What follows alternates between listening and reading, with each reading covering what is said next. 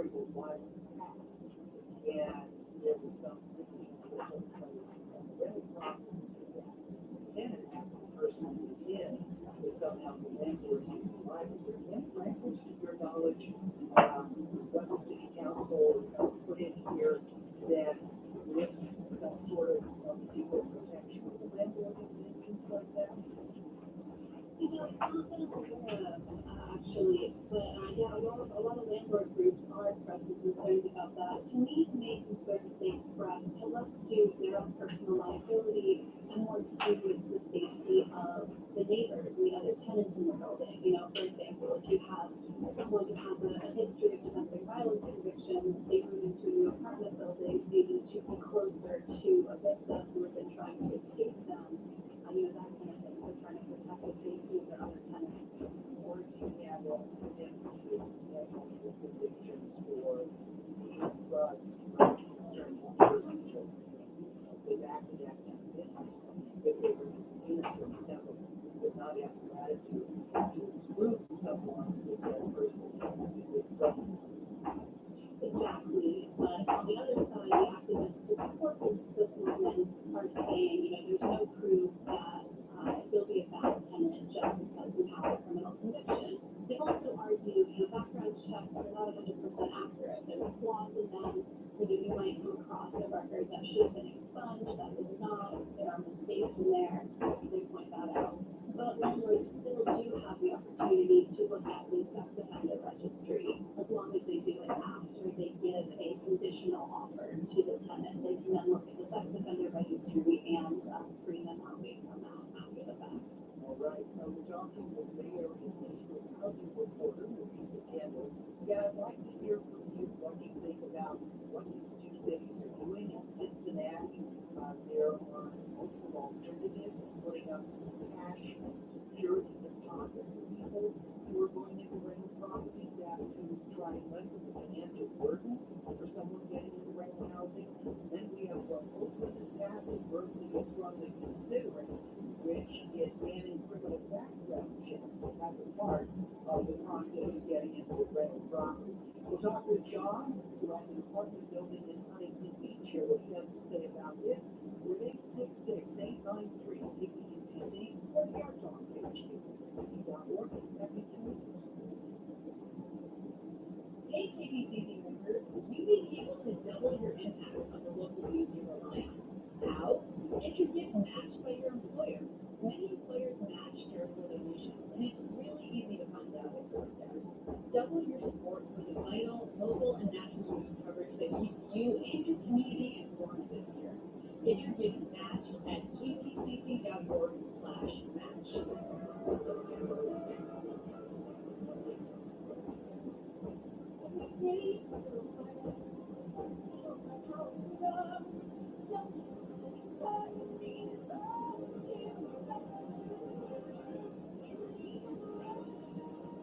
KPCC supporters include Disney presenting Frozen 2 now and Academy Award nominee for Best Original Song Into the Unknown, written by Kristen Anderson Lopez and Robert Lopez.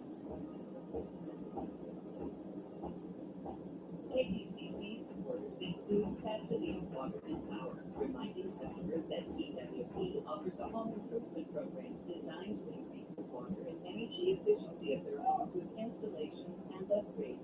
Customers who participate can receive new toilets, attic installation, weather stripping, and more. Available to EWP residential customers with an electric account. More at EWPwest.com/home improvement.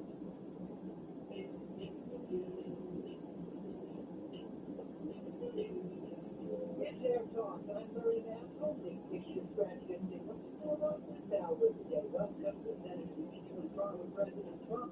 NPR's live coverage starts at 10 o'clock, just 18 minutes away. We'll have reporting that. Those are the plans for tomorrow.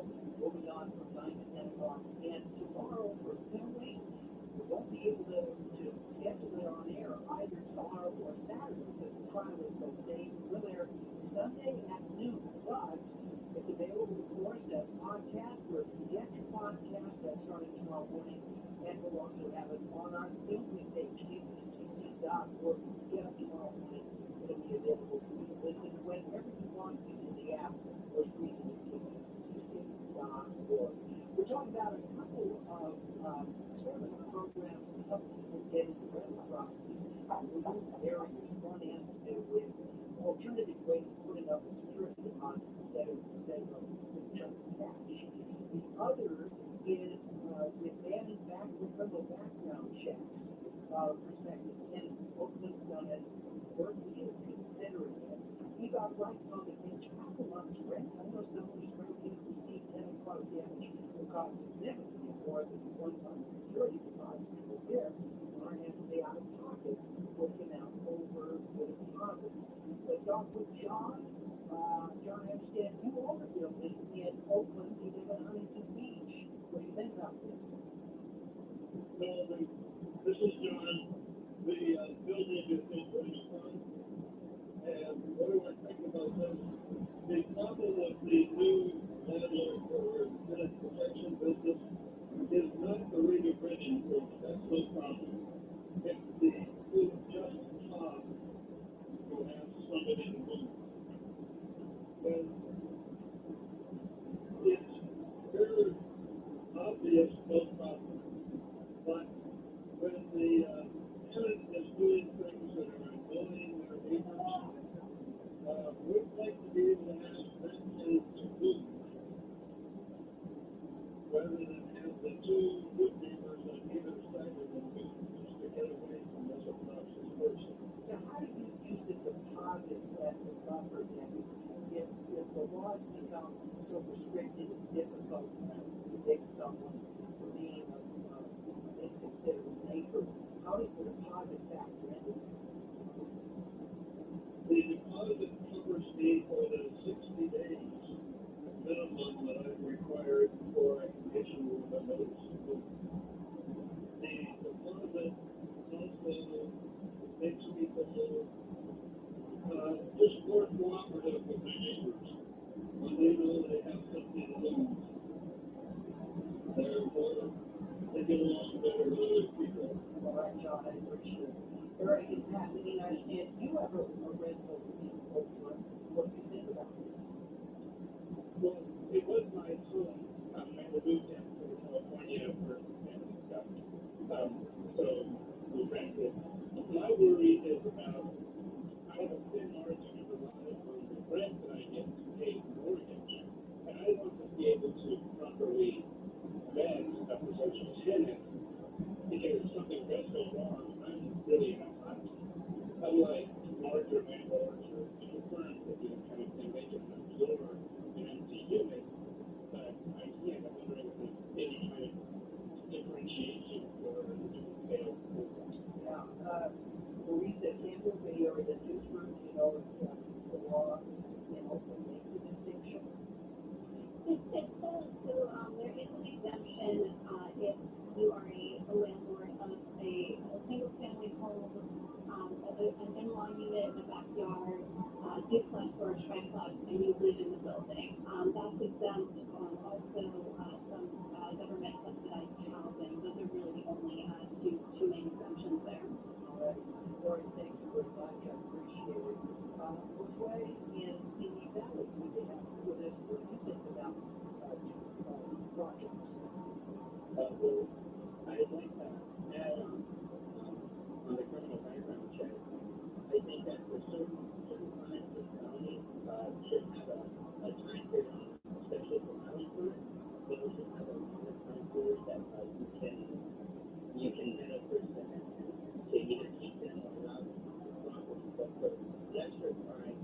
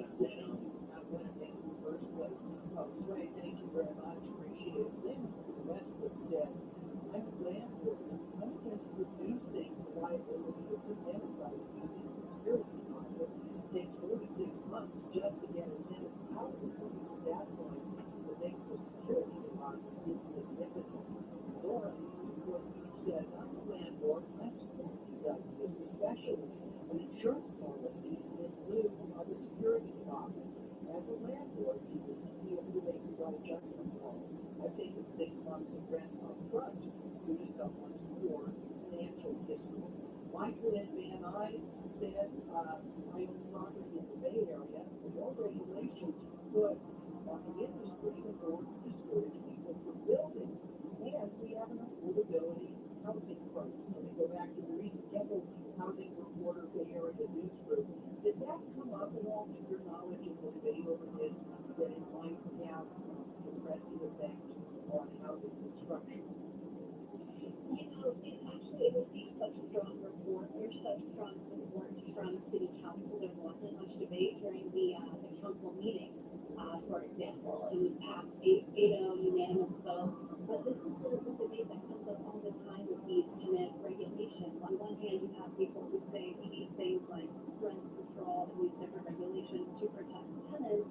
On the other hand, you have people saying, well, that will actually suppress construction, like landlords not want to rent and further exacerbate the housing crisis. So this is kind of the age-old clash here.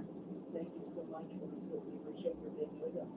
Rita Campbell, Housing Reporter for the Bay Area News Group, and publication of the San Jose Mercury News. Thanks to Marty Johnson, breaking news reporter for Bay Hill. The Get On KPCC coming right up with Review Day 3 of the Central Eastern Parliament President. Democracy leads to birth.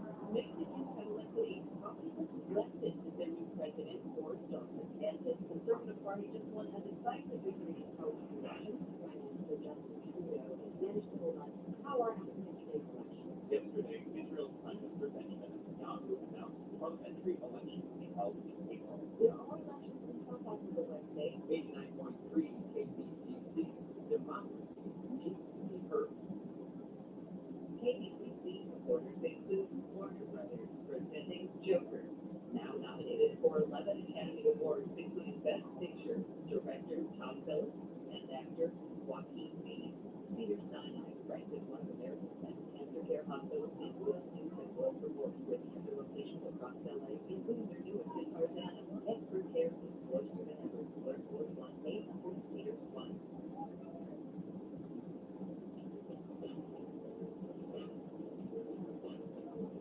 Jim just yesterday, NPR's live coverage gathered in impeachment trial with President Trump continues with day 3. We have two experts to join us to talk about what the expectation is for today's argument. Yesterday there was a tremendous amount of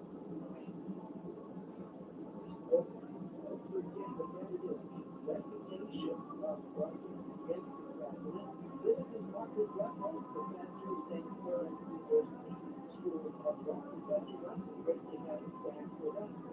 It's very much more the same today. Well, I think you're going to hear statistically scheduled. You're going to hear more of the House manager's case against the president with a fair number of interruptions for motions, amendments, discussions, responses, etc. All right. And so we continue with the prosecution. At what point will defense be incorporated into the market? I believe this is scheduled to start district projects legally. This is probably going to start on Friday. All right. And at this point, what do we see as the comparison with the Clinton impeachment? At this point, is it similar or not?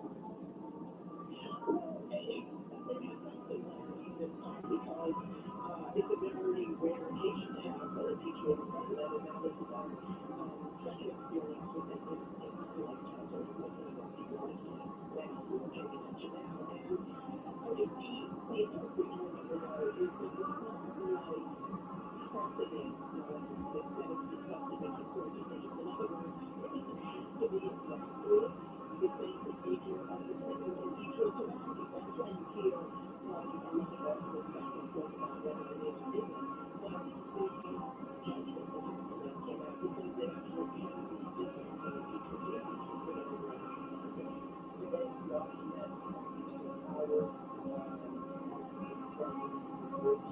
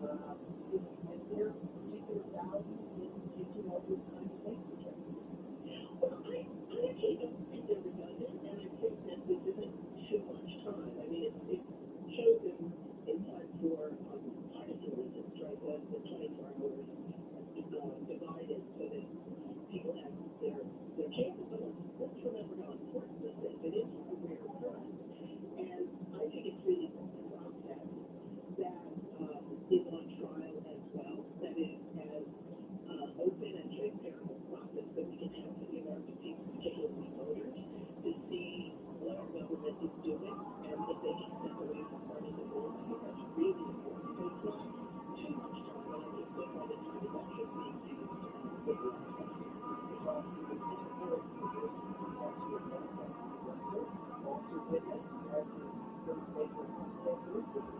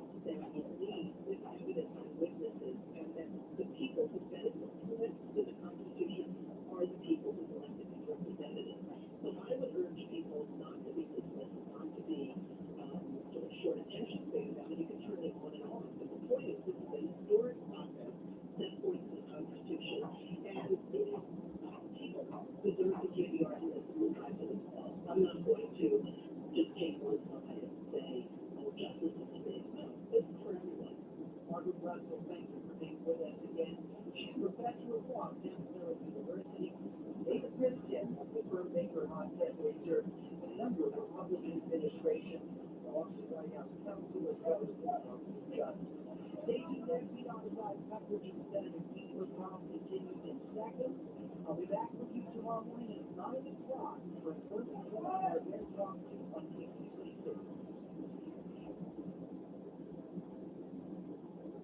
KBCC Valley's #1 NPR station. KBCC supports Faces, Searchlight Pictures, presenting JoJo Rabbit, nominated for 6 Academy Awards, supporting actress Scarlett Johansson, adapted screenplay by Michael Waititi, film editing, production design, costume design, and best picture of the year. UCLA's Center for the Arts Performance, presenting Piper Kerman, author of Orange is the New Black, and novelist Rachel Cushman, who will discuss the challenges faced by incarcerated women and the need for prison reform in America. Thursday, January 30th at 8 p.m. at Wells Hall. Tickets are on sale now at cast.ucla.edu.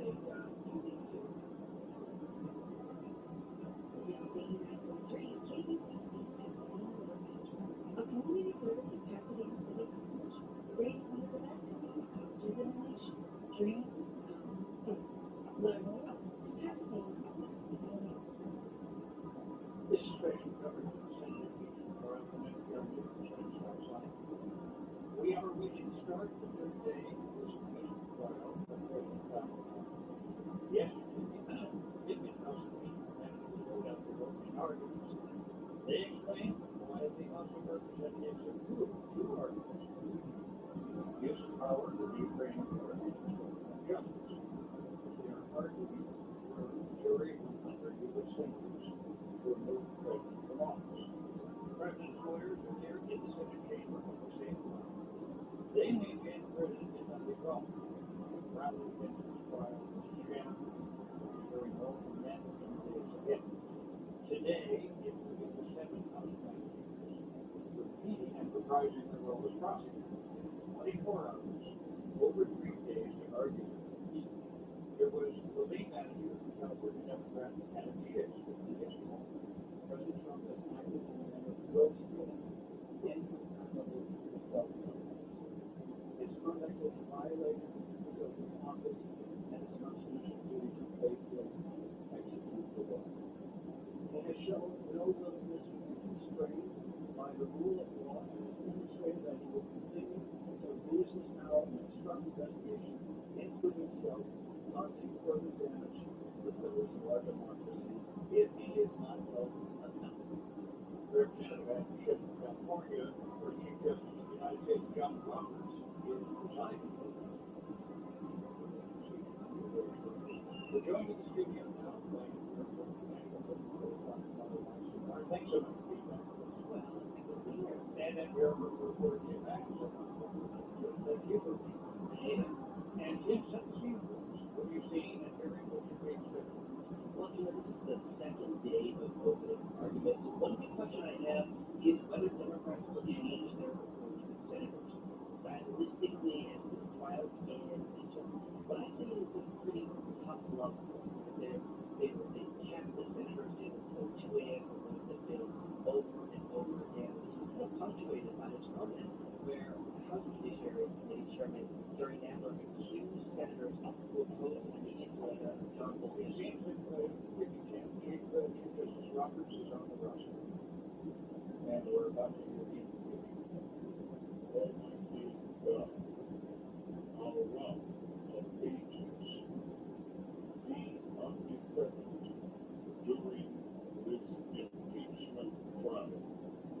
Provide our senators with the assuring awareness of your powerful involvement.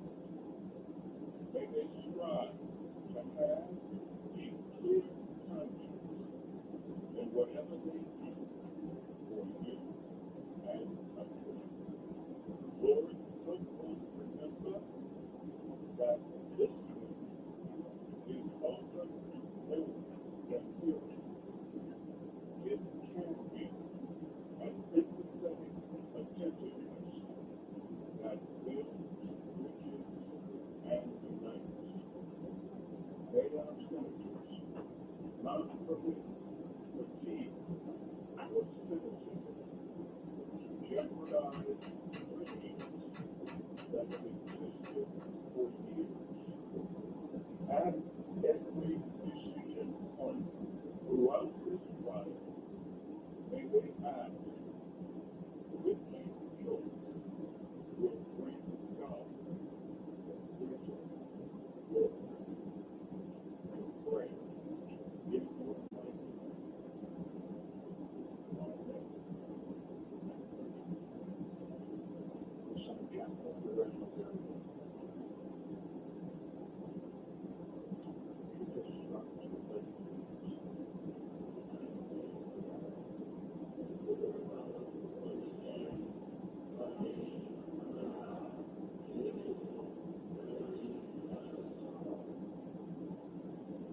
Senators begin the meeting.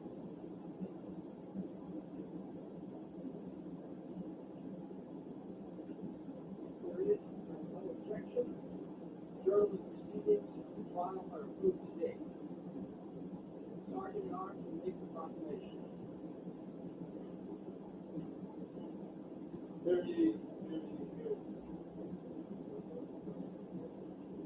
Sergeant Barnes, Michael C. Stanton, President of the United States, sitting for the trial of the honorable impeachment, lived by the House of Representatives, Mr. Donald John Trump, President of the United States.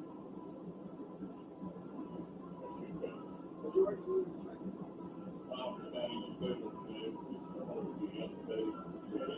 I'm Senator Lee. 3 hours. Accommodated 30-minute recess for dinner. That is good. Thank you. Pursuant to the provisions of Resolution 483, the managers of the House of Representatives have 16 hours to appoint. This is Chief Justice Roberts. Saying we're not here. The presiding officer recognizes witness of managership. Continue the presentation of the case to the House of Representatives.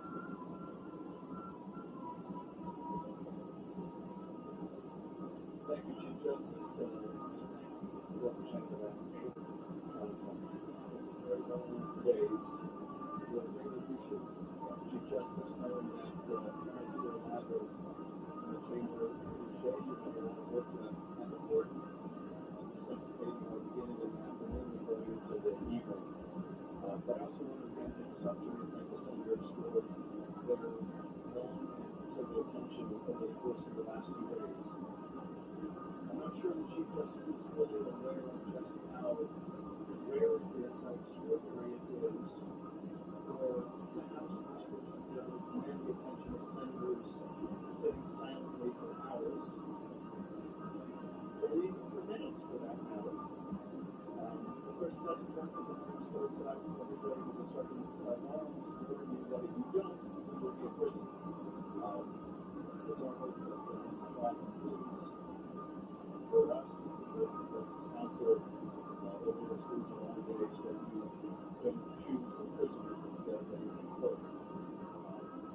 2 days ago, I was faced with the documents of the witness of this Donald Trump. Yesterday, we walked through the chronology, the factual chronology as a one. Today, we look for our human life, the constitutional underpinnings of abuse of power and denial of facts of the present schemes for law and constitution. And here I must ask for equal some forbearance. Of necessity, there will be some repetition of information from yesterday's chronology, and I will explain the reason for it.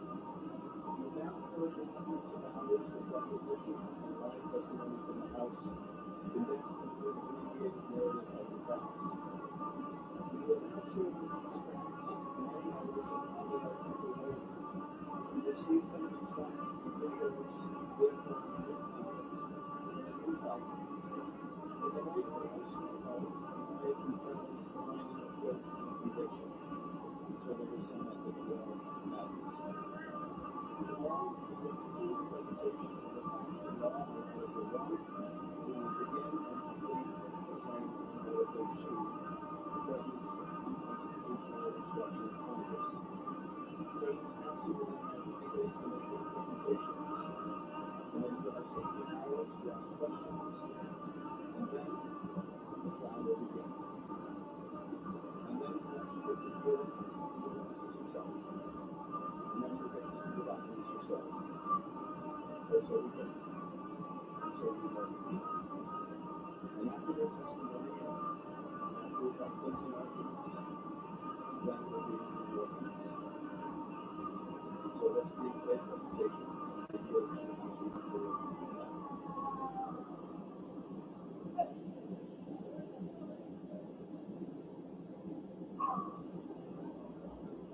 Very nice. I think it's something that we share with you.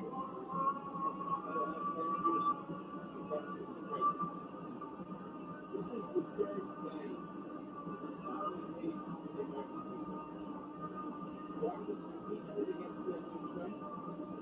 and belongs to the most serious charge ever brought against the president. So as I recited the facts of this case, the article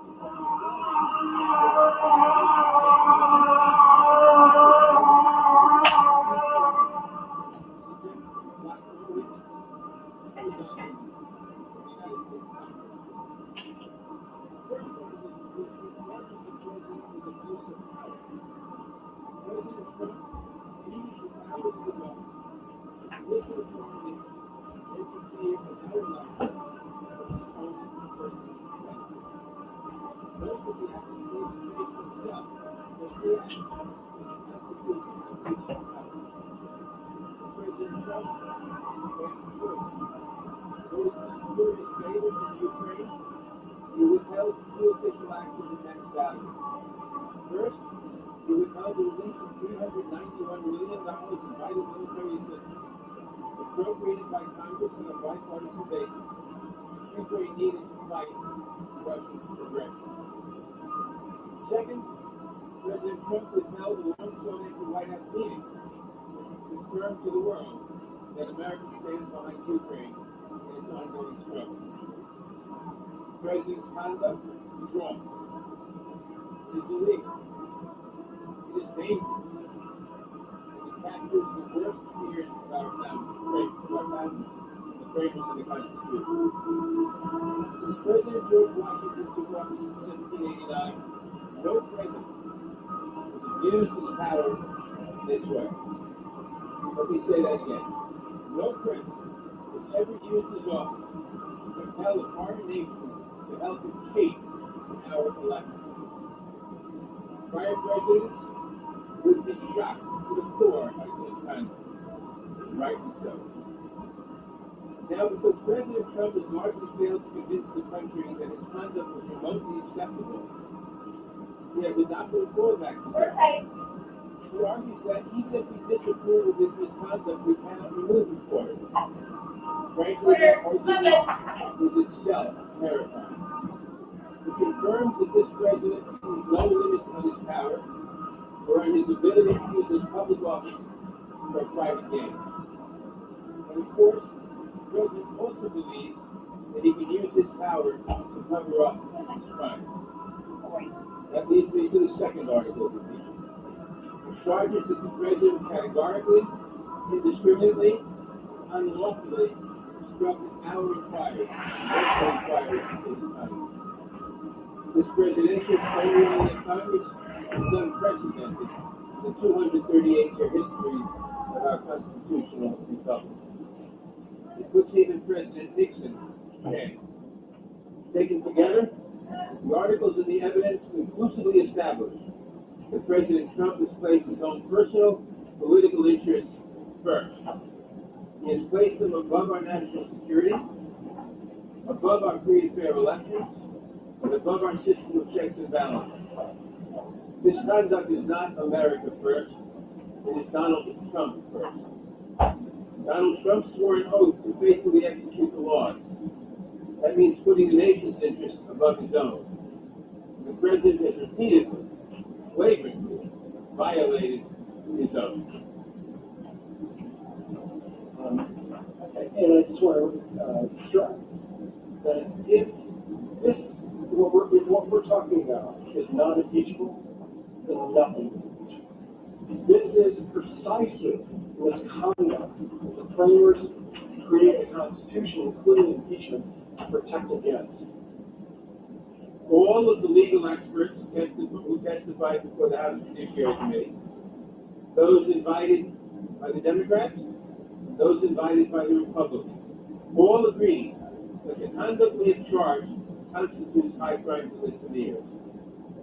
Professor Michael Gerhardt, the author of 6 books, the only joint witness when the House considered President Clinton's case, put it simply: if what we're talking about is not impeachable, then nothing is impeachable.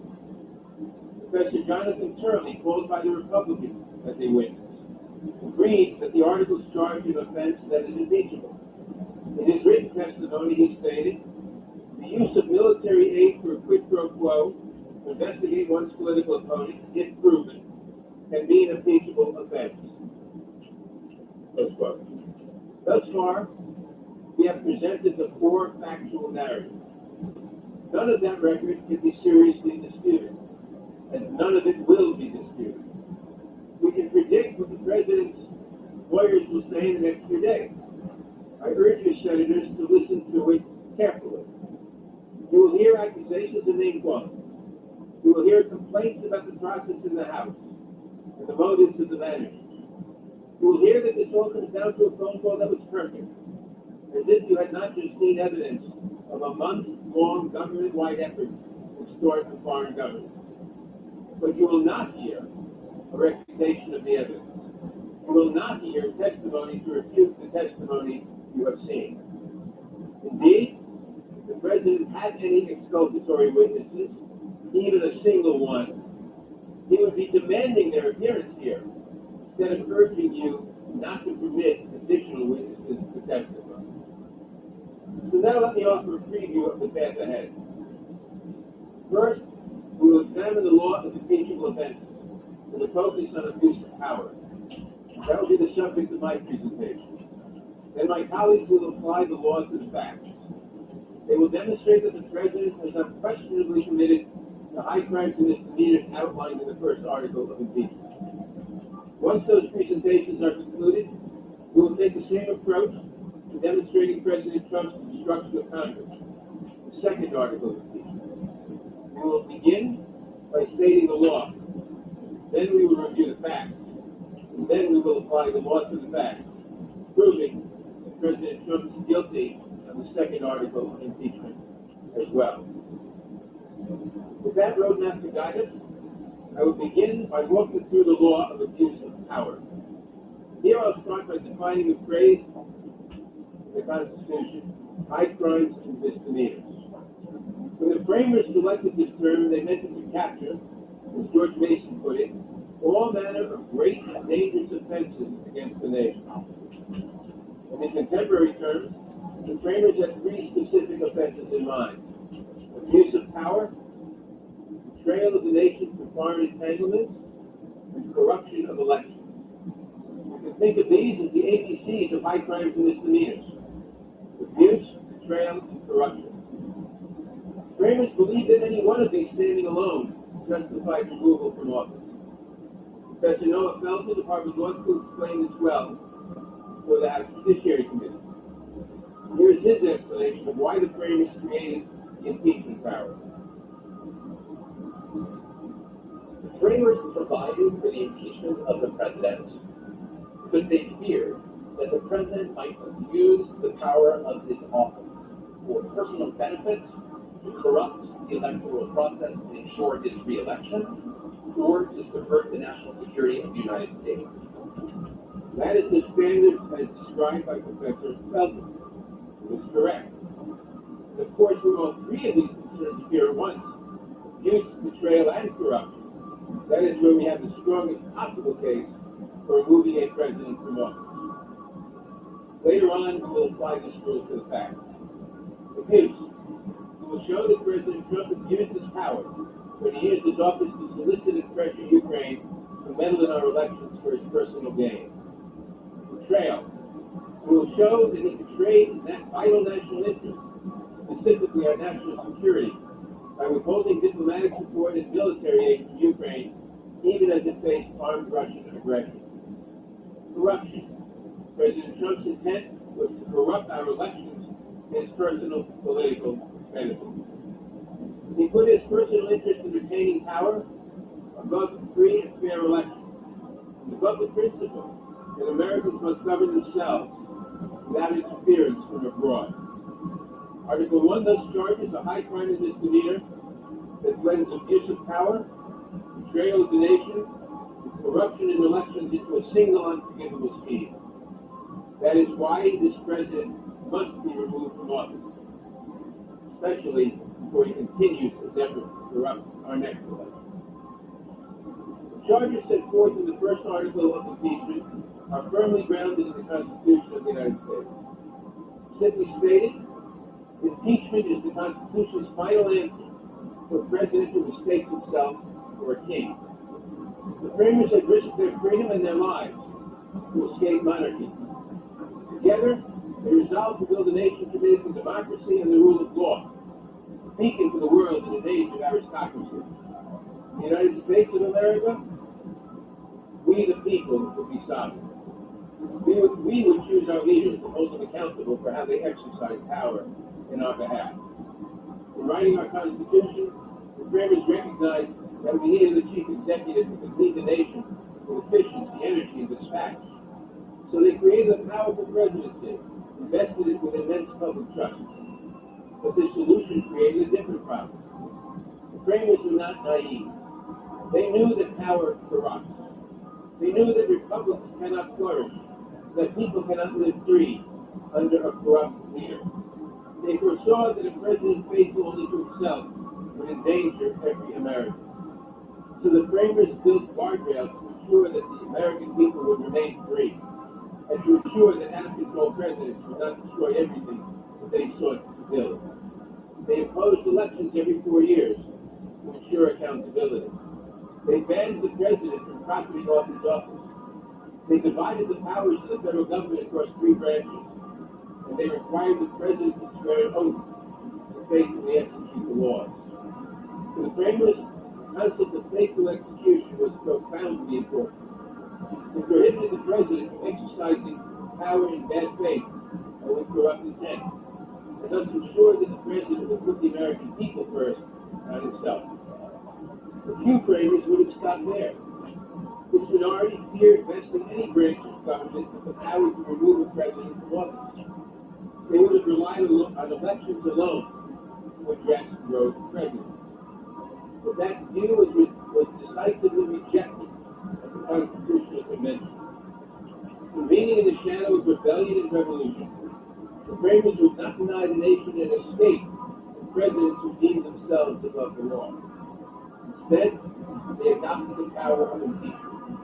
In so doing, they offered a clear answer to our basic question: shall any man be above justice? As Mason himself explained, some mode of displacing an unfit magistrate was rendered indispensable by the fallibility of those who choose, as well as by the corruptibility of the man chosen. Unlike in Britain, the president would answer personally. Congress, and thus to the nation, for any serious wrongdoing. But this decision raised the question: what conduct would justify impeachment and removal?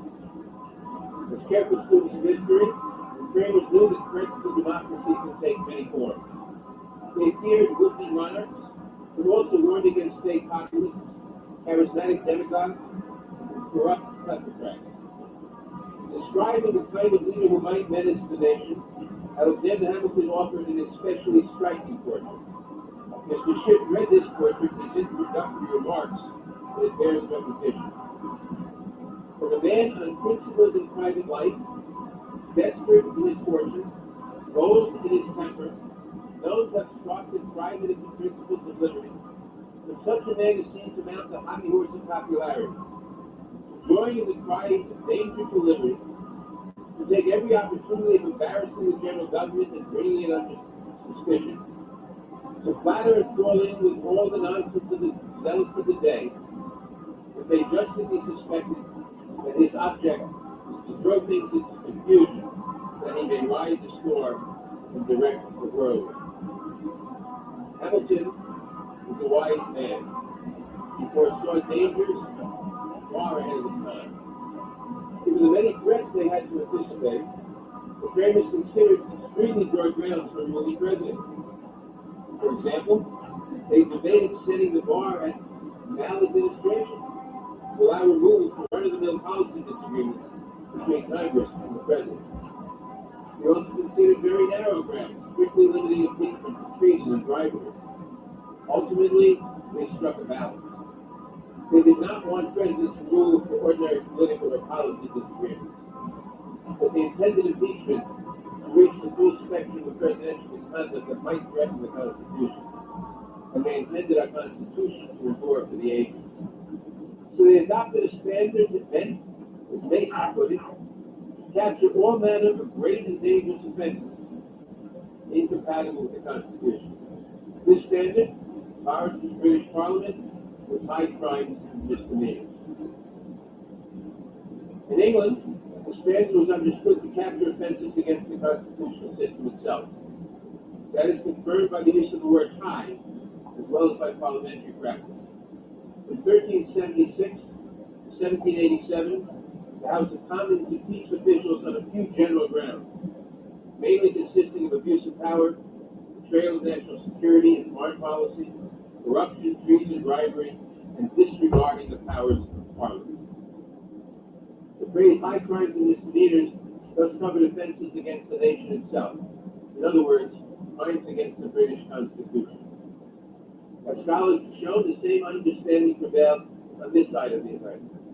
In the colonial period, and under newly ratified state constitutions, most impeachments targeted abuse of power, betrayal of the revolutionary cause, corruption, treason, and bribery. These experiences were well known to the framers of the Constitution. History thus teaches that high crimes and misdemeanors refer mainly to acts committed by officials using their power or privileges in inflicting grave harm on society. Such great and dangerous offenses included treason, bribery, abuse of power, betrayal of the nation, and corruption of office. And they were unified by a clear theme. Officials who abused, abandoned, or sought to benefit personally from their public trust and who threatened the rule of law if left in power faced impeachment and removal. Abuse, betrayal, corruption. This is exactly the understanding that the framers incorporated into the Constitution. The Supreme Court Justice Robert Jackson wisely observed, the purpose of the Constitution was not only to grant power, but to keep it from getting out of hand. Nowhere is that truer than in the present.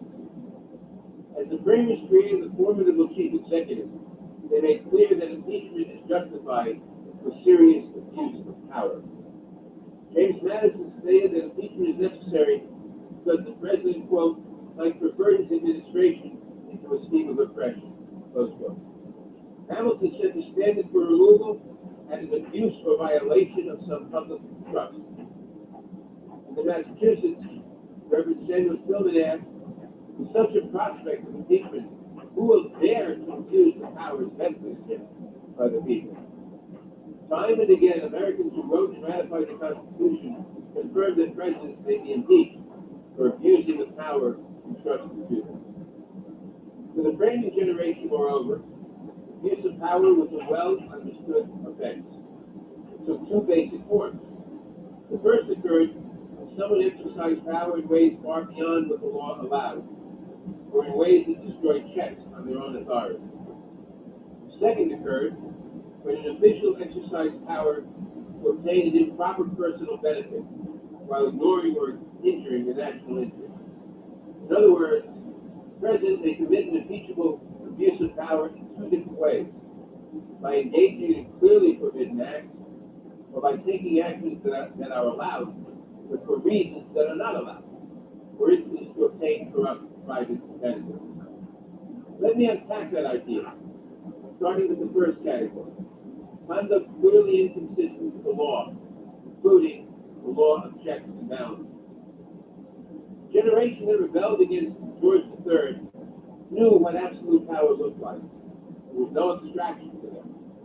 They had a different idea in mind when they organized our government. Most significantly, they placed the president under the law, not above it. That means the president may exercise only the powers vested in him by the Constitution. He must also respect the legal limits on the exercise of those powers. A president who egregiously refuses to follow these restrictions by engaging in wrongful conduct may be subject to impeachment for abuse of power.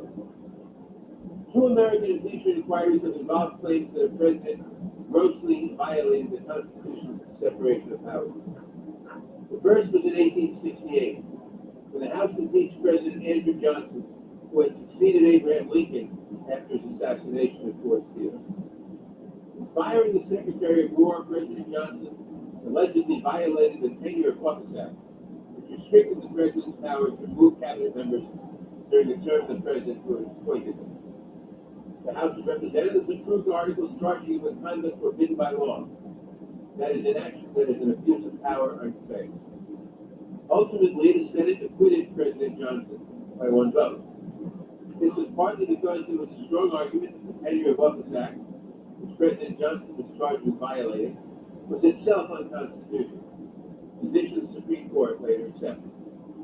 Of course, historians have also noted that a key senator appears to have changed his vote at the last minute in exchange for promises of special treatment by President Johnson. So perhaps that acquittal means a little less to meet the eye. In any event, just over 100 years later, the House Judiciary Committee accused the second chief executive of abusing his power in a manner egregiously inconsistent with the law.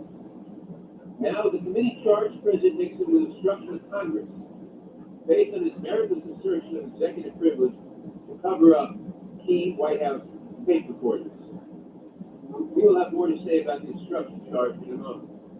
But the Nixon case also exemplifies the second way a president can abuse his power. President Nixon faced two more articles of impeachment. Both of these articles charged him with abusing the powers of his office with corrupt intent. One focused on his abuse of power to obstruct law enforcement.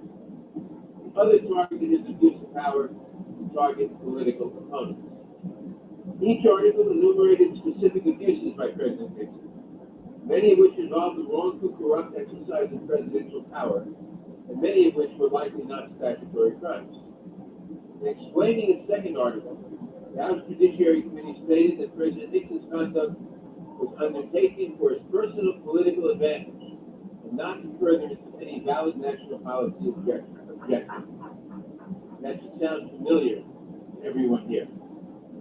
It reflects the standard I've already articulated, the exercise of official power to corruptly obtain a personal benefit while ignoring or injuring the national interest. To be sure, all presidents account to some extent for how the decisions in office may affect their political prospects. The Constitution does not forbid that. Elected officials can and should care about how voters will react to their decisions.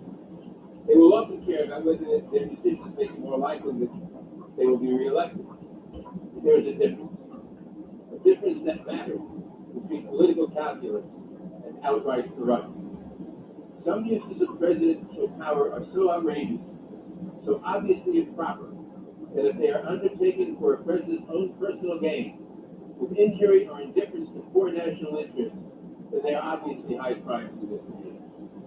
Otherwise, even the most egregious wrongdoing could be justified as disagreement over policy or politics.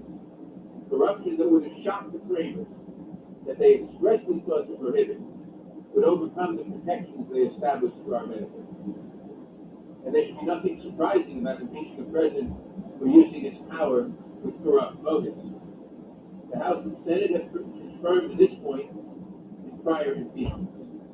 More important, the Constitution itself says that we can do so. To start, the Constitution requires the president faithfully execute the law. A president who acts with corrupt motives, putting himself above country, has acted faithlessly, not faithfully executing the law.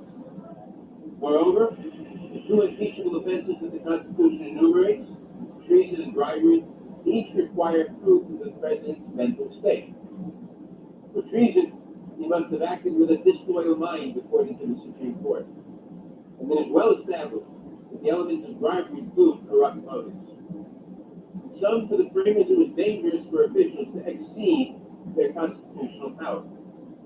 But it was equally dangerous, perhaps more so, for officials to use their power with corrupt, nefarious motives, thus perverting public trust for public or private gain. Abuse of power is clearly an impeachable offense under the Constitution. To be honest, this should not be a controversial statement. I find it amazing that the president rejects it, yet he does. He insists that there is no such thing as impeachable abuse of power. His position is dead wrong. All prior impeachments considered high office have always included abuse of power. All of the experts who testified before the House Judiciary Committee, including those called by the Republicans, agree that abuse of power is a high crime for misdemeanor. Here's testimony from Professor F. Harlan of Stanford Law School, joined by Professor Gerhardt. Scholars of impeachment generally agree that abuse of power is an impeachable offense. Yes, they do. Professor Gerhardt, do you agree that abuse of power is impeachable? Yes, sir. Professor Turley, who testified at the Republican invitation, echoes that view.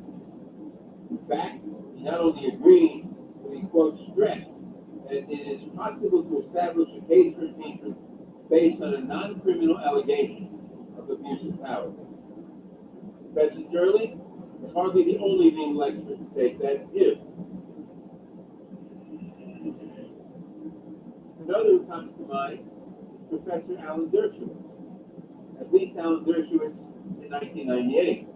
Back then, here is what he had to say about impeachment for abuse of power. It certainly doesn't have to be a crime if you have somebody who completely corrupts the office of president and who abuses trust and who poses great danger to our liberty. You don't need a technical crime. But we need not look to 1998 to find one of President Trump's key allies espousing this view. Consider the comments of our current Attorney General, William Barr, a man known for his extraordinarily expansive view of executive power. In Attorney General Barr's view, as expressed about 18 months ago, presidents cannot be indicted or criminally investigated. But that's okay, because they can be impeached. That's the safeguard. And in an impeachment, Attorney General Barr added, the president is answerable for any abuses of discretion and may be held accountable under law for his misdeeds in office. In other words, Attorney General Barr believes, along with the Office of Legal Counsel, that a president may not be indicted, believes that that's okay. We don't need that safeguard against a president who would commit abuses of power. It's okay because he can be impeached.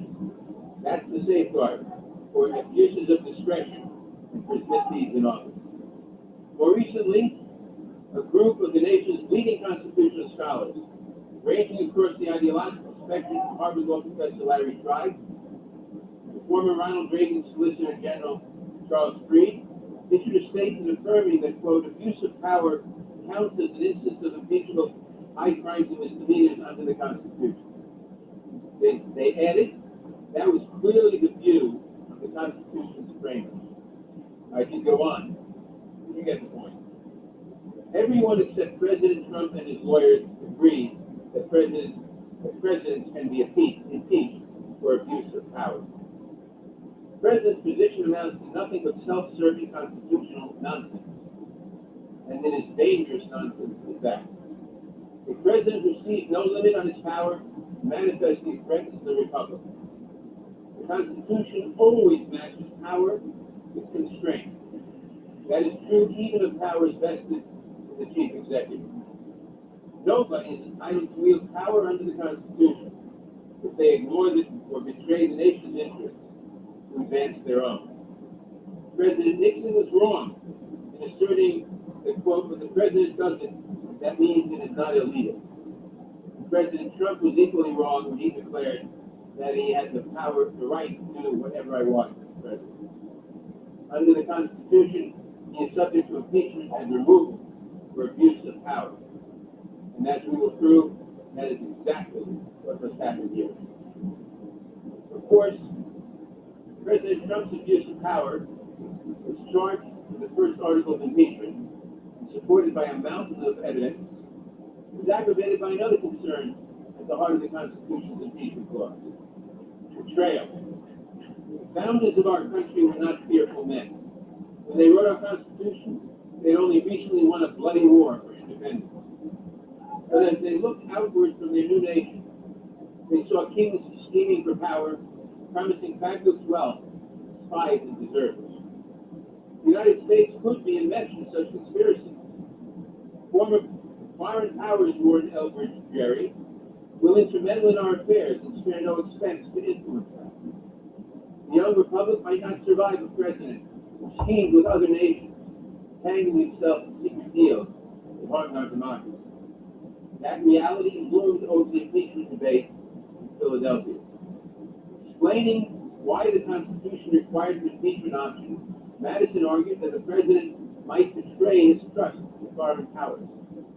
To be sure, the framers did not intend impeachment for genuine good faith disagreements between the president and Congress over matters of diplomacy. But they were explicit that betrayal of the nation through plots of foreign powers must result in removal from office. And no such betrayal scared them more than foreign interference in our democracy. In his farewell address, George Washington warned Americans, quote, to be constantly awake. His history and experience proved that foreign influence is one of the most painful foes of Republican government, close quote. And in a letter to Thomas Jefferson, John Adams wrote, you are apprehensive of foreign interference, foreign intrigue, influence. So am I. But as often as elections happen, the danger of foreign influence recurs. The framers never suggested that the president's role in foreign affairs should prevent Congress from impeaching him for treachery in his dealings. Case in point, they wrote a constitution that gives Congress extensive responsibility over foreign affairs, Congress, including the power to declare war, regulate foreign commerce, establish uniform rules of naturalization, and define offenses against the law of nations. Contrary to the claims you heard the other day, that the president has plenary authority in foreign affairs, and there is nothing Congress can do about it, the Supreme Court has stated that constitutional authority over the conduct of the foreign relations of our government is shared between the executive and legislative branches. Or to quote another Supreme Court case, the executive is not free from the ordinary controls and checks of Congress merely because foreign affairs are at issue. In these realms, Justice Jackson wrote, the Constitution enjoins upon its branches separateness but interdependence, autonomy but reciprocity. Where the president betrays our national security and foreign policy interests for his own personal gain, he is unquestionably subject to impeachment and removal. The same is true of a different concern raised by the framers: the use of presidential power to corrupt the election and the office of the president. The framers were no strangers to corruption. They understood that corruption had broken Rome, debased Britain, threatened America. They saw no shortage of threats to the Republic and fought valiantly to guard against them. But as one scholar writes, the big fear underlying all the small fears was whether they'd be able to control corruption. So the framers attempted to build a government in which officials would not use public power for personal benefit, disregarding the public good in pursuit of their own advantage. This principle applied with special force to the presidency. As Madison emphasized, because the presidency was to be administered by a single man, his corruption might be fatal to the Republic.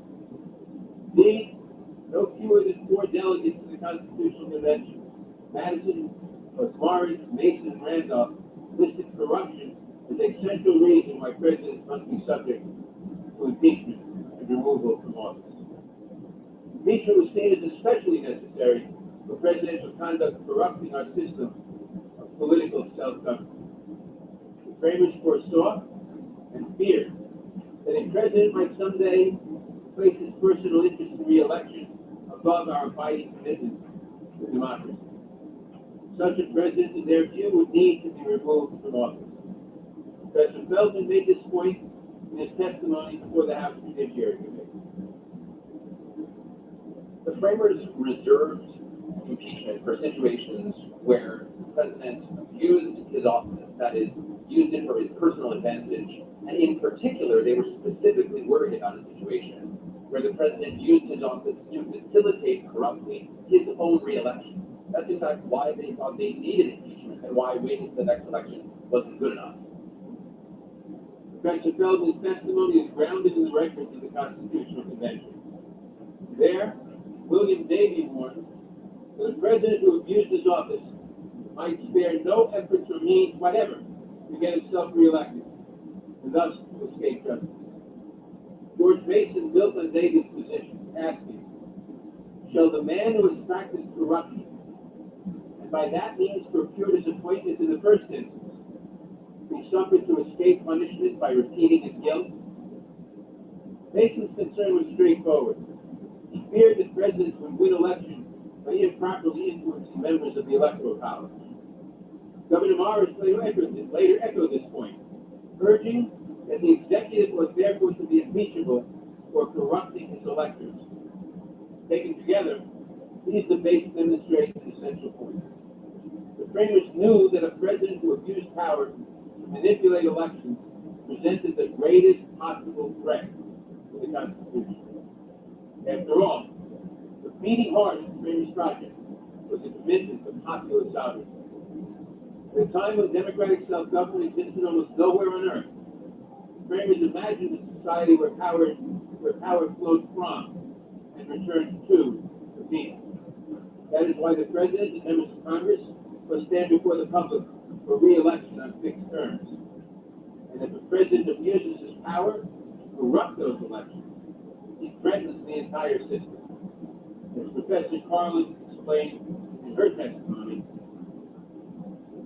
drawing a foreign government into our elections is an especially serious abuse of power because it undermines democracy itself. Our Constitution begins with the words, we the people, for a reason. Our government, in James Madison's words, derives all its powers directly or indirectly from the great body of the people. And the way it derives its powers is through elections. Elections matter, both to the legitimacy of our government and to all of our individual freedoms, because as the Supreme Court declared more than a century ago, voting is preservative of all rights. Professor Carlin, right. Elections matter. They make our government legitimate, and they protect our freedom. The president who abuses his power in order to kneecap political opponents, spread Russian conspiracy theories, the president who uses his office to ask for, or even worse, to compel foreign nations to meddle in our elections, is a president who attacks the very foundation of our liberty. That is a grave abuse of power. It is an unprecedented betrayal of the national interest. It is a shocking corruption of the election process. And it is without doubt a crime against the Constitution, warranting, demanding removal from office. The framers expected that free elections would be the usual means of protecting our freedoms. But they knew that a president who sought foreign assistance in his campaign must be removed from office before he could steal the next election. In the last-ditch legal defense of their client, the president's lawyers argued that impeachment and removal are subject to statutory crimes, or to offenses against established law. That the president cannot be impeached because he has not committed a crime. This view is completely wrong. It has no supporting constitutional text and structure, original meaning, congressional precedents, common sense, or the consensus of credible experts. In other words, it conflicts with every relevant consideration. Professor Gerhardt succinctly captured the consensus view in his testimony. Professor Gerhardt, does a high crime and misdemeanor require an actual statutory crime? No, plainly does not. Everything we know about the history of impeachment reinforces the conclusion that impeachable offenses do not have to be crimes, and again, not all crimes are impeachable offenses. We look at, again, the context and gravity of this topic. This position was echoed by the Republicans' expert witness, Professor Turley, in his written testimony. There he stated that, quote, it is possible to establish a case for impeachment based on a non-criminal allegation of abuse of power. He also stated, it is clear that high crimes and misdemeanors can encompass non-criminal conduct. More recently, Professor Turley, again the Republican witness at our hearing, wrote an opinion piece in the Washington Post entitled, Where the Trump Defense Goes Too Far. In this piece, he stated that the president's argument is as politically unwise as it is constitutionally short-sighted. He added, if successful, would also come at a considerable cost to the Constitution. Although I disagree with Professor Turley on many issues, here he is clearly right. And I might say the same thing of then House Manager Lindsey Graham, who in President Clinton's trial flatly rejected the notion that impeachable offenses are limited to violations of established law. Here is what he said. What's a high crime? I thought would a person hurt somebody at low means. It's not very scholarly, but I think it's the truth. I think that's what they meant by high crimes. Doesn't have to be. It's just when you start using your office and you're acting in a way that hurts people, you've committed a high crime. There are many reasons why high crimes and misdemeanors are not and cannot be limited to violations of the criminal code. The addressment lens, the briefs we have filed, is the report of the House Judiciary Committee respecting these articles of impeachment. And I would like to highlight a few especially important considerations. I'll tick through them quickly. First, there's the matter of the historical record. The framers could not have meant to limit impeachment to statutory crimes. Presidents are to be impeached and removed from office for treason, bribery, and other high crimes and misdemeanors. But bribery was not made a statutory crime until 1837. Second, the president's position is contradicted by the Constitution's text. The framers repeatedly referred to crimes, offenses, and punishment. Crimes, offenses, and punishment elsewhere in the Constitution. But here they refer to high crimes. That matters. It matters because the phrase high crime refers to offenses against the state rather than to workaday crimes. And it matters because the phrase high crimes and misdemeanors had a rich history in England where it had been applied in many cases that did not involve crimes under British law. So the framers added high crimes here, but nowhere else in the Constitution. They made a deliberate choice. Any doubt on that score is dispelled by the framers' own statements. In Federalist Number 65, Alexander Hamilton explained that impeachable offenses are defined fundamentally by the abuse or violation of some public trust. A few years later, James Wilson, constitutional convention delegate, agreed with Hamilton. Wilson stated, impeachments and offenses and offenders impeachable come not within the sphere of ordinary jurisprudence.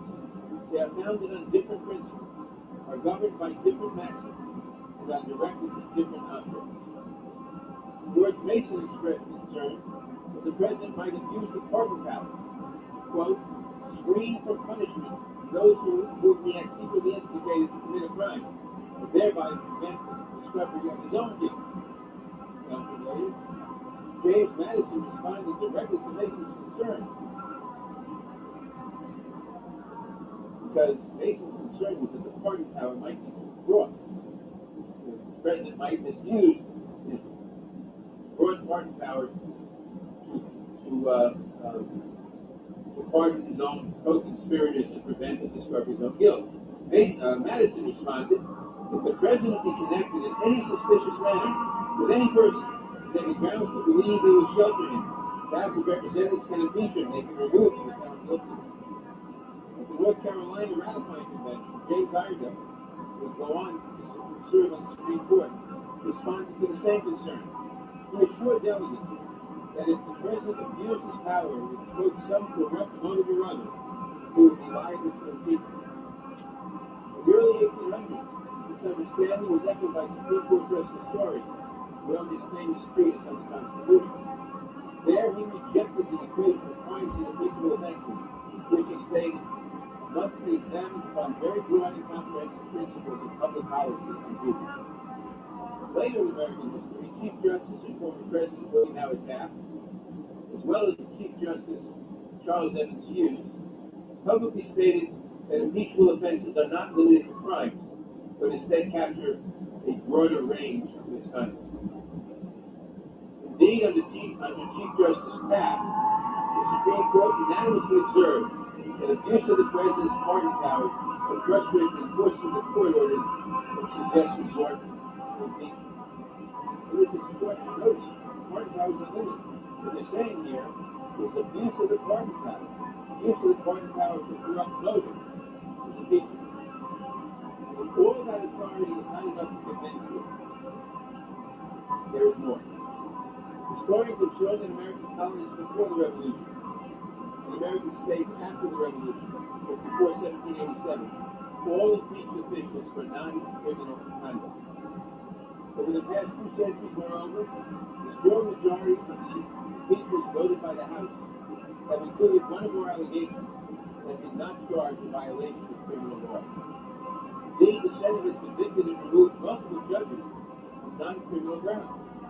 George Archibald was removed in 1912 for non-criminal speculation in coal properties. Judge Ritter was removed in 1936 for the non-criminal offense of bringing his court into scandal and disrepute. During Judge Ritter's case, one of my predecessors as chairman of the House Judiciary Committee stated expressly, "We do not assume the responsibility of proving that the respondent is guilty of a crime, as that term is known to criminal jurisprudence. What is true for judges is also true for presidents, at least on this point." The House Judiciary Committee approved 3 articles of impeachment against President Nixon. Each of them encompassed many acts that did not violate federal law. One of the articles instructs that Congress involve no allegations of any legal violation. And it is worth reflecting on why President Nixon was forced to resign. Most Americans are familiar with the story. The House Judiciary Committee approved articles of impeachment in July 1974. Those articles passed with bipartisan support, although most Republicans stood by President Nixon. Then the smoking tape came out. Within a week, almost everyone who supported the president the week before changed his position. The president was forced to resign because of what was revealed on the smoking gun tape. Within a week, Senator Goldwater and others from the Senate went to the president and said, "You won't have a single vote in the Senate. You must resign or you will be removed from office," because of the evidence on the smoking gun tape. But what was on the smoking gun tape? The smoking gun tape were recordings of President Nixon instructing White House officials to pressure the CIA and the FBI to end the Watergate investigation. No law explicitly prohibited that conversation. It was not in that sense a crime. But President Nixon had abused his power. He had tried to use 2 government agencies, the FBI and the CIA, for his personal benefit. His impeachment and removal was certain, and he announced his resignation within days. Decades later, in President Clinton's case, the Judiciary Committee reported on the articles of impeachment stated, "The actions of President Clinton do not have to rise to the level of violating the federal statute regarding the structure of justice in order to justify impeachment." There is thus overwhelming authority against restricting impeachment to violations of established statutory law. Every relevant principle of constitutional law tells that result. So does common sense. Impeachment is not a punishment for crimes. Impeachment exists to address threats to the political system. You are listening to special coverage of the Senate impeachment trial from You're NPR. listening to 89.3 KECC Pasadena, 89.1 KUOR Denver, 90.3 KULA Coachella, 89.5 KJAI Oakland. In advance, had written a statute expressly outlawing. For one thing, that would be practically impossible. As Justice Story observed, caused by presidential abuse are of so various and complex a character that it would be almost absurd to attempt a comprehensive list. The Constitution is not a suicide pact. It does not leave us stuck with presidents who abuse their power in unforeseen ways that threaten our security and democracy. Until recently, it did not occur to me that our president would call a foreign leader and demand a sham investigation meant to decap his political opponent, all in exchange for releasing vital military aid that the president was already required by law to provide. This is special coverage of the Senate impeachment trial from NPR. But there's no specific law to make this behavior a crime. Yet this is precisely the kind of abuse that the framers had in mind when they wrote the impeachment bill. And when they charged Congress with determining when the president's conduct was so clearly wrong, but definitely beyond the pale, so threatening to the constitutional order as to require his removal. That is why we are here today. You must judge for yourself whether justice will be had for President Trump's crimes against our freedom and the Constitution. I will conclude by highlighting a few points that merit special emphasis as you apply the law to President Trump's misconduct. First, impeachment is not for petty offenses. The President's conduct must constitute, as Mason put it, a great and dangerous offense against the nation, offenses that threaten the Constitution. Second, impeachable offenses involve wrongdoing that reveal the President as a continuing threat if he is allowed to remain in office. In other words, they fully recognize that impeachment does not exist for a mistake. It does not apply to acts that are merely unwise or unpopular. Impeachment is reserved for deliberate decisions by the President to embark in a course of conduct that betrays his oath of office and does violence to the Constitution. When the President has engaged in such conduct, and when there is strong evidence that he will do so again, when he has told us to do so again, he has told us that it's okay to invite interference from a foreign power into our next election. The case for removal is at stake.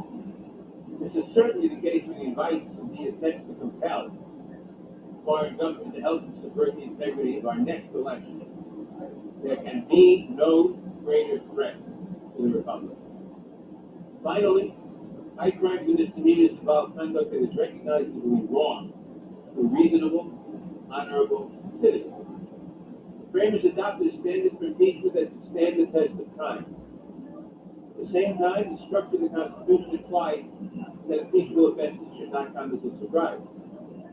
Impeachment is aimed at presidents who act as if they are above the law, and presidents who believe their own interests are more important than those of the nation, and thus in presidents who ignore right and wrong in pursuit of their own gain. Abuse, betrayal, corruption. Here are each of the core offenses the framers feared most. The president's abuse of power, his betrayal of the national interest, and his corruption of our elections plainly qualified as great and dangerous offenses. President Trump has made clear, in word and deed, that he will persist in such conduct if he is not removed from power.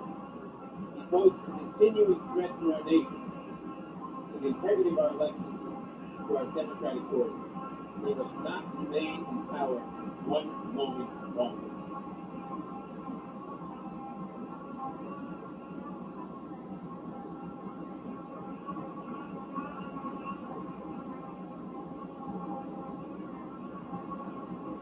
Of course, Representative Harold Mandel, Democrat from New York, and also Representative Sylvia Hardner-Seat, Democrat of Texas, succeeded in the election. Council. We will now walk through the president's abuse of power. The corrupt object of his scheme. His three official acts carrying out his scheme, his attempted cover-up and exposure, and the harm to our nation, and continuing threat caused by his misconduct. Let's start first with the object of the president's scheme. And senators, we have today provided handouts that you can follow along in our slides. So as this first slide indicates, In this portion of our presentation, we will discuss the evidence that shows overwhelmingly that President Trump directed the scheme with corrupt intent, with one corrupt objective: to obtain foreign assistance in his re-election bid in the 2020 United States presidential election. We will walk through first how the president wanted Ukraine to help in his re-election campaign.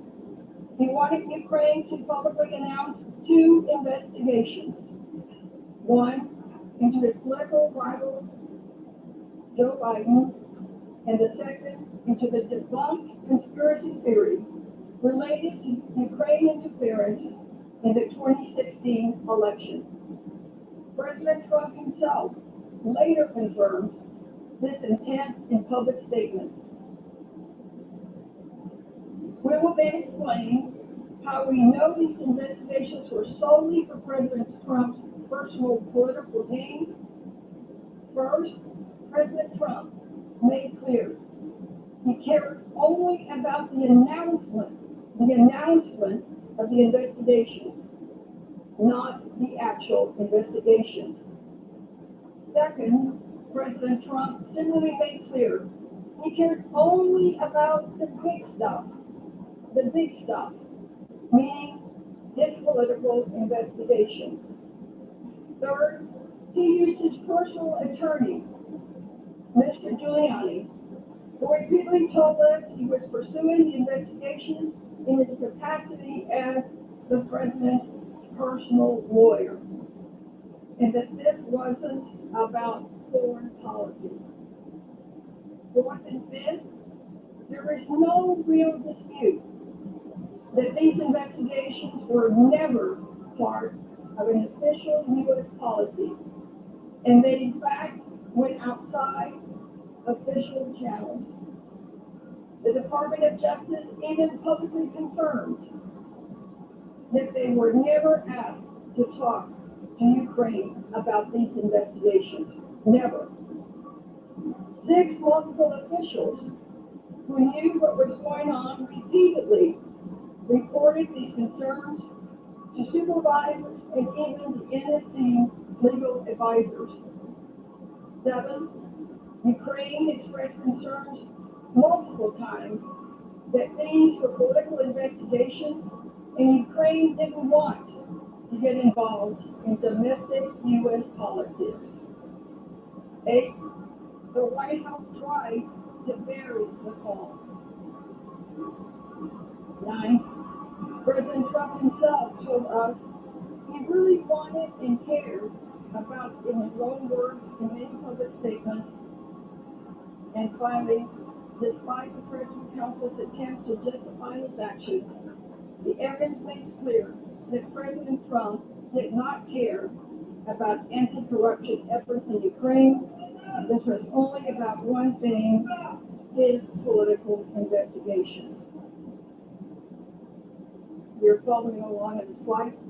Now, as I mentioned, the object of the president's scheme is clear: 2 investigations that help his political re-election.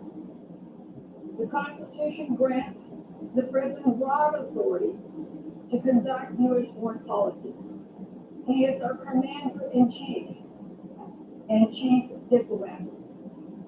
When the President of the United States calls a foreign leader, a president's first and only objective should be to get foreign leaders to do what is in the best, what's best for the U.S. national interest, consistent with the faithful execution of his oath of office, and consistent with official U.S. policy. But on July 25, when President Trump called the president of Ukraine, President Trump did the opposite.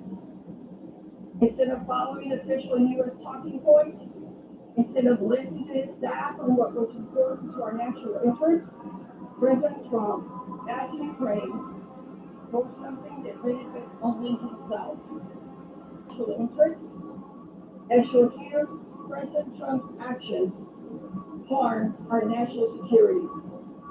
In putting himself above our country, he put our country at risk.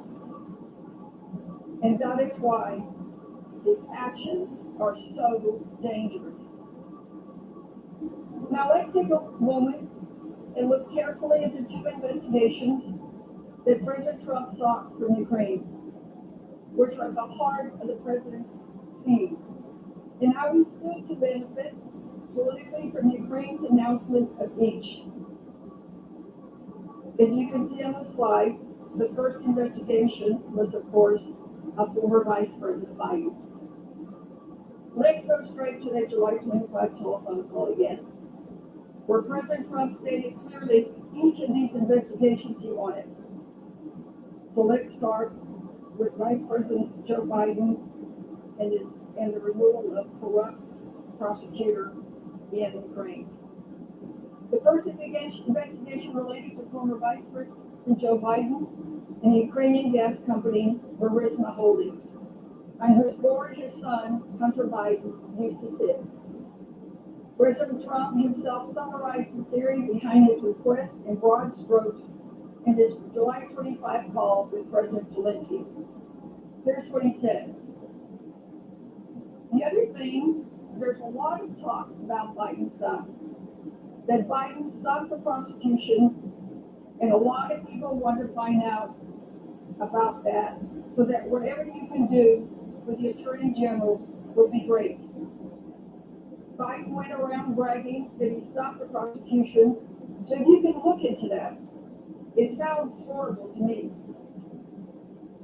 Now let's look carefully at the investigation President Trump was asking for and what it was based on.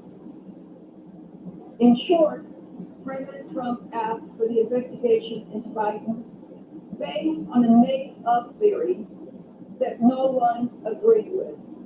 No one. We'll go into this in more detail, but at a high level, the allegation is that late in 2015, Biden pressured Ukraine to remove the then Prosecutor General Viktor Shokin by threatening to withhold approximately $1 billion in loan guarantees if he was not removed. According to this theory, Vice President Biden did this in order to help his son in a company called Burisma. Vice President Biden's son sat on the board of Burisma. As the theory goes, Vice President Biden tried to remove Ukraine's prosecutor, all to make sure the prosecutor wouldn't investigate that specific company, Burisma, because, again, his son was on the board. Then, senators, if that doesn't sound far-fetched and complicated to you, it should. So let's take this step by step and start from the beginning. In 2014, Vice President Biden's son, Hunter, joined the board of the Ukrainian natural gas firm Burisma Holdings. At the time, Burisma's owner, a Ukrainian oligarch and former government minister, was under investigation. In 2015, Viktor Shokin became Ukraine's Prosecutor General, a job similar to Attorney General in the United States. Although Shokin vowed to keep investigating Burisma amid an international push to root out corruption in Ukraine, he allowed the Burisma investigation to go dormant. Allowed it to go dormant. That is when he was removed. He was not actively investigating Burisma. He had let it go dormant. Moreover, Shokin was widely perceived as ineffective and corrupt. George Kent, the second most senior official at the U.S. Embassy in Kyiv at the time, described Shokin as, quote, a typical Ukraine prosecutor who lived a lifestyle far in excess of his government salary, who never prosecuted anybody known for having committed a crime and covered up crimes that were known to have been committed. In late 2015, Vice President Biden, who had assumed a significant role in U.S. policy toward Ukraine, publicly called for the removal of Mr. Shokin because of his failure to adequately combat corruption. But Vice President Biden wasn't alone. The European Union, our European allies, the International Monetary Fund, reformers inside Ukraine also wanted Mr. Shokin removed to reform the Ukrainian Prosecutor General's office, to reform it. Reforming the Prosecutor General's office was also supported on a bipartisan basis by the Ukrainian caucus here in the Senate. On February 12, 2016, after Vice President Biden had urged for the removal of Mr. Shokin, but before the Ukrainian Parliament voted to remove him, a bipartisan group of senators, including Senators Portman, Durbin, Shaheen, Ron Johnson, Murphy, Kirk, Blumenthal, and Sherrod Brown, sent a letter to President Poroshenko that urged him to make urgent reforms to the Prosecutor General's office. The month after the senators sent that letter, Mr. Shokin was fired. He was fired. So let's be very, very clear. Vice President Biden called for the removal of this prosecutor in the official direction of U.S. policy because the prosecutor was widely perceived as corrupt and with the support of all our international allies. His actions were therefore supported by the executive branch, Congress, and the international community. Common sense would tell us that this allegation against Joe Biden is false and that there was no legitimate basis for any investigation. But there are several other reasons. You know that the only reason President Trump wanted Ukraine to announce the investigation into Biden that was also solely for his very own personal benefit. So if you look at the slide, they'll summarize some points. First, none of the 17 witnesses in the House's inquiry said there was any factual basis for this allegation. Not one of the 17. To the contrary, they testified it was false. Second, as I mentioned, the former Prosecutor General, Vice President Biden, was widely considered to be corrupt and failed to investigate corruption in Ukraine. Thus, removing him from office would only increase the chances that Burisma would be investigated for possible corruption. Third, because the prosecutor was so corrupt, Vice President Biden calling for his removal was also in the direction of official U.S. policy and undertaken with the unanimous support of our allies. Fourth, the successor to the fired Ukrainian Prosecutor General admitted that Vice President Biden's son didn't do anything wrong in connection with Burisma. So the entire premise of the investigation that the president wanted Ukraine to pursue was simply false. Finally, President Trump didn't care about any of this until 2019. But when Vice President Biden became the front runner for the Democratic presidential nomination, and polls showed that he had the largest head-to-head lead against President Trump, that became a problem. Let's start with the first and second point. Vice President Biden's conduct was uniformly validated by the witnesses in the House investigation who confirmed his conduct was consistent with U.S. policy. Every single witness who was asked about the allegations again said that Biden had nothing to do with it and it was false. They testified that he acted properly. Every witness with knowledge of this issue testified that Vice President Biden was carrying out official U.S. policy in calling for Shokin's removal. Shokin was corrupt. And this witnesses explained the U.S. was not alone in this view. All of our European allies also supported this action.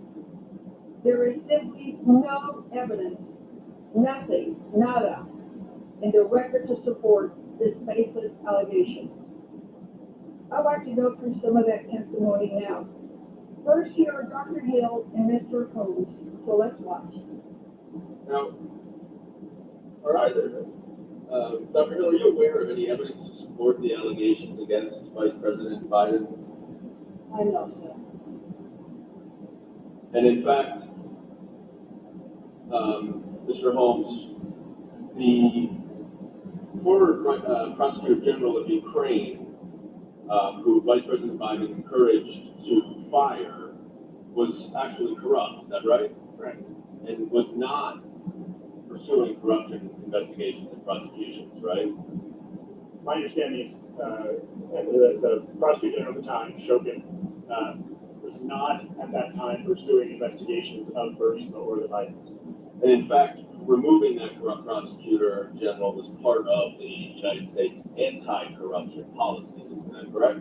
That's correct, and not just us, but all of our allies and other institutions that are involved in Ukraine at the time.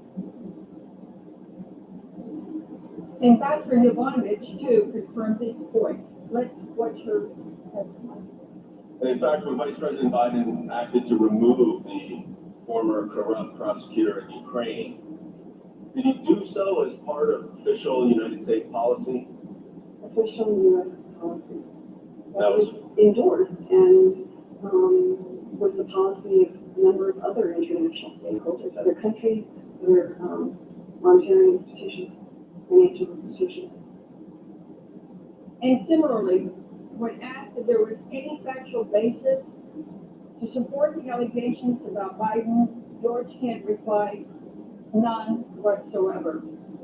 Lieutenant Colonel Bigman and Ms. Williams also confirmed that they are not aware of any credible evidence to support the notion that Vice President Biden did anything wrong. And Ambassador Volker testified that the Biden allegations were not credible and that Biden, quote, respects his duties of higher office. Now, as I mentioned, there was also concrete reasons that the U.S. government wanted Shokin removed.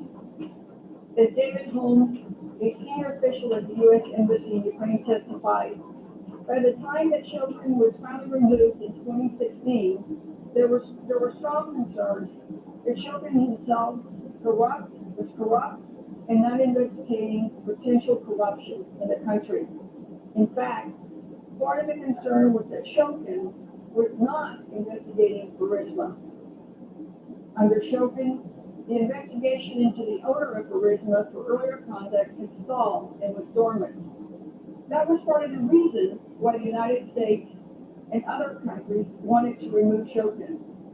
Because of this, and as confirmed by witness testimony we will hear shortly, calling for Shokin's replacement would actually increase the chances that Burisma would be investigated. In other words, Shokin was corrupt and not investigating allegations against Burisma. So when Vice President Biden was calling for Shokin's removal and advocating for his replacement, it would actually increase chances of Burisma's investigation. Ambassador Yovanovitch made this point during her testimony. Let's listen. And in fact, if he were helped to remove a corrupt Ukrainian prosecutor general who was not prosecuting enough corruption, that would increase the chances that corrupt companies in Ukraine would be investigated. Isn't that right? And that could include Burisma, right?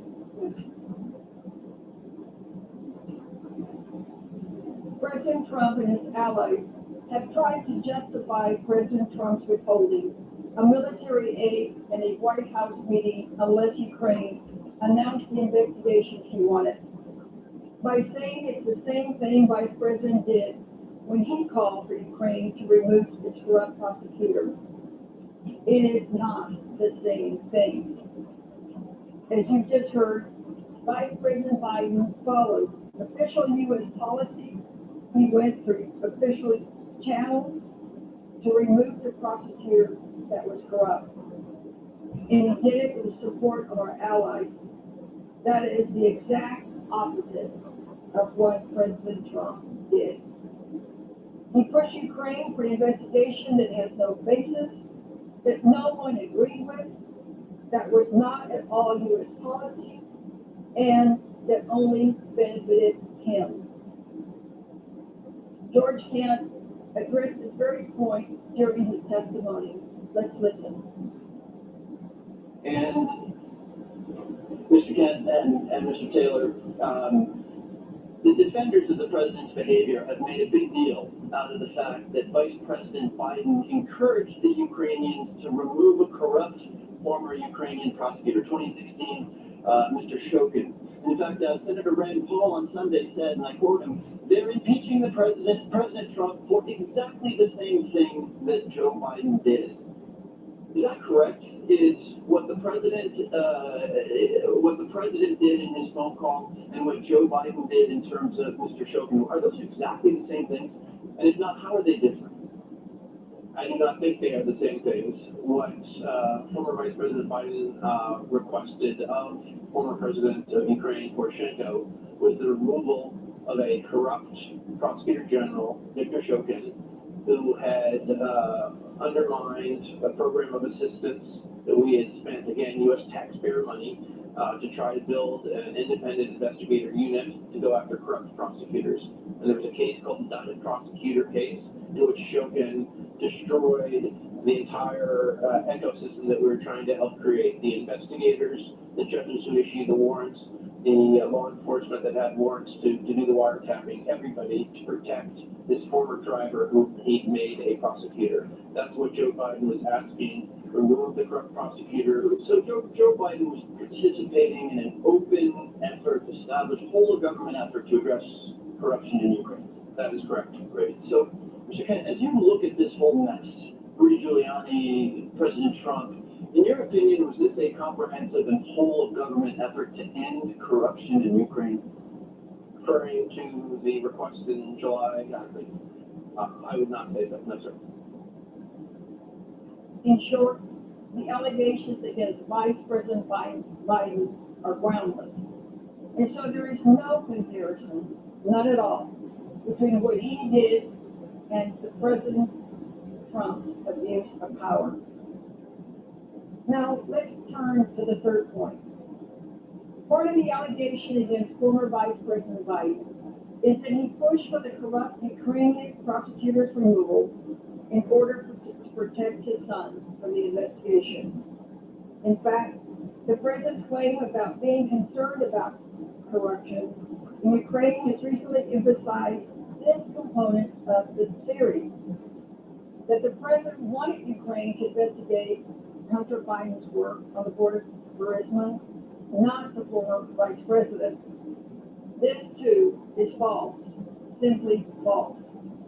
You need look no further than the July 25 call and the president's own statements to see that the president wanted the Ukrainians to investigate Vice President Biden. Let's look again at what the president's call said. Quote, "The other thing, there's a lot of talk about Biden's son, that Biden stopped the prosecution, and a lot of people want to find out about that. Whatever you can do with the Attorney General would be great. Biden went around bragging that he stopped the prosecution, so if you can look into it, it sounds horrible to me."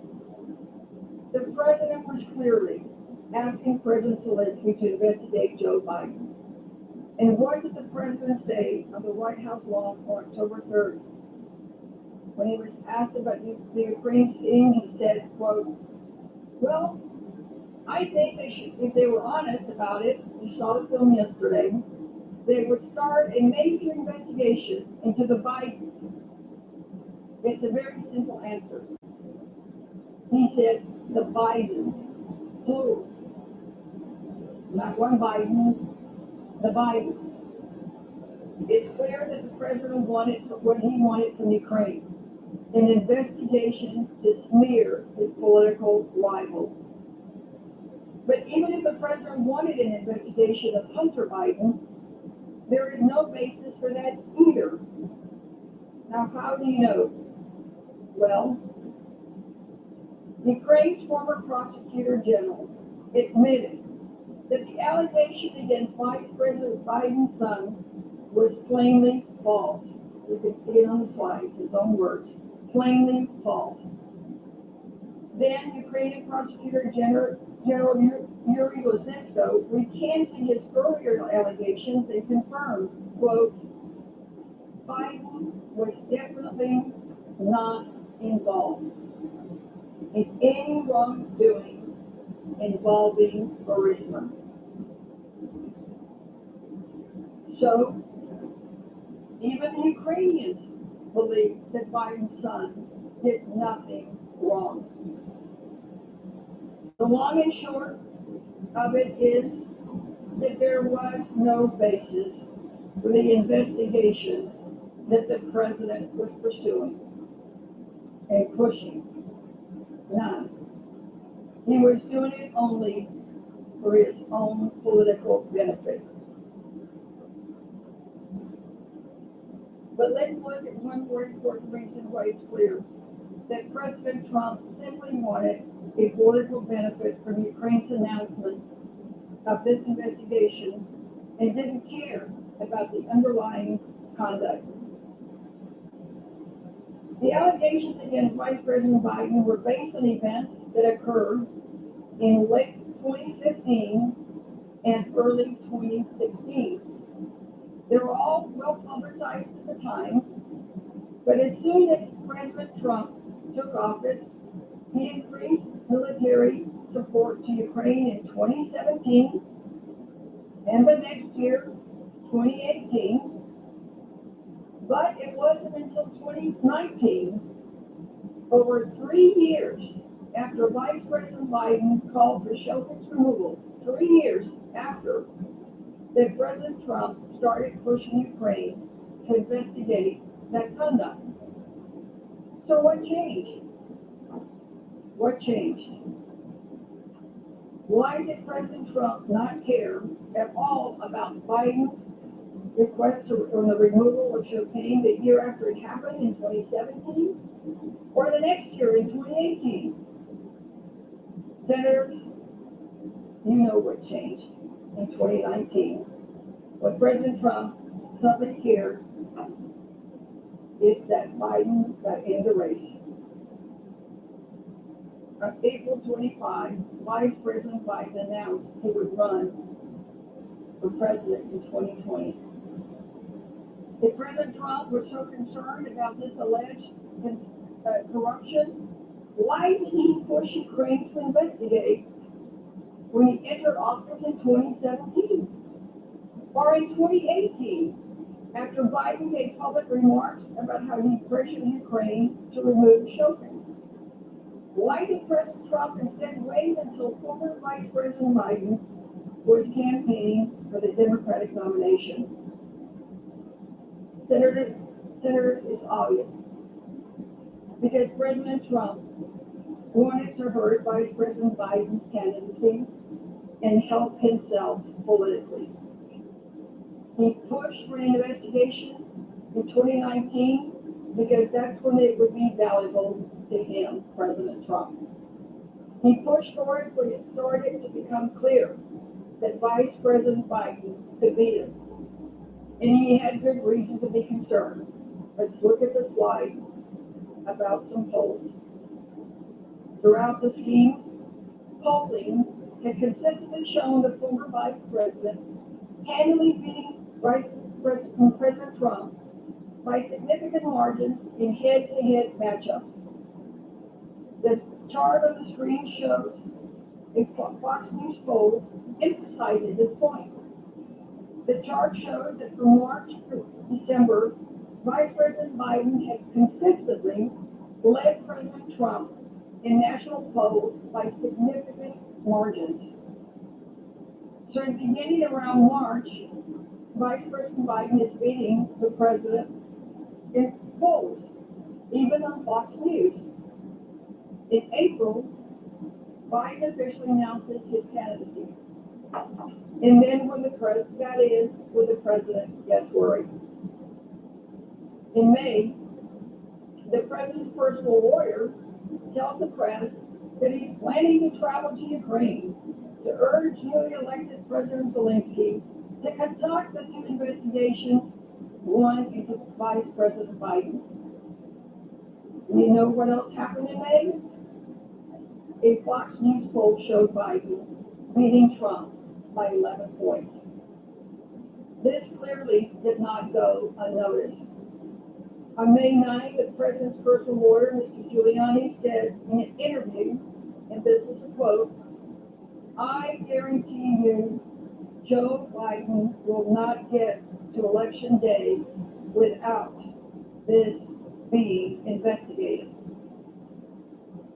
And by July, right before President Trump's call with President Zelensky, where he asked for the investigation into Biden, the Fox News poll showed Biden beating Trump by 10 points. And then, on July 25th, after years of not caring what Vice President did, that President Trump asked for an investigation in his formidable political rival in the 2020 election. Senators, looking at this timeline of events, it is not difficult to see why the investigation of the Bidens would be helpful to President Trump. The mere announcement of such an investigation would immediately tarnish the former vice president's reputation by embroiling him and his son in a foreign criminal investigation, even if the charges were never pursued, just the mere announcement. And if a foreign country announced a formal investigation into those allegations, it would give allegations against the Bidens an air of public credibility and could carry through the election. The evidence is clear.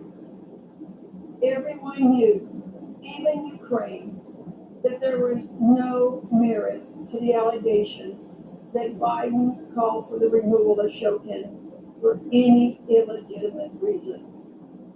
Biden asked for it because it was consistent with U.S. policy, because Shokin was corrupt and with the backing of our allies. Even President Trump knew there was no basis for this investigation. That is why for years after Shokin's removal, he continued to support Ukraine, never once raised the issue. It wasn't until Biden began beating him in the polls that he called for the investigation. The president asked Ukraine for this investigation for one reason and one reason only, because he knew it would be damaging to an opponent who was consistently beating him in the polls, and therefore it could help him get reelected in 2020. President Trump had the motive, he had the opportunity, and the means to commit this abuse of power. Now let's turn to the second investigation that President Trump wanted.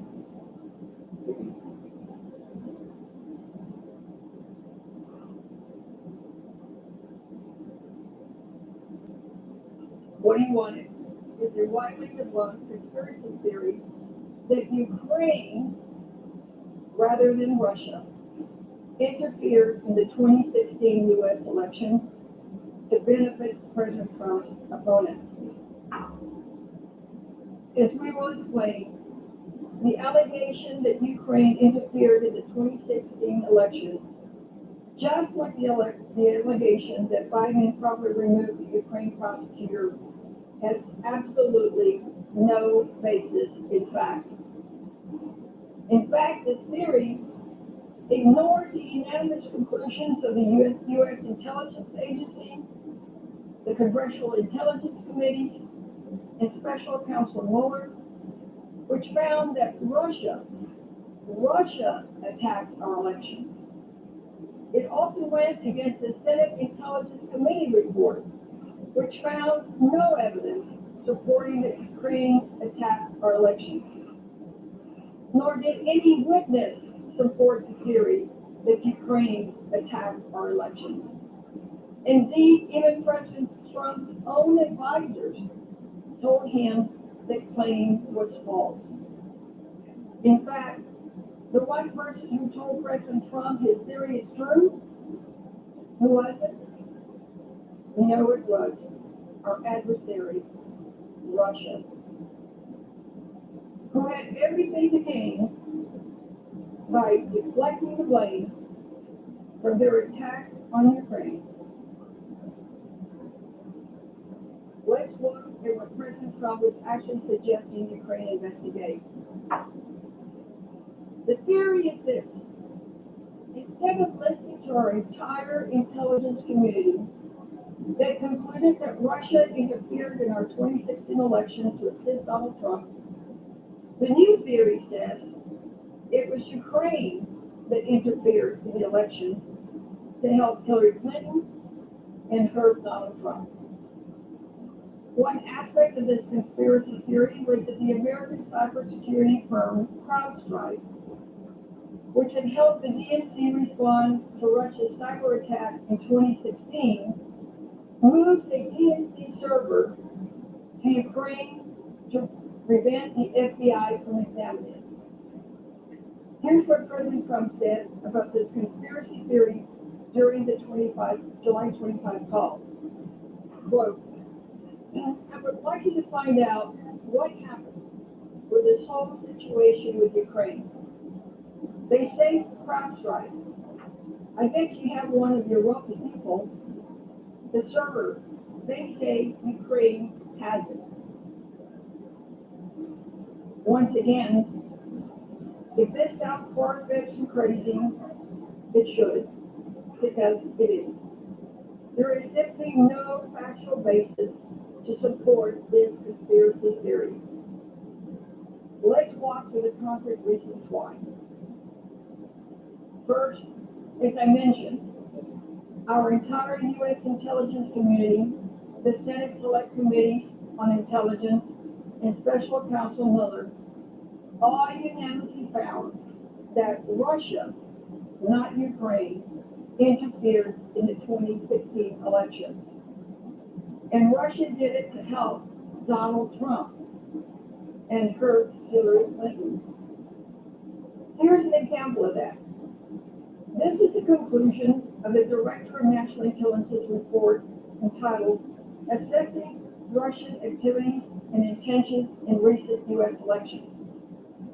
I'll quote a part in it. You can follow on the slide. We assessed Russian President Vladimir Putin's order and influence campaign in 2016 aimed at the U.S. presidential election. Russia's goals were to undermine public faith in the U.S. democratic process, denigrate Secretary Clinton, and harm her electability and potential presidency. We further assessed Putin and the Russian government developed a clear preference for President-elect Trump. We have high confidence in these judgments, end quote. Clear president for President-elect Trump. And here's a conclusion of the Senate Select Committee on Intelligence. Quote, the committee found that the Russian-based Internet Research Agency sought to influence the 2016 U.S. presidential election by harming Hillary Clinton's chances of success in supporting Donald Trump at the direction of the Kremlin. The committee found that the Russian government tasked and supported the IRA's interference in the 2016 U.S. election, end quote. Supporting Donald Trump at the direction of the Kremlin. That's what it says. And here's the special counsel's conclusion. Mueller report in 2019. Quote, as set forth in detail in this report, the special counsel's investigation established that Russia interfered in the 2016 presidential election, principally through two operations. First, a Russian entity carried out a social media campaign that favored presidential candidate Donald J. Trump and disparaged presidential candidate Hillary Clinton. Second, a Russian intelligence service conducted computer intrusion operations against entities, employees, and volunteers working on the Clinton campaign and then released stolen documents. On December 9, 2019, even President Trump's own FBI director, Christopher Wray, stated unequivocally that there is no evidence to support the theory that Ukraine interfered in our election in 2016. Here's the video of that interview. Let's watch. Is it evident that Ukraine directly interfered in the 2016 election of the scale of Russia did? We have no information that indicates Ukraine interfered with the 2016 election. When we see politicians pushing this notion, are you concerned about that in terms of its impact on the American public? Well, there's all kinds of people saying all kinds of things out there. I think it's important for the American people to be thoughtful consumers of information, to think about the sources of it, to think about the support and predication for what they hear. And I think part of us being well protected against malign foreign influence is to build together an American public that's resilient, that has appropriate media literacy, and that takes this information with a grain of salt. And Putin has been pushing this theory, and your message to him, in terms of the American public? Stop trying to interfere with our election. We recently heard from President Trump that he wanted to crouch like portion of this whole conspiracy in Ukraine investigating, and I'm hearing you say there's no evidence to support that as far as you know. As I said, we at the FBI have no information that would indicate that Ukraine tried to interfere in the 2016 presidential election. You heard him. He said no information that would indicate that Ukraine tried to interfere in the 2016 presidential election. So to be really, really clear, there is no real dispute that Russia, not Ukraine, attacked our elections. But it's not just that there is no evidence to support this conspiracy theory. It's more dangerous than that. Because where did this theory come from? You guessed it, the Russians. Russia. Russian President Vladimir Putin and Russian intelligence services perpetuated this false, debunked conspiracy theory. Now remember, there is no dispute among the intelligence community that Russia attacked our 2016 election. The Senate's own Intelligence Committee published a report telling us that as well. So it's no surprise that Russia wants to blame somebody else. In fact, President Trump even said that. President Putin is the one who told him it was Ukraine who interfered in our elections. In short, this theory that the Russians are promoting to interfere yet again in our democratic process and deflect blame from their own attacks against us. But what is so dangerous is that President Trump is helping them perpetuate this. Our own president is helping our adversary attack our processes and to help his own reelection. Dr. Hill, an expert on these matters, explains it in more detail as to why this is very concerning. Let's watch. So that's the second thing I want to communicate. Based on questions and statements I've heard, some of you on this committee appear to believe that Russia and its security services did not conduct a campaign against our country, and that perhaps, somehow, for some reason, Ukraine did. This is a fictional narrative that has been perpetrated and propagated by the Russian security services themselves. The unfortunate truth is that Russia was the foreign power that systematically attacked our democratic institutions in 2016. This is a public conclusion of our intelligence agencies, confirmed in bipartisan congressional reports. It is beyond dispute, even if some of the underlying details must remain classified. The impact of the successful 2016 Russian campaign remains evident today. Our nation is being torn apart. Truth is questioned. Our highly professional and expert foreign service is being undermined. US support for Ukraine, which continues to face armed Russian aggression, has been politicized.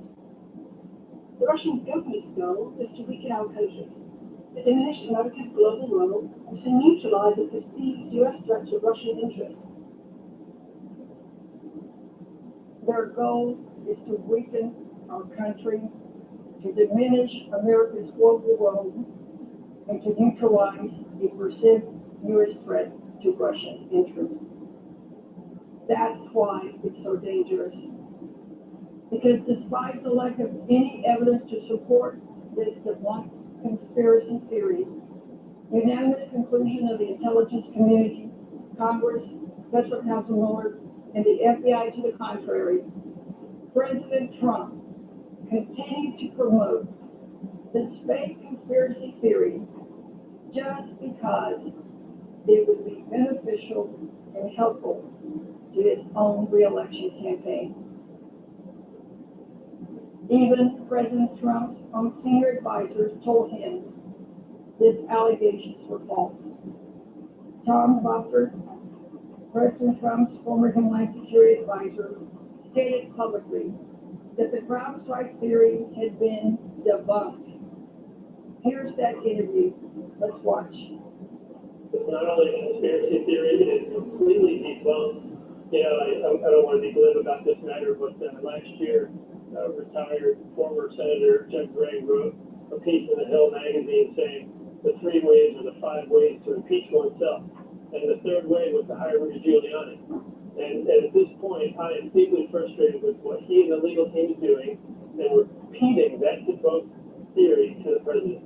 It sticks in his mind when he hears it over and over again. And for clarity here, George, let me just again repeat that it has no validity.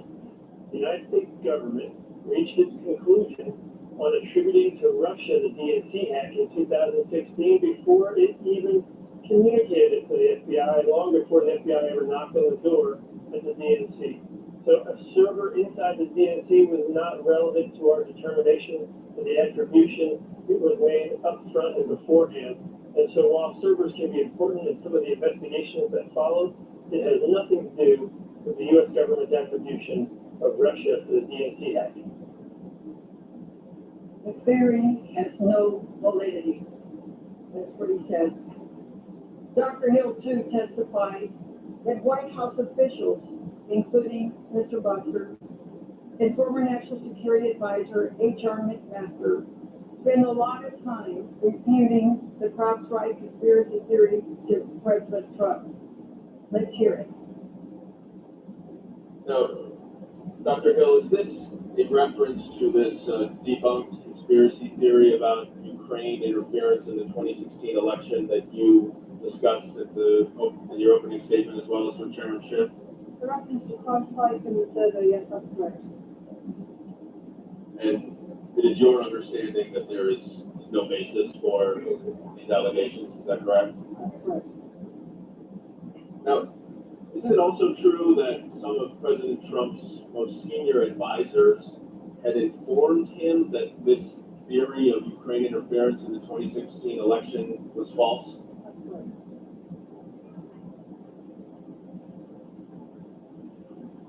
When she was asked, is it false, she said, that's correct. If Vladimir Putin's goals, as Dr. Hill testified, were to deflect from Russia's systematic interference in our election and to drive a wedge between the United States and Ukraine, he has succeeded beyond his wildest dreams.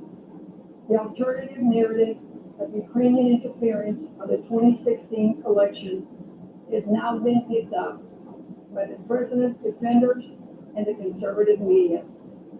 It has muddled the waters regarding Russia's own interference in our elections, efforts that remain ongoing, as we have learned this week from reporting that Russia hacked Burisma. If there were any doubt about how President Putin feels about the president's conduct, we need only look to Putin's own words. The statement on November 20 tells it all. Quote, thank God nobody is accusing us anymore of interfering in U.S. elections. Now they're accusing Ukraine. That's a short quotation from Putin, but it speaks volumes. Even though President Trump knew that there was no factual basis for the theory that it was Ukraine that interfered in the 2016 election rather than Russia, and knew that Russia was perpetuating this theory, he still wanted President Zelensky to pursue the investigation. Why? Because while Putin and Russia clearly stood to gain by promoting this conspiracy theory about Ukraine, so did Donald Trump. He knew it would be politically helpful to his 2020 election. An announcement of an investigation by Ukraine would have breathed new life into a debunked conspiracy theory that Ukrainian election interference was there in 2016, and it lended great credibility. It would have cast doubt on the conclusions of the Intelligence Committee and Special Counsel Mueller that Russia interfered in the 2016 election to help President Trump. And it would have helped eliminate a perceived threat to the legitimacy of Donald Trump's presidency, that he was only elected because of the help he received from President Putin. I now yield to Mr. Schiff. Where do you leave your respective colleagues? Madam, if we take a 15-minute break at this point. Without objection, so ordered.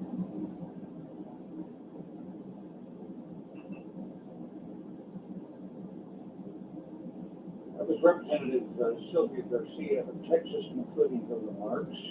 Previously, we heard Representative Gerald Nadler of Denver, and then we just heard Leader Mitch McConnell call for breaking proceedings. First break.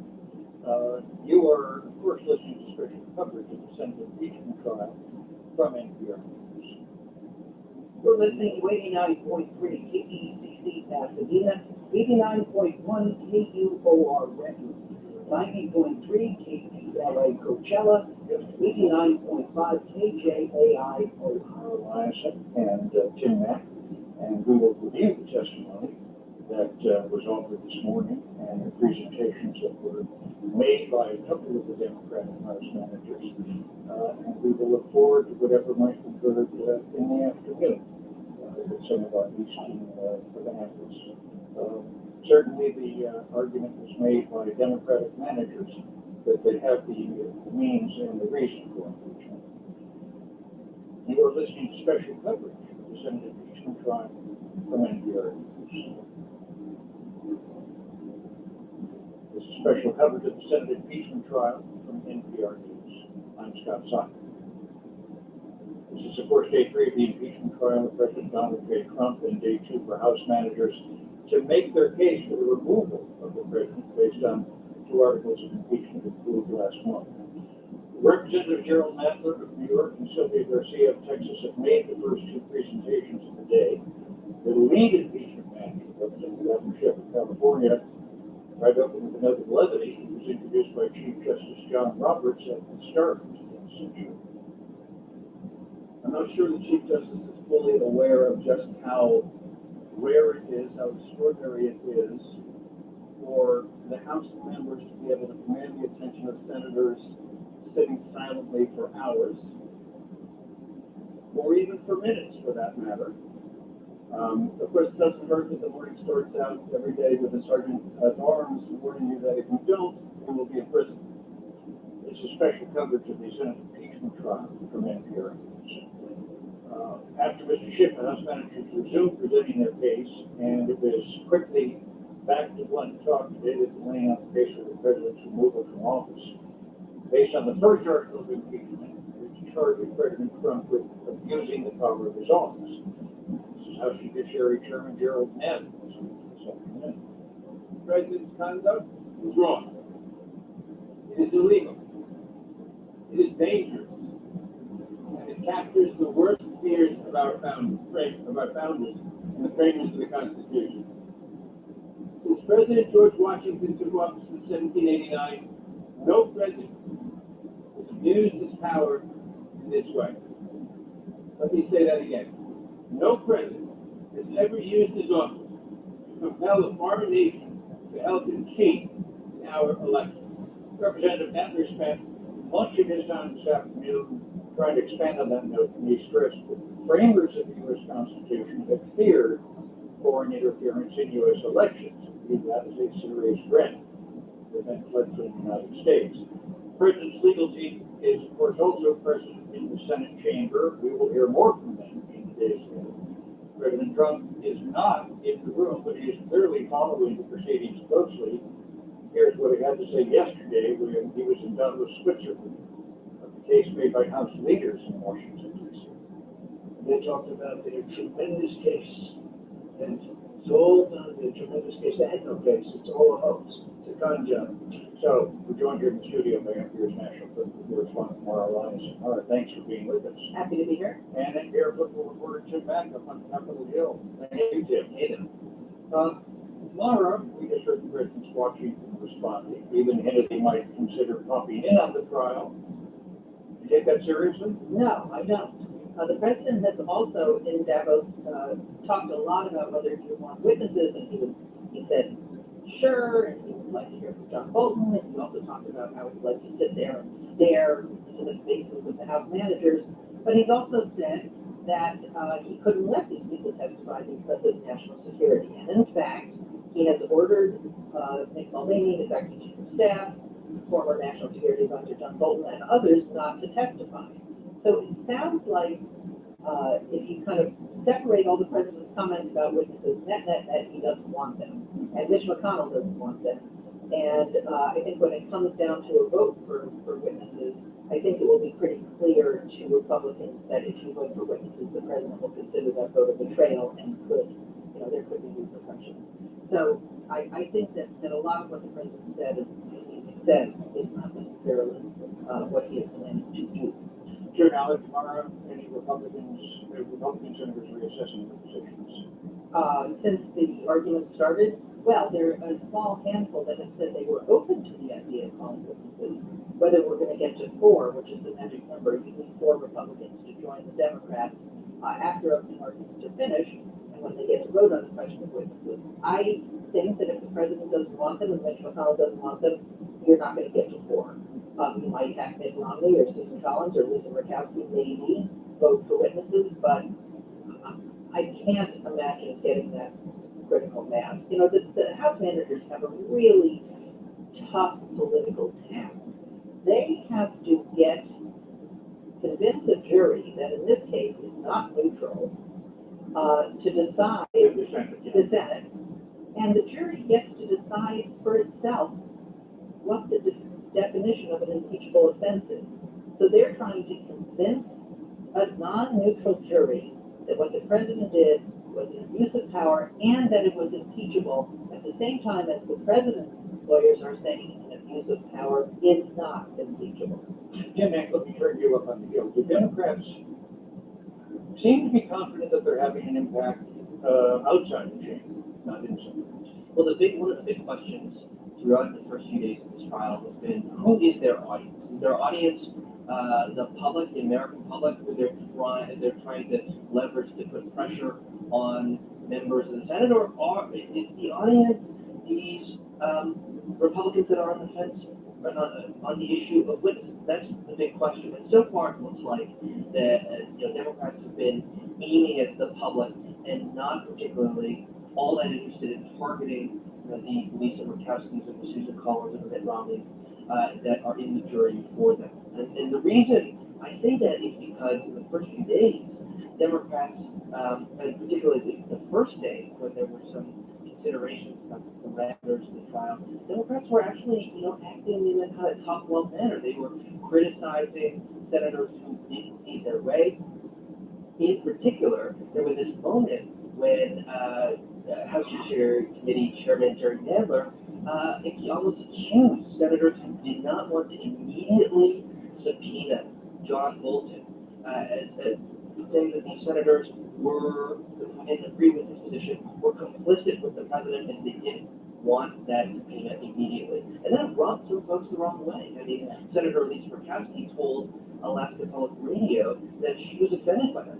Well, the question there is the reason that the Democrats were doing that because they had pretty much given up on the hope that they could convince more people for Republicans to vote for witnesses, and therefore wanted to convince the public that this Senate trial is being managed in an unfair way and is, as Nadler said, a cover-up, and that the rules that Mitch McConnell has laid down are designed to service the president's needs, not to provide a fair airing of the evidence. Which would seem to be trying to appeal to people outside of the chamber.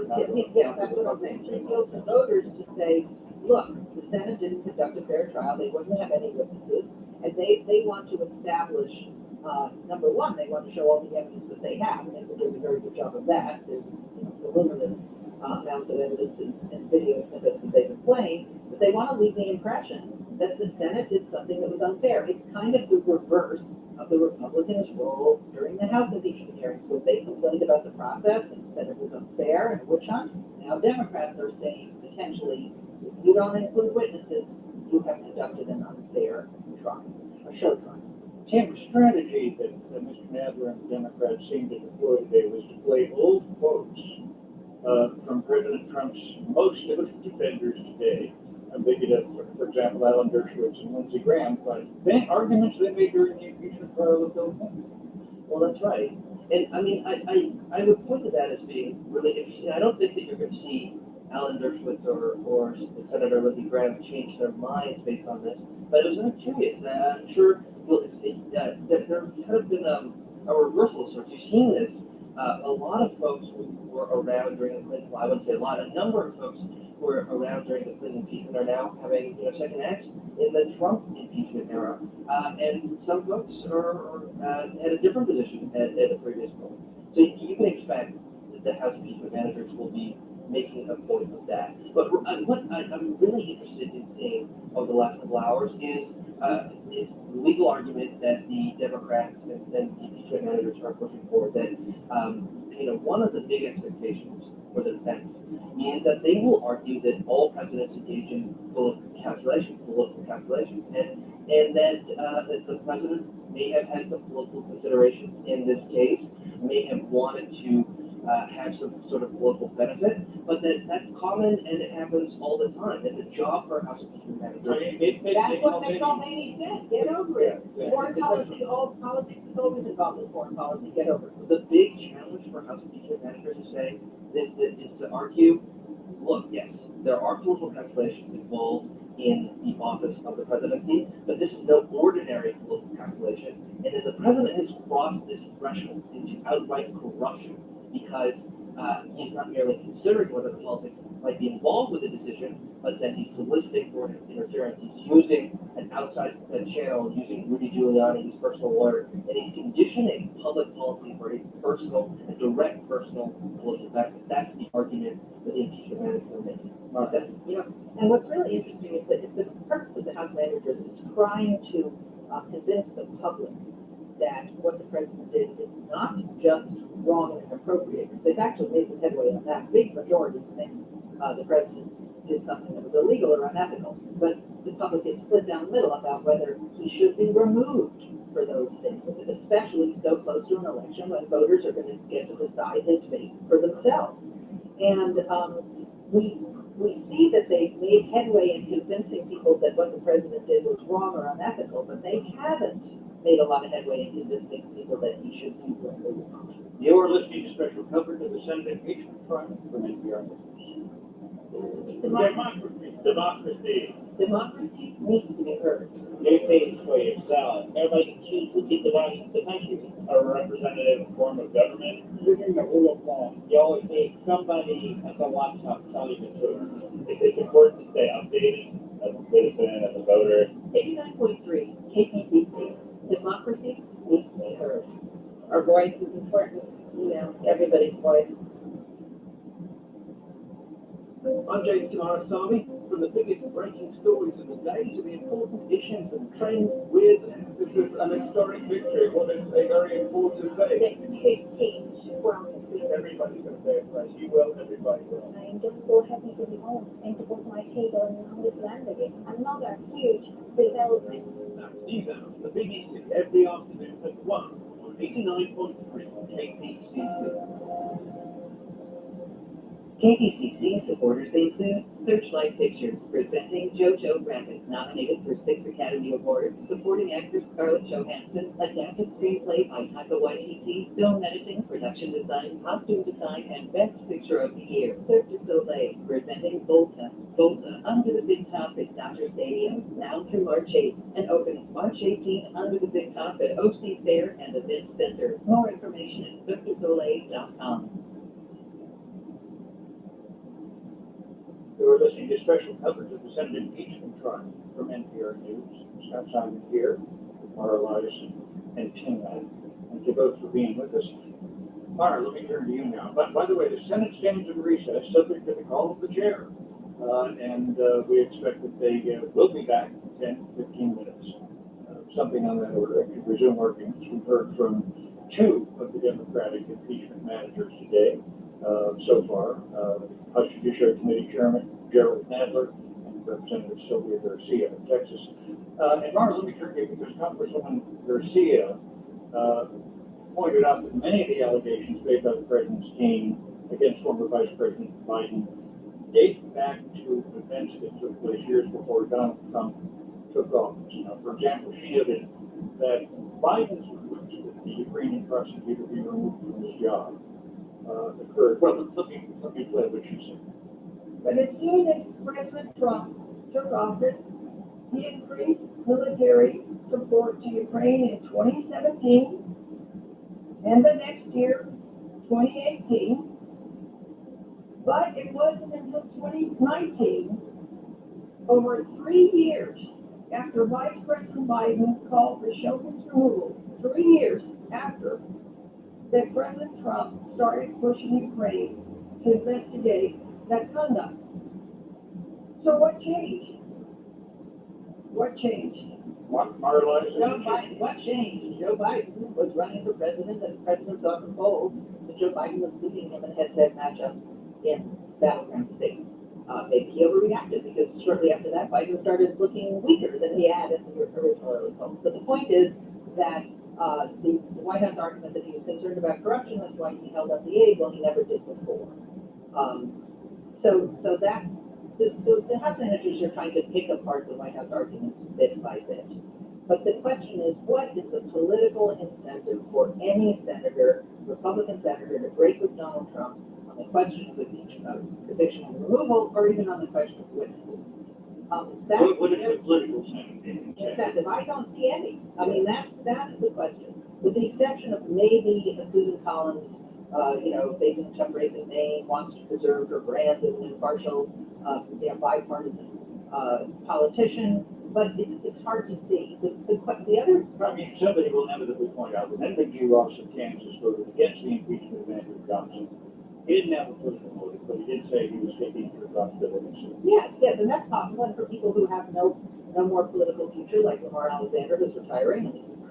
potentially do that, or Mitt Romney, who has a kind of guaranteed political future in Utah. He's kind of considered to have a seat for life if he wants one. He could do that. But and the other little bit of suspense in this trial, which seems to have a foregone conclusion, we won't get 20 Republicans to flip and vote to acquit, vote to convict the president will be acquitted. The other question is, how will Republicans explain their vote to acquit when they make it?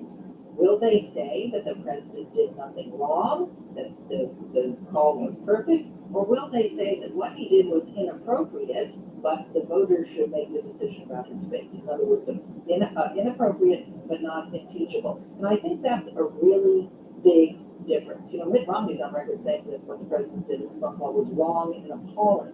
And the reason why that's important, not just politically, because those comments will certainly go to Democratic campaign ads, but also, if the Senate acquits Trump, is that the same thing as the Senate approving his behavior? In other words, does an acquittal mean, and maybe Trump will see it this way, does an acquittal mean that asking a foreign government to dig up dirt on your political rival is not just okay, but has just been officially condoned by the U.S. Senate? Does he go out and say that? And say, hey, now I'm hereby calling on Russia, China, Kazakhstan, and Monte Carlo to help me find Monte Carlo is one of the best Joe Biden. We don't know that, but that's one of the reasons that many Democrats were reluctant to go down the impeachment route, because they knew it would end in acquittal, and they knew that the president would use that acquittal as a total vindication. Okay, go ahead. Yeah, well, other Democrats have made the opposite point, right? That impeachment was necessary. Impeachment was necessary in order to make a point that this sort of action could not be taken without some sort of consequences. And I think the president can't longer make the argument that if what I did was really so wrong, impeachment, you've got the votes to do that. Right, and everyone from House Speaker Nancy Pelosi and on down to the Democratic ranks have at times argued that the very act of impeachment itself is the punishment for the action. And you can't argue that in future presidencies, other presidents will want to avoid getting impeached. This has been a real quagmire for the president over the last few months. Investigations, and then into impeachment, and now into a trial. There are some consequences, even if they don't get conviction, even if they don't get conviction and removal. Wait, Tim, are you saying that in this case, impeachment functions like a censure? I think that, well, there was a big, I think that a lot of Democrats view it that way. A, and B, there were a lot of discussions prior to the impeachment vote as to whether to go down a censure route as opposed to an impeachment route. That the impeachment was an admonition of the president. Right, and that's why I'm saying that the safe place, that maybe the safe place to land for Republicans in the Senate is in a kind of censure place where you say, I don't approve of the president's actions. I think it's wrong to ask the foreign government to dig up dirt on your political rival, but I don't think it was impeachable. Yeah, I suspect you'll see a mixture of that within among Republicans in the Senate. Some will say, will hold the president's line, that it will say the president did nothing wrong, this was all a witch hunt and a hoax to begin with. And you'll see a number of other Republicans who are in more vulnerable political positions say, the president did something wrong, I wouldn't advocate, or I certainly don't condone that future presidents act in this way, or this president act this way in the future, but I don't think it's enough to take this extraordinary constitutional remedy of removal of president from office. And Jim, we should maybe remind ourselves, there are perhaps a couple of Democrats who might vote against the impeachment of President Trump too. Right, well, we haven't seen any indications of folks like, say, Joe Manchin of West Virginia indicate that they would be open to that conclusion. But we haven't heard that sort of movement. And right now, at this early stage of the trial, we haven't heard the president's team give their defense of the president yet. It's hard to say that there's any movement in that regard. And we don't know, although there are 2 Republicans in blue states up for re-election, with the exception of Doug Jones in Alabama, there are no Democrats who are currently up for re-election in red states that we think where this might make a difference. In other words, Joe Manchin's not up for re-election, and neither is Kirsten Sinema. I mean, am I missing anybody, Tim? Well, no, and Doug Jones is an interesting case. Of course, he's a dead man walking. He's acted as if he's going to vote his conscience. I mean, he's been deliberate and said he wants to hear all the information, but he hasn't. Well, and trying on the voters of Alabama to rally around the show of conscience, right? No, he's not counting on that. I think he's a liberated person. I think he has nothing to lose. He's just going to do what he thinks is right because his chances of re-election are just so slim. Tim, let me turn to you, if we can. Have Democrats thought about how they might wind up having to meet the argument? But why did you let the country do this if you knew that the result was guaranteed? I don't think we've gotten to that point yet. I think part of the explanation, though, will be what we have just discussed, which is that it was necessary to hold the president accountable in some way. That is, yes, this has been a very divisive process for the country. It's become very partisan, with very few exceptions. Throughout this entire process, it's been party line vote after party line vote. Whether we're talking about the impeachment vote in the House, amendments to the procedure here in the Senate that we saw earlier this week, there have been very few exceptions to that. But Democrats will say that this was a necessary process to hold the president accountable for his misconduct. Well, thanks very much. Tim Mack, up on Capitol Hill, watching the proceedings today, the impeachment trial of President Trump. Mara Liza here in our studio. And we thank you for being with us. You are listening. Special coverage of the Senate impeachment trial from NPR. 89.3 KPCC. Democracy needs to be heard. Is responsible journalism important to democracy? Absolutely. Oh my God, that's very, very important. Because it keeps us honest. The more truth we know, the more powerful we are. You always need somebody at the laptop telling the truth. 89.3 KPCC. Democracy needs to be heard.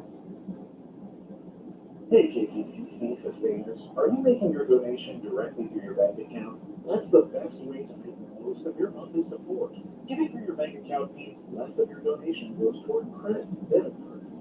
More of it sustains the valuable recording you rely on from KPCC and beyond. Make the switch today, and you'll help unlock the $2,500 challenge. Go to kpcc.org/switch.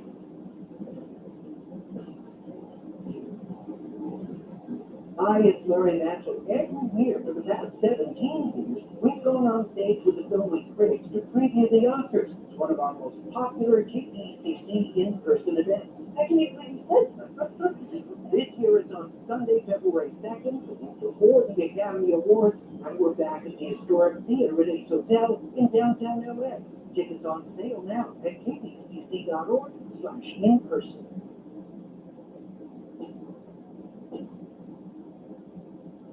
And you're listening to special coverage of the Senate impeachment trial from NPR. And there's Mara Liza is with us in the studio. Tim Mack is up on Capitol Hill. The Senate is in recess following this morning's presentations by two of the impeachment managers, the House Judiciary Committee Chairman Gerald Nadler of New York and Representative Sylvia R. Garcia of Texas. The House managers rejected the argument that had been advanced by President Trump's defense team that the president did nothing wrong as defined by the Constitution. And now here is Representative Nadler arguing today that the definition of impeachable offense is not limited to what the framers of the Constitution could have foreseen more than 2 centuries ago. The Constitution is not a suicide pact. It does not leave stuck with presidents to abuse their power in unforeseen ways that threaten our security and democracy. Until recently, it did not occur to me that our president would call a foreign leader and demand a sham investigation meant to kneecap his political opponents, all in exchange for releasing vital military aid that the president was already required by law to provide. No one anticipated that the president would stoop to this misconduct, and Congress has passed no specific law to make this behavior a crime. Mara Liza, let me turn to you. How do you anticipate the president's defense teams going to meet that argument, or do they have to? I don't think they have to. The president's team is in a very different position than the House managers. The House managers have come meticulously prepared with tremendous numbers of constitutional arguments Gerald had to played all sorts of constitutional scholars to back up everything he's saying, and evidence and video and PowerPoint presentations. And the president's team has come pretty much with a political defense and an attack on the process. And it's a defense that the president wants. And they don't have to rebut these arguments because they know that they have the jury already. They have the votes. They're not playing defense, actually, even though they are the defense attorneys. They're in a good spot. So I don't know if they're even going to count with them. Tim, I have to ask you a question I've been getting on social media platforms, and I understand in advance you may not know the answer. Are senators in their seats? Are they listening? Well, they've been moving in and out. It's off of the first day that almost unanimously senators were all in their seats. But you see a sense of restlessness develop over the last few days. Folks are standing up behind their chairs. Folks are getting up and stretching. Some people are leaving for extended periods of time to go to what are known as the cloakrooms, the rooms right off the Senate floor, where you can turn your cell phone or grab a cup of coffee real quick. There are senators that are really paying attention, but from the very beginning, there have been folks who have indicated through their body language they don't want to be there, and they think the whole thing is a waste of time. Can I ask him a question about that? Well, wait a second. I thought that they weren't allowed to leave, and I thought that it was up to John Roberts to enforce that rule. Right, well, various senators have left for periods of 10, 15, 20, 30 minutes at a time. They're not supposed to. Both Democrats and Republicans, right? I mean, they're permitted, that. Yes, you do not have to ask for permission or raise your hand during the trial to use the restroom. But So wait, they're getting permission to leave? no, they don't need to get permission. Well, no. Get back in our life where Chief Justice Roberts is back in the chair, so you might be picking up the impeachment proceedings right now. Representative Schiff is at I'm going to pick up where my colleague from Texas left off, but I wanted to begin by underscoring a few of the points that she made. In listening to her presentation, that really leapt out at me in a way that hadn't leapt out at me before. But first, I wanted to address my colleague shared a number of slides showing the polling strength of Joe Biden vis-a-vis the president as a demonstration of his motive. The fact that he went after these political investigations to undermine someone that he was deeply concerned about. This is an appropriate point for me to make the disclaimer that House managers take no position in the Democratic primary for president. I don't want to lose a single more vote than necessary. But those polls do show the powerful motive that Donald Trump had. A motive that he didn't have the year before or the year before that. A motive that he didn't have when he allowed the aid to go to Ukraine without complaint or issue in 2017 or 2018. It was only when he had a growing concern with Joe Biden's candidacy that he took a sudden interest in Ukraine and Ukraine funding and the withholding of that aid. But I also want to underscore what the president said in that July 25th call. When my colleague showed you again that transcript from July 25th where the president says, I would like you to find out what happened with this whole situation with Ukraine. They say CrowdStrike. Now, my colleagues have explained what that theory is about that server, that CrowdStrike server. The crazy theory that it was Ukraine that hacked the Democratic server, and that server was whisked away to Ukraine and hidden there so that the investigators, the FBI, couldn't look at this server. Okay, that's what Donald Trump was raising in that conversation with President Zelensky.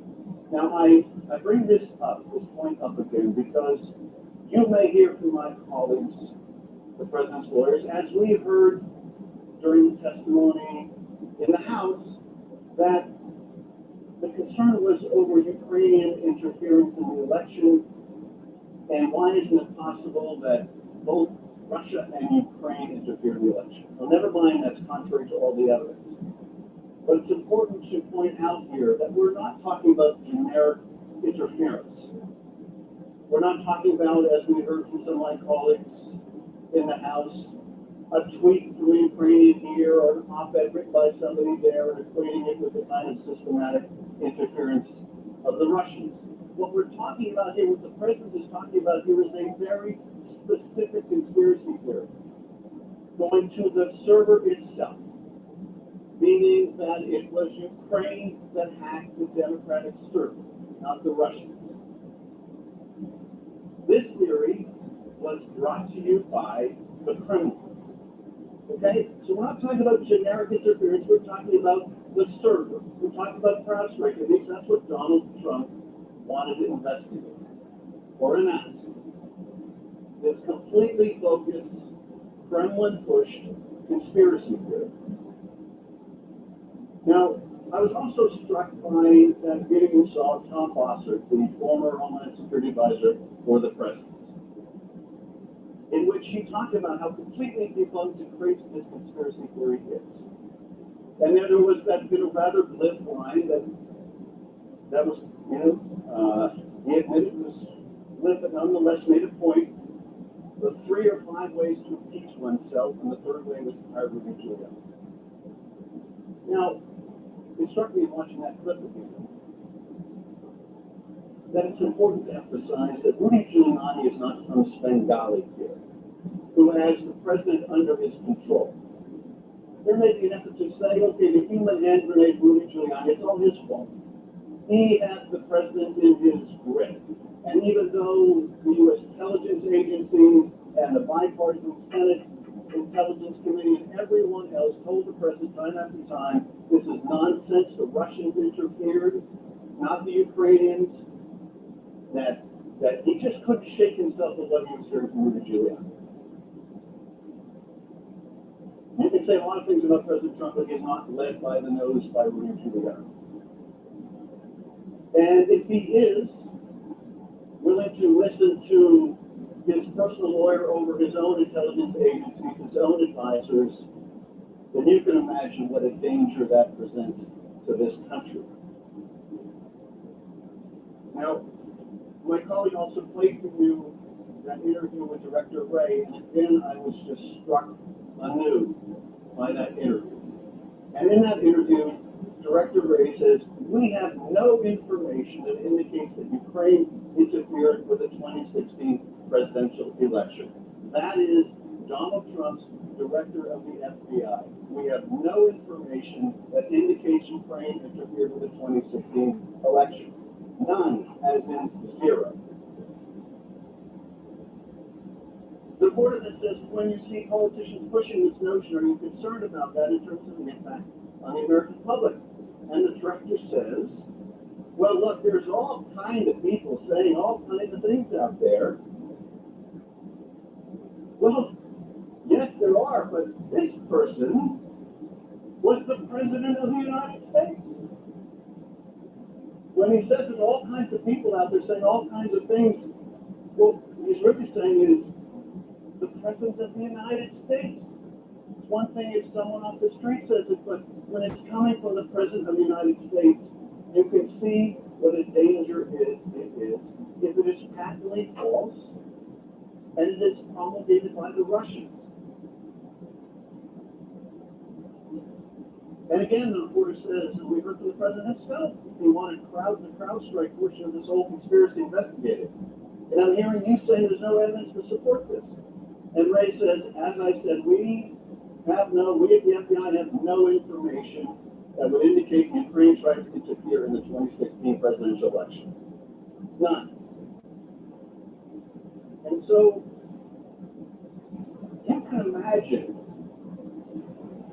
the view from the Kremlin of all this. You can imagine Putin in the Kremlin with his aides.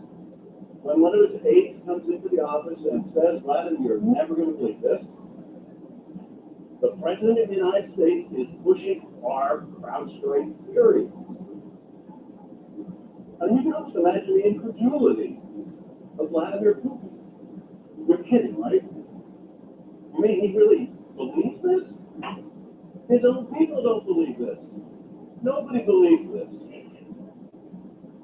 And it's not, I mean, it would be bad enough, of course, that the President of the United States believes this Russian propaganda against the advice of all of his advisors, common sense and everything else.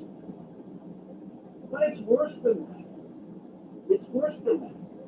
On the basis of this Russian propaganda, he withheld $400 million in military aid to a nation Russia was fighting, our ally. I mean, when we ask about, okay, what's the national security implication of what the president did? How much more clear can it be that he's not only pushing Russian propaganda, he's not only misleading Americans about who interfered in the last election, but he's not only doing the Kremlin a favor, but that he's withholding aid from the nation at war. The Russians not only got him to deflect blame for their interference in our democracy, but they got him to withhold military aid. Now, of course, there was this convergence of interest between the Kremlin and the president. The president wasn't pushing Kremlin talking points just to do Vladimir Putin a favor. He was doing it because it helped him. Because it helped him. Because it could get these talking points for him in his re-election campaign. And for that, he would sacrifice our ally and our own security. But nothing struck me more from Representative Garcia's presentation than that quote from Vladimir Putin from November of this past year, so just a couple months ago. Thank God, Putin said, thank God nobody's accusing us anymore of interfering in U.S. elections. Now they're accusing Ukraine. Thank God, Putin says. Well, you got to give Donald Trump credit for this. He has made a religious man out of Vladimir Putin. But I don't think we really want Vladimir Putin, our adversary, to be thanking God for the President of the United States. Because they don't wish us well. They don't wish us well. They are a wounded animal. They are a declining power, but like any wounded animal, they are a dangerous animal. Their worldview is completely antithetical to ours. We do not want them thanking God for our president and what he is pushing on. We don't want them thanking God for withholding money from our allies, although we can understand why they may. And to me, that's what stuck out from that presentation. Now, we walked through, in the first part of this presentation, the corrupt object of President Trump's scheme, getting Ukraine to announce these two political investigations that would benefit his reelection. And just looking at how baseless and fabricated the allegations behind them were made plain this corrupt motive. But in addition to this overwhelming evidence, there are at least 10 other reasons we know that President Trump directed his scheme with corrupt intent. There are at least 10 other reasons we know that President Trump is interested in his own personal gain and not the national interest in pressing for these investigations. First, the president only wanted these investigations to be announced publicly, not even conducted. Second, the president's only interest in Ukraine was the big stuff that mattered to himself, not issues affecting Ukraine or the United States. Third, the president tasked his personal lawyer, Rudy Giuliani, to pursue these investigations on his behalf, not government officials. Fourth, both before and after the July 25th call, the investigations were never part of U.S. official foreign policy. NSC officials, too, made clear that this was not about foreign policy. And other witnesses confirmed the investigations, in fact, diverged from U.S. official policy. Fifth, the investigations were undertaken outside of normal channels. Sixth, Ukrainian officials understood that the investigations were purely political in nature. 7, multiple administration officials reported the president's July 25th call. 8, the White House buried the call. 9, President Trump confirmed he wanted Ukraine to conduct investigations in his own words. And finally, President Trump did not care about anti-corruption efforts in Ukraine. Let's go through these one by one. First, perhaps the simplest way that we all know that President Trump wanted these investigations done solely to help his personal political interest and not the national interest is that he merely wanted a public announcement of the investigations, not an assurance that they would actually be done. If his desire for these investigations was truly to assist Ukraine's anti-corruption efforts, or because he was worried about the larger issues of corruption in Ukraine, someone actually investigating the facts underlying the investigations would have been most important. But he didn't care about the facts or the issues. He just wanted the political benefit of the public announcement of an investigation that he could use to damage his political opponent and boost his own political stand. Ambassador Gordon Sondland, who is at the center of the scheme, made this quite clear in his testimony. Now, from Mr. Giuliani, by this point, you understood that in order to get that White House meeting that you wanted President Zelensky to have, and that President Zelensky desperately wanted to have, that Ukraine would have to initiate these two investigations. Is that right? Well, they would have to announce that they were going to do it. Right, because Giuliani and President Trump didn't actually care if they did that, right? I never heard Mr. Goldman, anyone say that the investigations had to start or had to be completed. The only thing I heard from Mr. Giuliani or otherwise was that they had to be announced in some form, and that form kept changing. Announced publicly? Announced publicly. The other evidence gathered by the House's investigation confirms Ambassador Sondland's understanding. For example, recently the House received documents from Lev Parnas, an associate of Rudy Giuliani's, now indicted in response to a subpoena. As you know, Parnas was indicted by the Southern District of New York for crimes including election law violations. As part of the documents that Parnas turned over, we obtained handwritten notes that Parnas apparently took sometime in 2019. One of those notes lays out the scheme very clearly and succinctly. Now, it's not every day that you get a document like this, what appears to be a member of the conspiracy writing down the object of the conspiracy. But that's exactly what we see here. The scheme that ultimately was directed by President Trump to force Ukraine to announce the investigation of the Bidens. I repeat, to announce the investigations, not investigate, not conduct. The only thing that mattered was the public announcement. As this note says with an asterisk, get Zelensky to announce that the Biden case will be investigated. And in early September, after Mr. Giuliani and Ambassadors Volker and Sondland had tried, but failed to get President Zelensky to issue a public statement, President Trump made this clear himself. He explained to Ambassador Bolton that he wanted Zelensky in a public box. That is, President Trump would only be satisfied if Zelensky made a public announcement of the investigations, which he subsequently agreed to do on CNN. Here's Ambassador Taylor's testimony on this. And so even though President Trump was saying repeatedly that there is no quid pro quo, Ambassador Sondland relayed to you that facts of the matter were that the White House meeting and the security assistance were conditioned on the announcement of these investigations. Is that your understanding? That's my understanding. Now, you reference a television interview and a desire for President Trump to put Zelensky in a public box, which you also have quotes. Was that in your notes? It was in my notes. And what did you understand that to mean, to put Zelensky in a public box?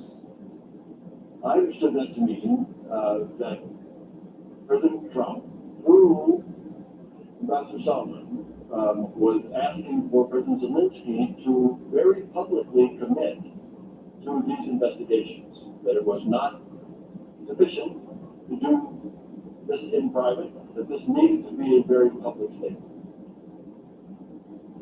The fact that the president only wanted a public announcement and not the investigations to actually be conducted demonstrates that his desire for investigations was simply and solely to boost his re-election efforts.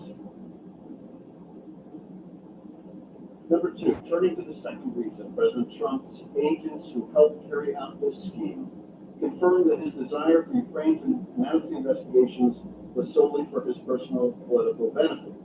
As we'll explain in more detail in a few minutes, President Trump never expressed any interest in the United States' anti-corruption policy towards Ukraine, nor did he care about Ukraine's war against Russia. He only expressed interest in one thing: investigating his political opponent. This was unequivocally confirmed by the testimony of David Holmes, the senior official in the U.S. Embassy in Kyiv. The day after the July 25th call, Holmes overheard a conversation between President Trump and Ambassador Sondland, who was in Kyiv. The only topic they discussed related to Ukraine was the investigations. Here's his testimony.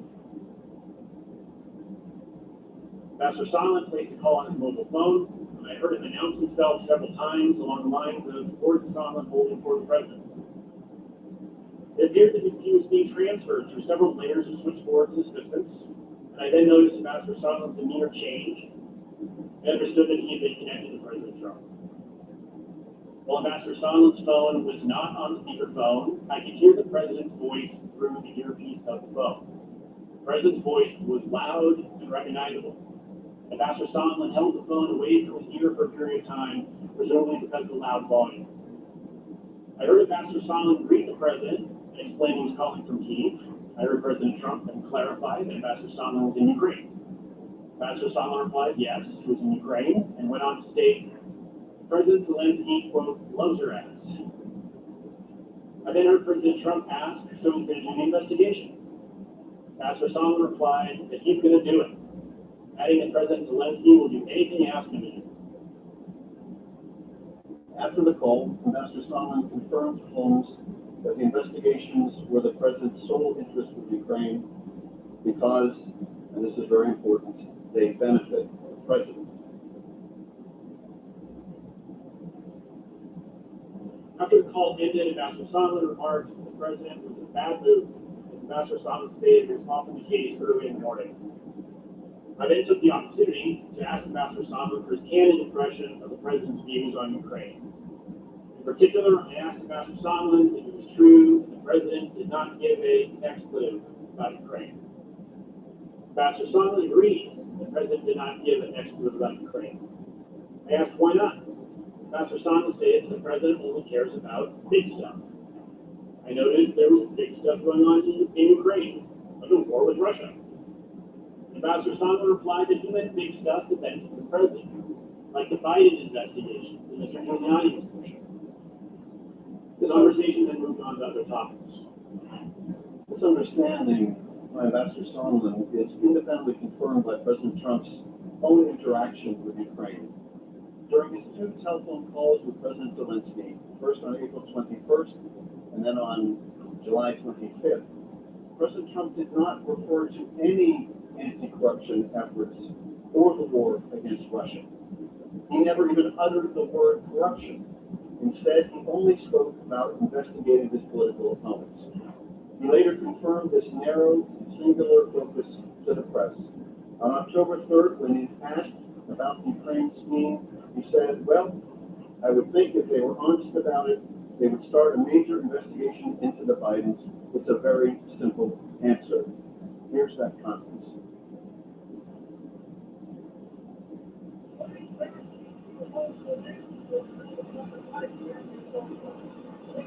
Well, I would think that if they were honest about it, they'd start a major investigation into the Bidens. It's a very simple answer. So we know from witnesses, the president's personal agents, and most importantly, the president himself, the only thing President Trump cared about with Ukraine was his investigations to benefit himself. To see this even more starkly, it's helpful to remember what presidential head of state calls are normally used for. Talk to any former occupant of the Oval Office and they will tell you that the disparity in power between the President of the United States and other heads of state is vast. Since World War II, and consistent with the requirement to faithfully execute their oath of office, U.S. presidents from both political parties have made good use of the disparity in power in their telephone calls with foreign leaders. They've used those calls to secure commitments that bolstered American security and prosperity. Acting as our chief diplomat, President Reagan used his calls to European allies like Prime Minister Margaret Thatcher to rally the world against the Soviet threat. The shining city on the hill standing up to the evil empire. His calls laid the foundation for landmark non-proliferation agreements that averted a nuclear Armageddon. It was during a phone call on Christmas Day, 1991, that President George H.W. Bush learned that Mikhail Gorbachev intended to resign as Soviet premier, marking the end of the Soviet Union. Historians credit his deft diplomacy, including numerous one-on-one phone calls, for bringing about a peaceful end to the Cold War. Following September 11th, President George W. Bush used his calls with heads of state to rally global support for the U.S. campaign to defeat Al-Qaeda, to work with our allies to protect and defend U.S. national security and combat terrorism. President Obama used his calls with foreign leaders to contain the fallout from the global economic crisis, assemble an international coalition to fight the Islamic State, and of course to rally support for Ukraine following Russia's invasion of Crimea. No matter what you think of the policy views or priorities of these prior presidents, there is no question that they are examples of the normal diplomacy that happens during presidential telephone calls. And there is no doubt when you're the President of the United States and you call a foreign leader, you are on the clock for the American people. Consistent with the faithful execution of his or her oath of office, a president's first and only objective is to get foreign leaders to do what is in the best interest of the United States. That's not what happened on July 25th. On that date, President Trump used a head of state call with the leader of Ukraine to help himself, to press a foreign leader to investigate the president's political opponent in order to help his re-election campaign. President Trump abused his authority as commander-in-chief and chief diplomat to benefit himself, and he betrayed the interests of the American people when he did so.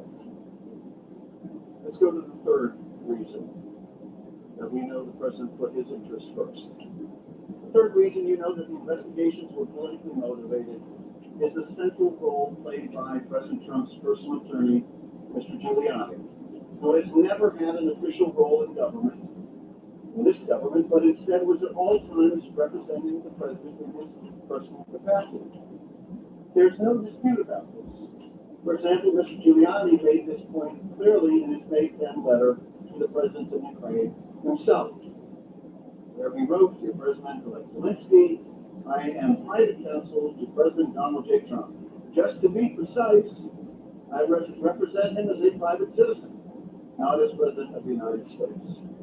This is quite common under American law because the duties and privileges of a president and a private citizen are not the same. Separate representation is the usual process." Mr. Giuliani also repeated this publicly. For example, he confirmed this point on May 9th in the New York Times, where he said, many things. He said, we're meddling in an election.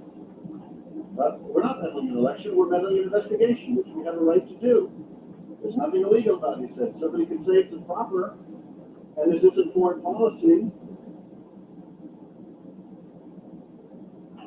He went on to say, referring to the president, he basically knows what I'm doing, sure, as his lawyer. My only client is the President of the United States, he said. He's the one I have an obligation to report to, tell him what happened. Think about that. The president was using his personal lawyer to ask Ukraine for investigations that aren't, quote, foreign policy. but that will be very, very helpful to the president personally. It's not often you get it so rapidly as we do here. Let's go to the fourth reason that these investigations were never part of U.S. policy.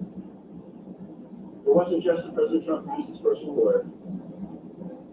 It's also that what he was asking for was never a part of U.S. policy. Witnesses told us that President Trump's investigations were not in his official prepared talking points or briefing materials. To the contrary, they went against official policy and diverged from our national security interests. All three witnesses, Tim Morrison at the National Security Council, Lieutenant Colonel Alex Vindman at the Security Council, Jennifer Williams, listened to the July 25th call, testified that when President Trump demanded that President Zelensky investigate the Bidens, he had completely departed from the talking points that they had prepared for him. Now, before I get to the video, I just want to underscore this. He's not obligated to use his talking points.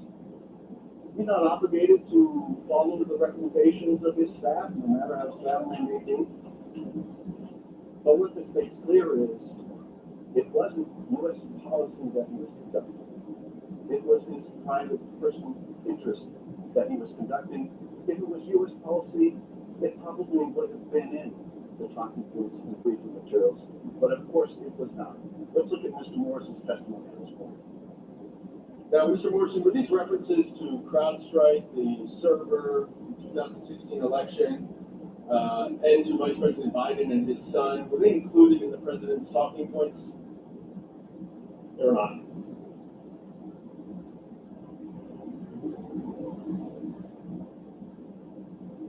And here's Lieutenant Colonel Vindman on this one.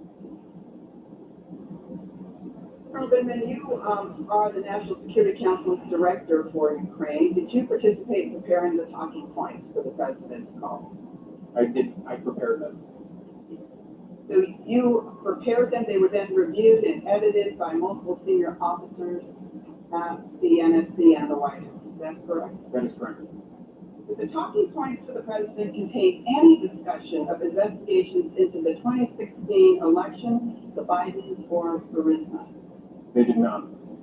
Are you aware of any written product from the National Security Council suggesting that investigations into the 2016 election, the Bidens, or Burisma are part of the official policy of the United States? No, I'm not. Dr. Bill also elaborated on this point. My point, Mr. News, is that we as the National Security Council were not told, either by the President directly or through Ambassador Bolton, that we were to be focused on these issues as a matter of US foreign policy towards Ukraine. So when you're talking about Ukraine in 2016, I never personally heard the President say anything specific about 2016 in Ukraine. I've seen him saying plenty of things publicly, but I was not given a directive. In fact, I was given a directive on July 10th by Ambassador Bolton very clearly to stay out of domestic politics. So to be clear, when President Trump asked for these investigations, he was not asking for them based on an official U.S. policy. His top official advisors had not even been told about these investigations. To the contrary, they were told to stay out of U.S. politics. And it gets worse. It was not just that President Trump ignored official U.S. policy and the talking points he was given. It was that what he was doing, withholding support from Ukraine, was actually contrary to and harmful to U.S. policy. There is clear and undisputed bipartisan support for Ukraine. Ukraine is our ally. It's more their war with our adversary. So our goal should be helping President Zelensky's anti-corruption reforms and helping Ukraine fight its adversary, Russia, in any way that we can. President Trump's own national defense strategy stated, you're listening to special coverage of the Senate impeachment trial from NPR News. You're listening to NPR special impeachment coverage on 89.3 KPCC Pasadena, 89.1 KUOR Redlands, 90.3 KBLA Coachella, and 89.5 KJAI Ohio, stationed in Europe. Roughly 10,000 of those U.S. troops are deployed on NATO's eastern border with Russia, to countries like Poland, Hungary, Lithuania, and Bulgaria. These American forces are literally holding the line against another land grab by Vladimir Putin. The author of that strategy, former U.S. National Security Advisor Lieutenant General H.R. McMaster, issued this stark warning about Russia's aggression. For too long, some nations have looked the other way in the face of these threats. Russia brazenly and implausibly denies its actions, and we have failed to impose sufficient costs. The Kremlin's confidence is growing as its agents conduct their sustained campaign. This is special coverage of the Senate impeachment trial from NPR News. What General McMaster says obviously makes sense. Russia's confidence, sadly, is growing. We need to stand up to them. And that's why we support them to help defeat Russian aggression.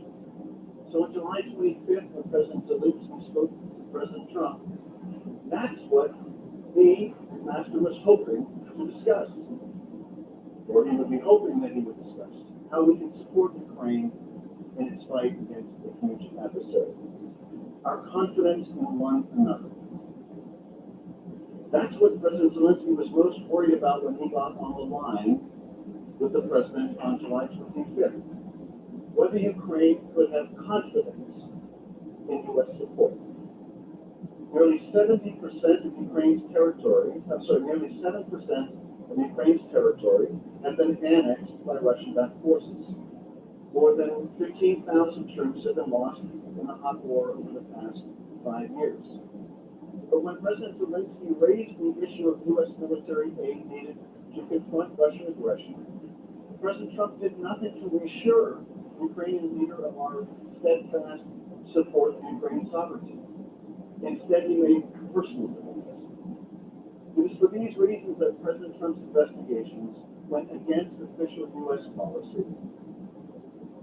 Witnesses confirmed that President Trump's request actually diverged not just from our policy, but from our own national security. As Dr. Hill testified, Ambassador Sondland, in carrying out President Trump's speech, quote, was being involved in a domestic political errand, and we were being involved in national security policy, and those two things had just diverged. And as Ambassador Taylor elaborated, quote, our holding up of security systems that would go to a country that is fighting aggression from Russia for no good policy reason, no good substantive reason, no good national security reason was wrong. As these officials so correctly observed, there's no question that President Trump's political errand in our national security diverged. And he did this to advance his re-election, not to advance U.S. national security goals. And then he did it for no good reason, but for political reason. But it's more than that. It's more than our national security policy. We as a country are meant to embody the solution to corruption. Our country is based on promoting the rule of law. And here what the President did attacks another of the United States' strengths, that of our ideals and our values. Part of that is ensuring the integrity of our democracy and our political institutions. It is a fundamental American value that underlying our democracy that we do not use official powers to ask for investigations of our political opponents to gain a political advantage. When President Trump asked a foreign leader to investigate his political opponent, he abused the broad authority provided to the President of the United States. Witness testimony again confirms this.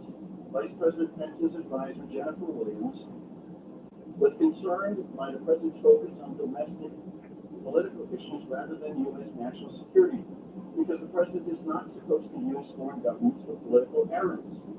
She characterized the call as a domestic political matter. Here's her testimony.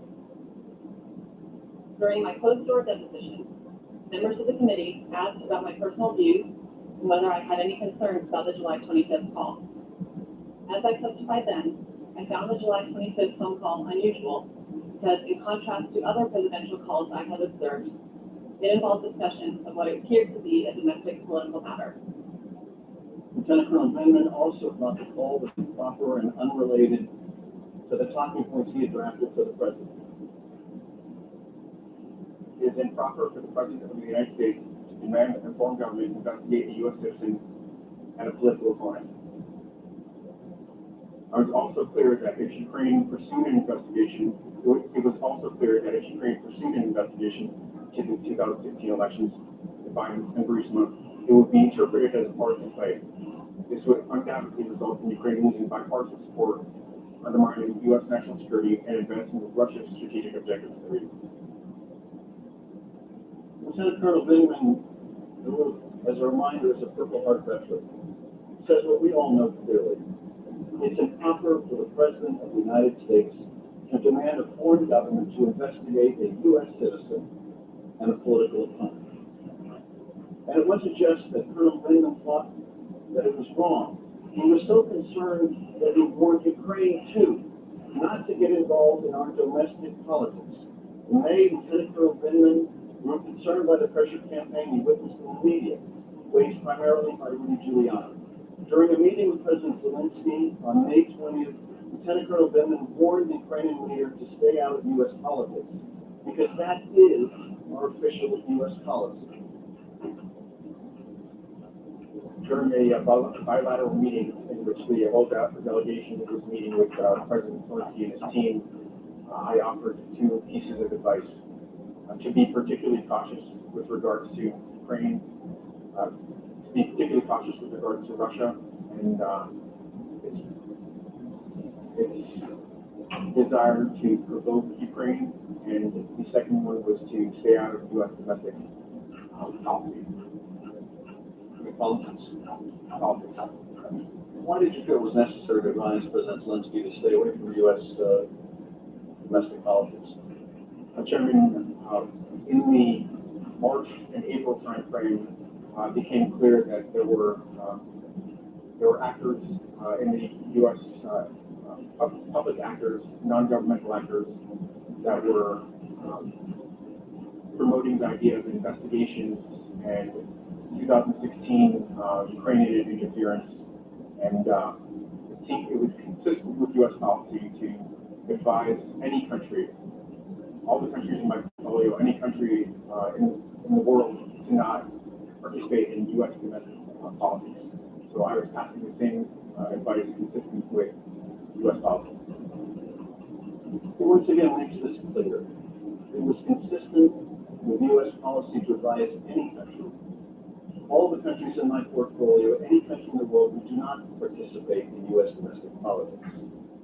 Deputy Assistant Secretary of State George Kent, too, testified that the president's political investigations, of course, had nothing to do with American anti-corruption efforts in Ukraine, which have consistently focused on building institutions and never specific investigations, and that if we do ask countries to do our political errands, it entirely threatens our credibility as a democracy.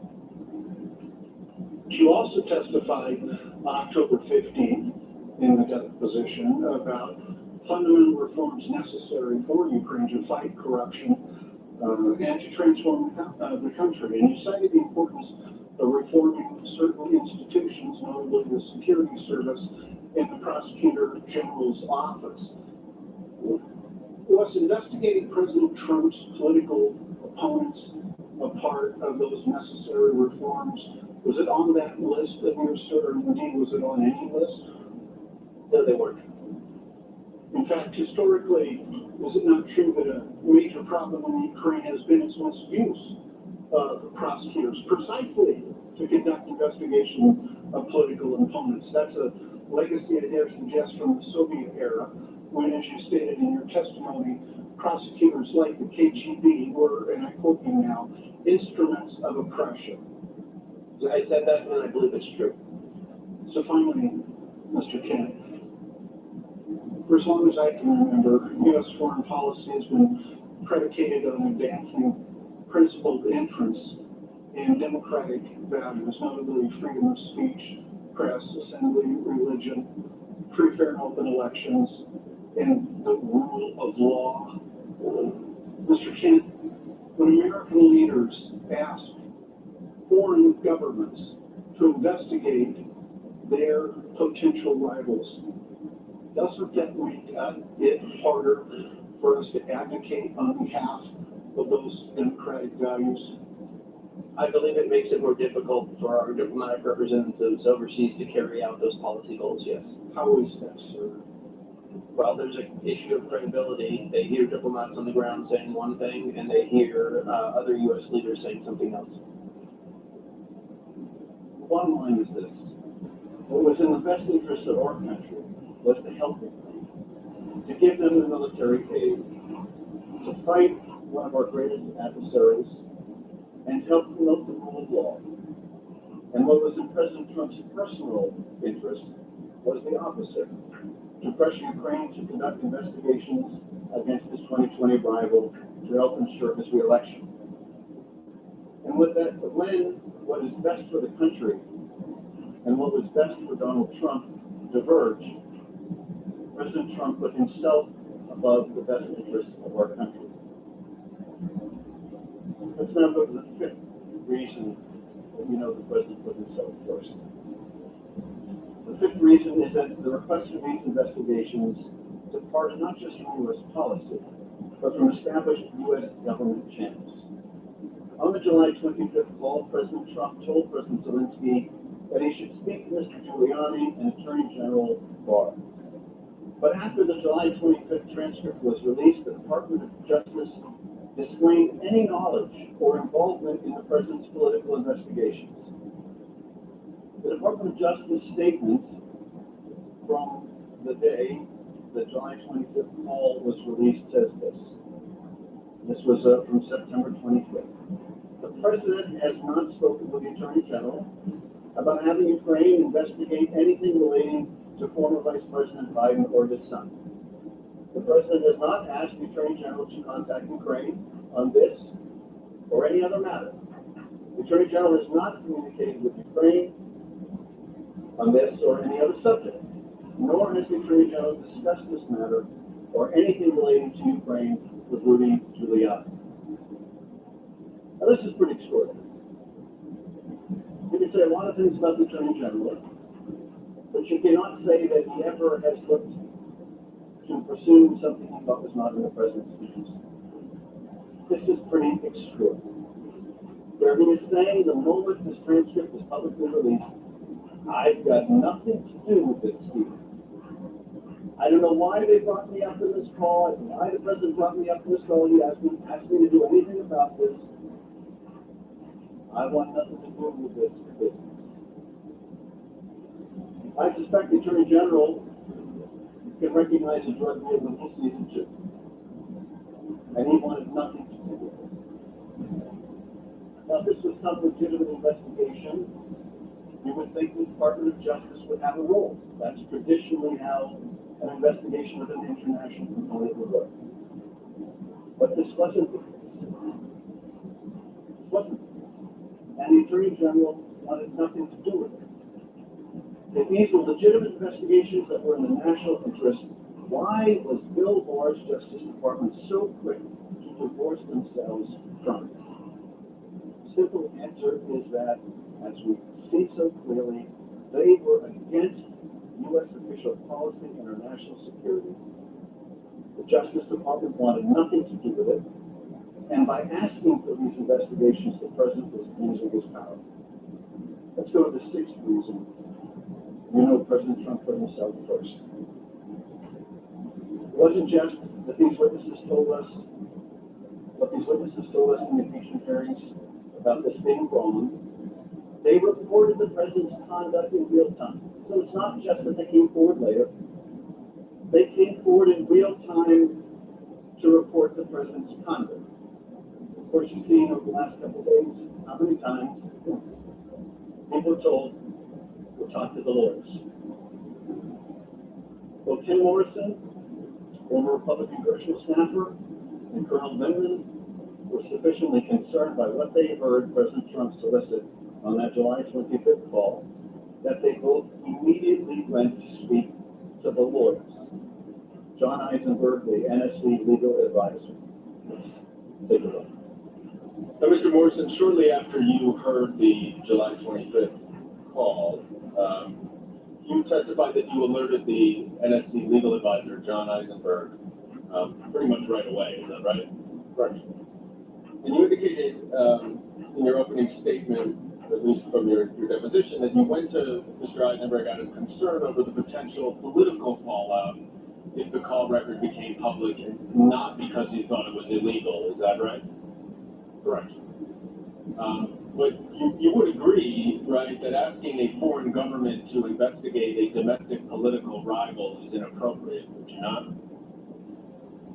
It's not what we recommend the president discuss. I think that's a profound understatement. Mr. Morrison clearly recognized that the request to investigate Biden and Burisma was about U.S. domestic politics and not U.S. national security. Lieutenant Colonel Vindman knew this too, and he reported his concerns to the White House counsel. Now, you said you also reported this incident to the NSC lawyers, is that right? Correct. And what was their response? John Eisenberg said that he took notes while I was talking, and he said that he would look into it. Why did you report this meeting and this conversation to the NSC lawyers?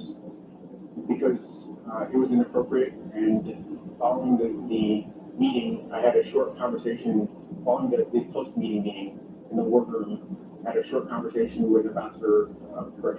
Hill, and we discussed the idea of needing to report this.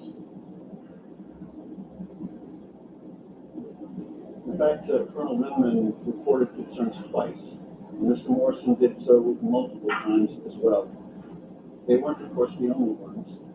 As this slide shows, Dr. Hill reported her concerns to the NSC legal advisor. Mr. Ken reported his concerns at the State Department's failure to respond to House document requests. The lawyers were awfully busy.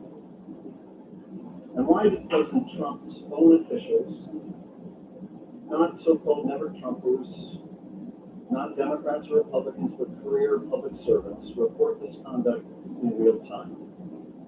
Because they knew it was wrong.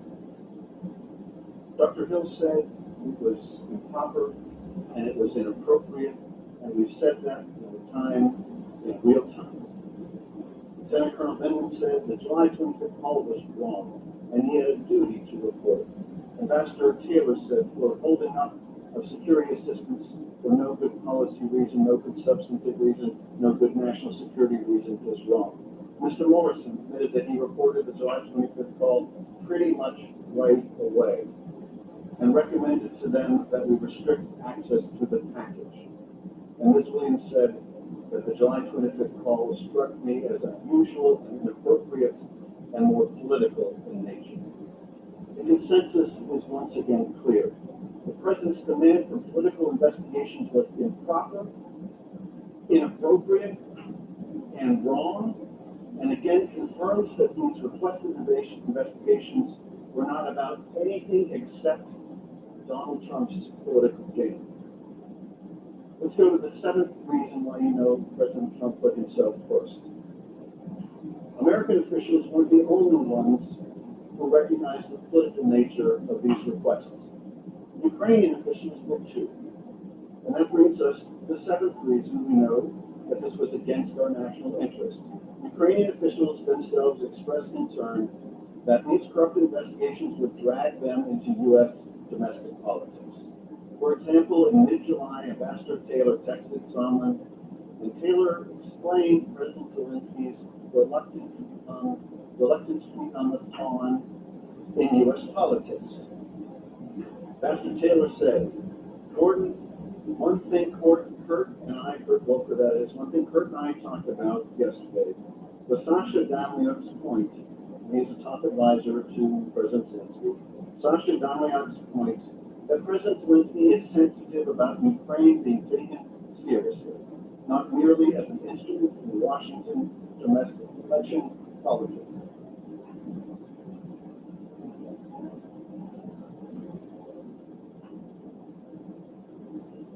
So here you have Sasha Van Wood, one of the top advisors to Zelensky, affirming that his president wants to be taken seriously.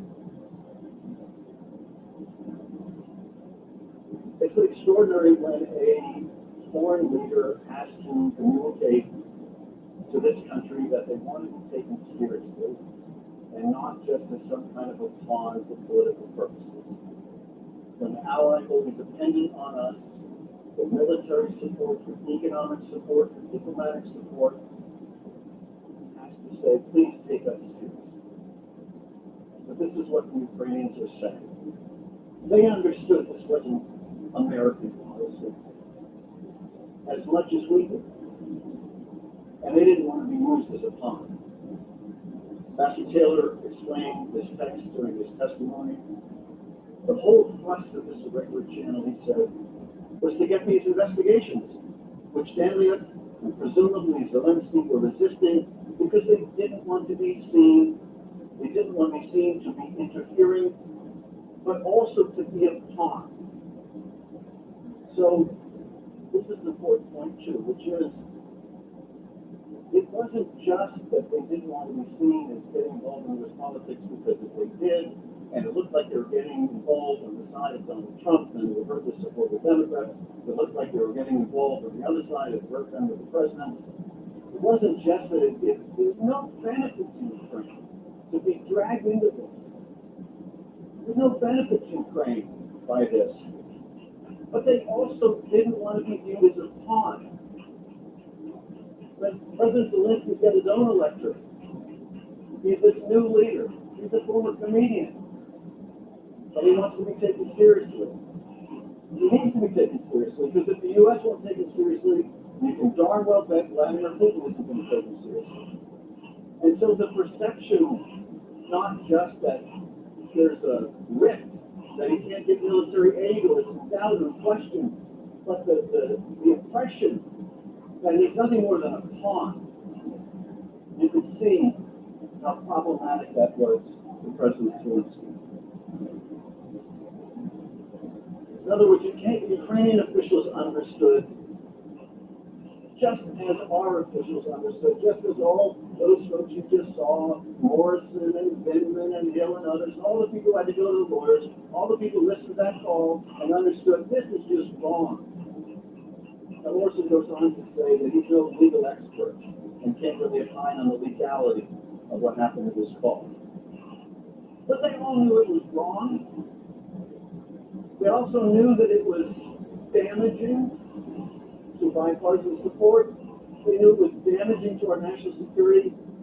But here we see it wasn't just our people, it was Ukrainians who also understood this was a pure political error they were being asked to perform.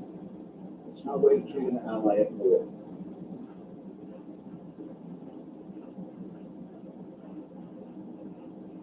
Now, it wasn't just a testimony of U.S. officials on this. We know this directly from the Ukrainians. Indeed, we know this directly from President Zelensky himself, who said, quote, "I'm sorry, but I don't want to be involved to democratic open elections of the USA." Here's Zelensky saying, I don't want to be involved. I don't want to be involved. And he shouldn't be involved. He shouldn't be involved. That's not his job. And he knows that. And it's a tragic fact that the world's oldest democracy has to be told by the struggling democracy, this isn't what you're supposed to do. But that's what's happening.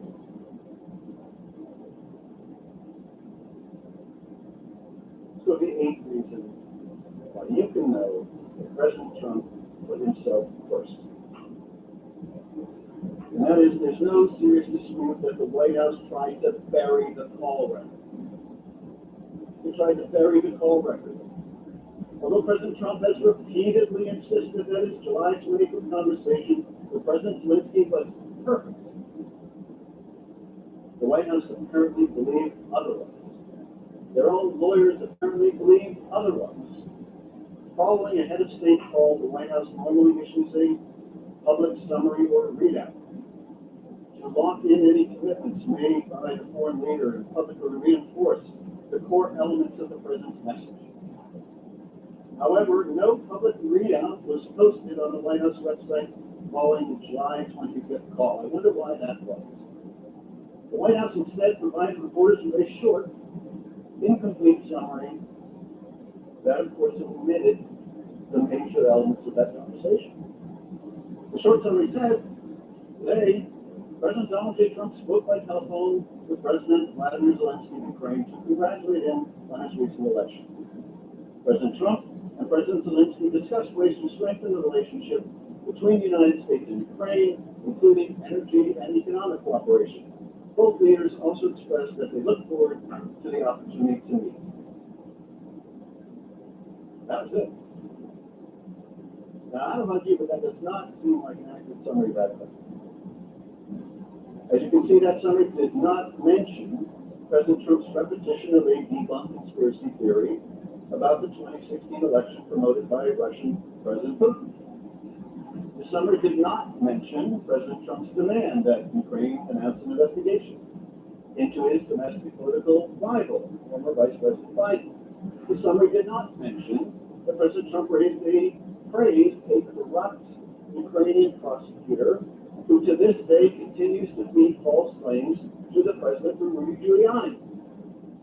If the call was perfect, if these investigations were legitimate, if the White House had nothing to hide, then ask yourselves, why did the White House readout omit any mention of these investigations? Why not publicly confirm that Ukraine had been asked by the president to pursue?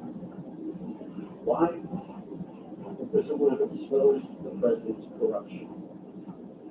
But sanitizing the call readout wasn't the only step taken to cover up the president's wrongdoing. The White House counsel's office also took the regular efforts to hide the call record away on a secure server used to store highly classified information. National Security Council Senior Director Tim Morrison, who you saw video clips of, testified that he requested that access to the electronic file of the call record be restricted so that it couldn't leak.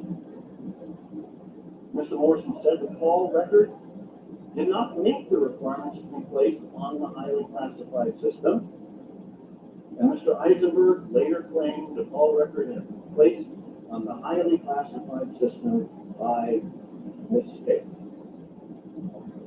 Sure, it was very insignificant.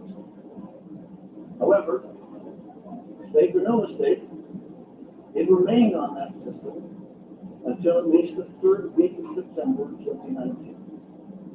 So that mistake continued from July all the way through September. Why were they trying to hide what the president did?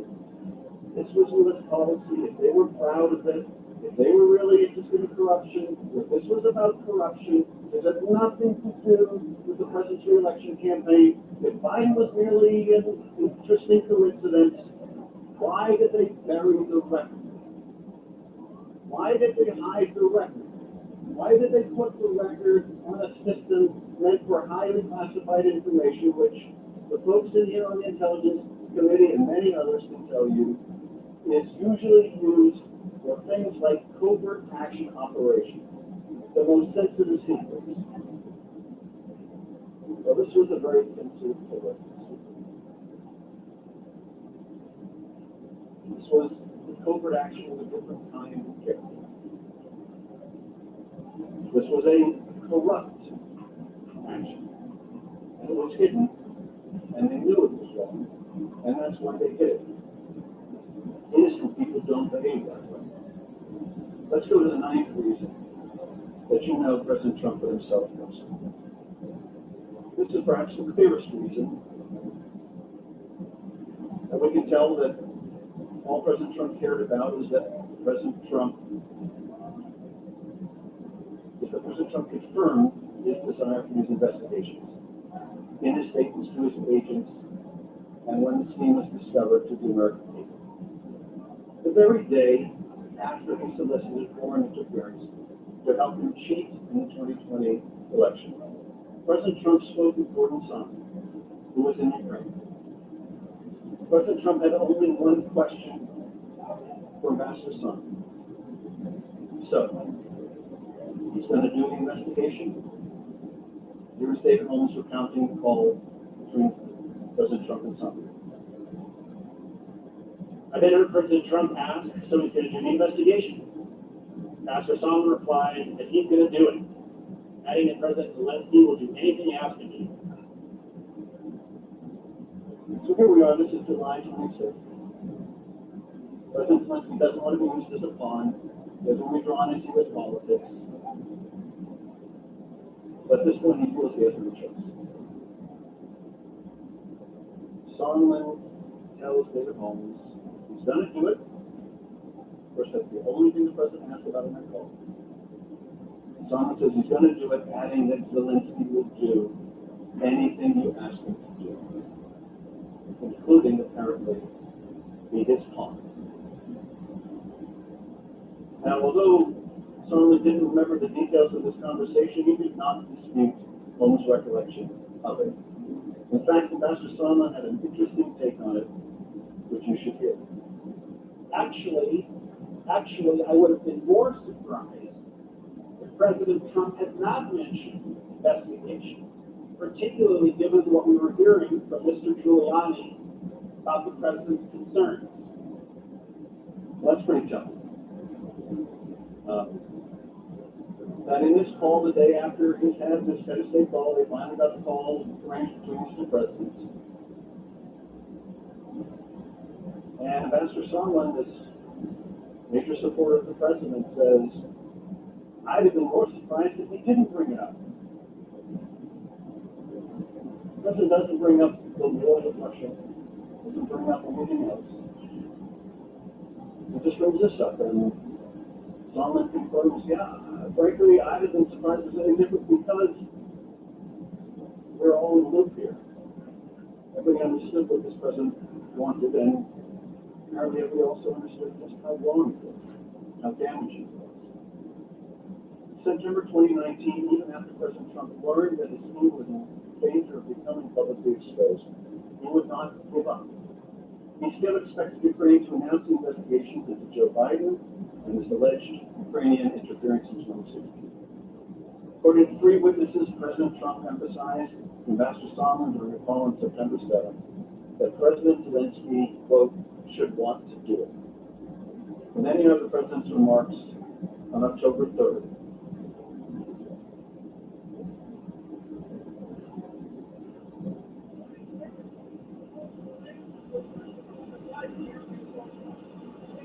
Well, I would think that if they were honest about it, they'd start a major investigation into the Biden. It's a very simple answer.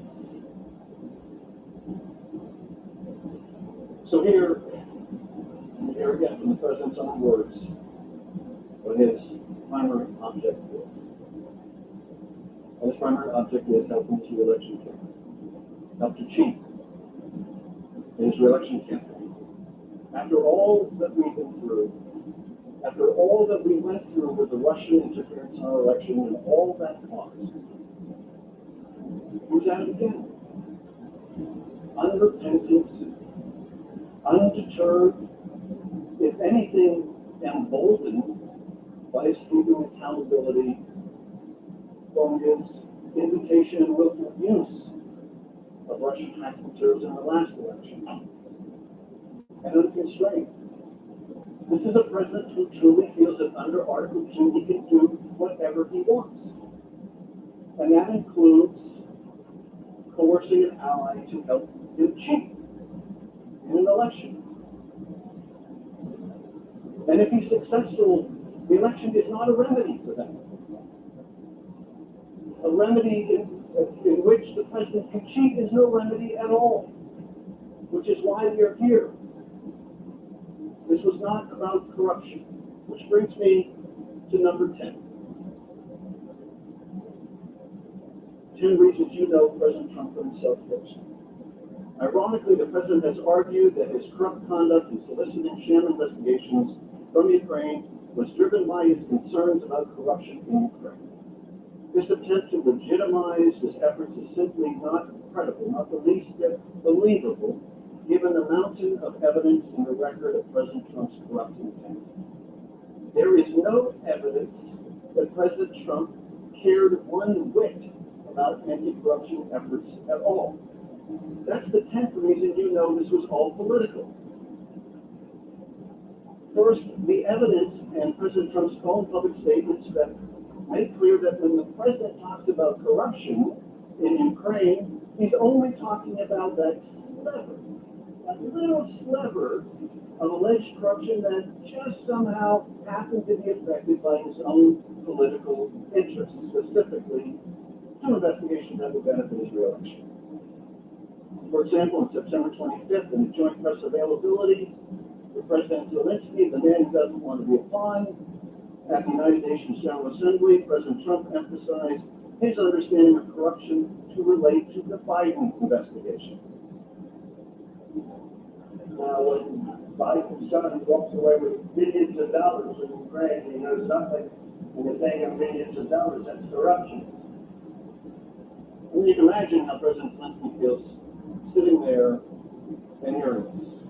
The man who does not want to be a pawn, the man who doesn't want to be pulled into American politics, and there is the president at it again, trying to draw his nation in, even while they've got a war to cover. Another example was on September 30th, when President Trump stated, the new president of Ukraine ran on the basis of no corruption. That's how he elected. And I believe that he really means it. But there was a lot of corruption having to do with the 2016 election against us. And we want to get to the bottom of it. And it's very important that we do. Thank you. this is, of course, again bringing up the CrowdStrike conspiracy theory. What does the president say? Corruption against us. He's not concerned about actual corruption cases, only matters that affect him personally. 2 days later, President Trump again tried to link corruption with the Biden investigation. The only thing that matters is the transcript of the actual conversation that I had with the president of Ukraine. It was perfect. We're looking at congratulations. We're looking at doing things together. And what are we looking at? We're looking at corruption. And in, I believe, 1999, there was a corruption act or a corruption bill passed between both countries, where I have a duty to report corruption. Now, let me tell you something. Biden's son is corrupt, and Biden is corrupt. Just 2 days after that, the president again equated corruption with actions by others to hurt him politically. We feel there's corruption, like I feel there was in the 2016 campaign. There was tremendous corruption against me. If we feel there's corruption, we have a right to go to foreign countries. So here again, the president is pushing out the Kremlin talking point of Ukrainian interference in 2016 and the CrowdStrike conspiracy theory. Again, when President Trump is talking about corruption, he's talking about perceived efforts by political opponents to hurt him. It's personal, it's political, but it is not anti-corruption policy. Ambassador Volker confirmed this fact. Fighting corruption in Ukraine, when used by President Trump and Giuliani, in fact, refers to the investigation of the Bidens in 2016.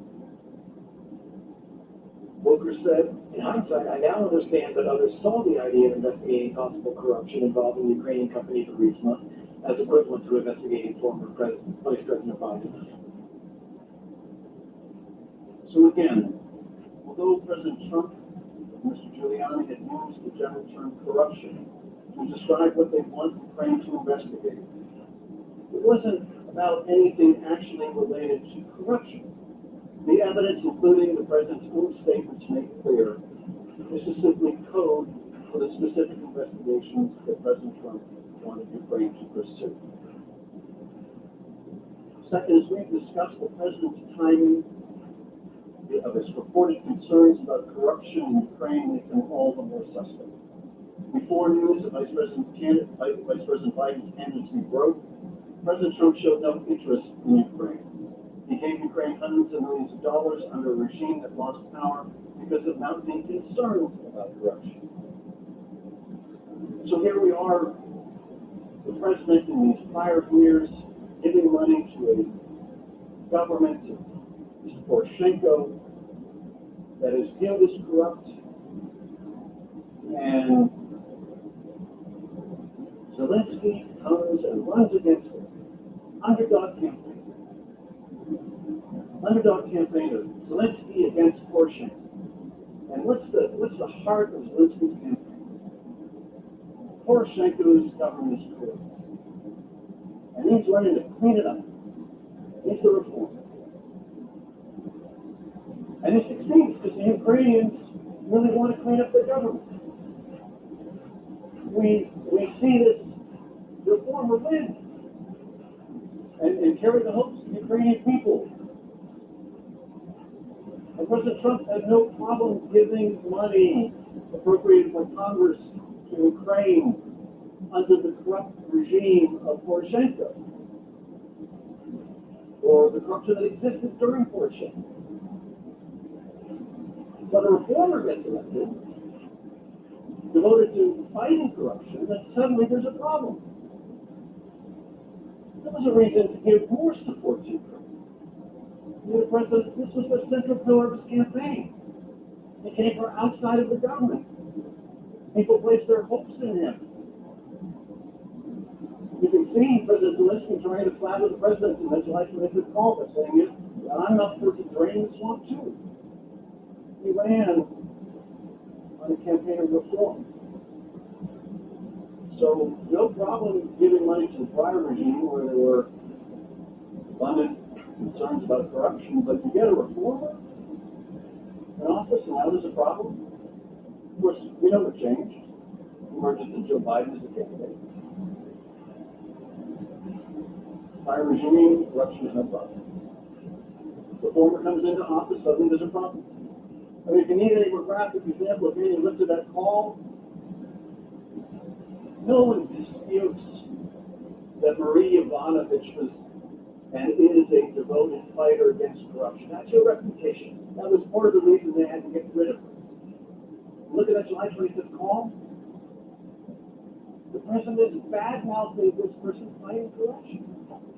He's praising the former Ukrainian prosecutor who's corrupt.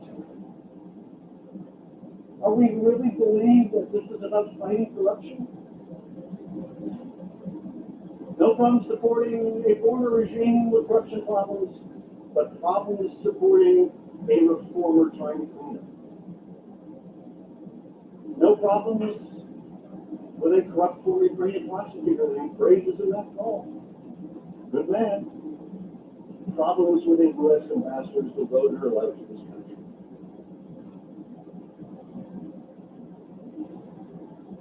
It wasn't until 2019, after Biden emerged as a considerable opponent, after Special Counsel Mueller confirmed that President Trump's campaign had welcomed Russian assistance in 2016, that President Trump, we are to believe, suddenly developed an interest in corruption reforms in Ukraine. Never mind that his own Defense Department said they were meeting all the benchmarks. This new administration, the reformer, is doing exactly what we wanted them to do. Never mind. Now that Biden's in the picture, he's done. Third, when given the opportunity to raise the issue of corruption with Ukrainians, the president never did. Despite the request of his staff, the word corruption never crosses his lips. Just the Biden's and Kraus. The president first spoke to President Zelensky on April 21st. He was supposed to, he was asked to, by his staff, bring up corruption. I think, go back and check, but I think the readout of that call, that congratulatory call actually said that he brought up corruption. All right? So that says I'm right. So April 21st, he's asked to bring up corruption. A congratulatory call to President Zelensky. Great reformer. He doesn't bring it up, but you know, the readout says that he did. It was just like the readout of the July 25th call. Misleading. Of course, the readout in the second call was far more misleading because there was far more to mislead about. But in those two conversations, there's nary a mention of the word corruption. But we're to believe that apart from the Bible, this is what our president is concerned about in Ukraine. Here's Lieutenant Colonel Vindman. Colonel Vindman, if I could turn your attention to the April 21st call, that is the first call between President Trump and President Zelensky. Did you prepare talking points for the President to use during that call? Yes, I did. And did those talking points include rooting out corruption in Ukraine? Yes. That was something the President was supposed to raise the conversation with President Zelensky? Those were the recommended talking points that were cleared through the NSC staff for the President, yes. Did you listen in on that call? Yes, I did. The White House has now released the record of that call. Did President Trump ever mention corruption in the April 21st call? To the best of my recollection, he did not. President Trump also did not mention the word corruption on the July 25th call. Here's Lieutenant Colonel Vindman confirming that as well.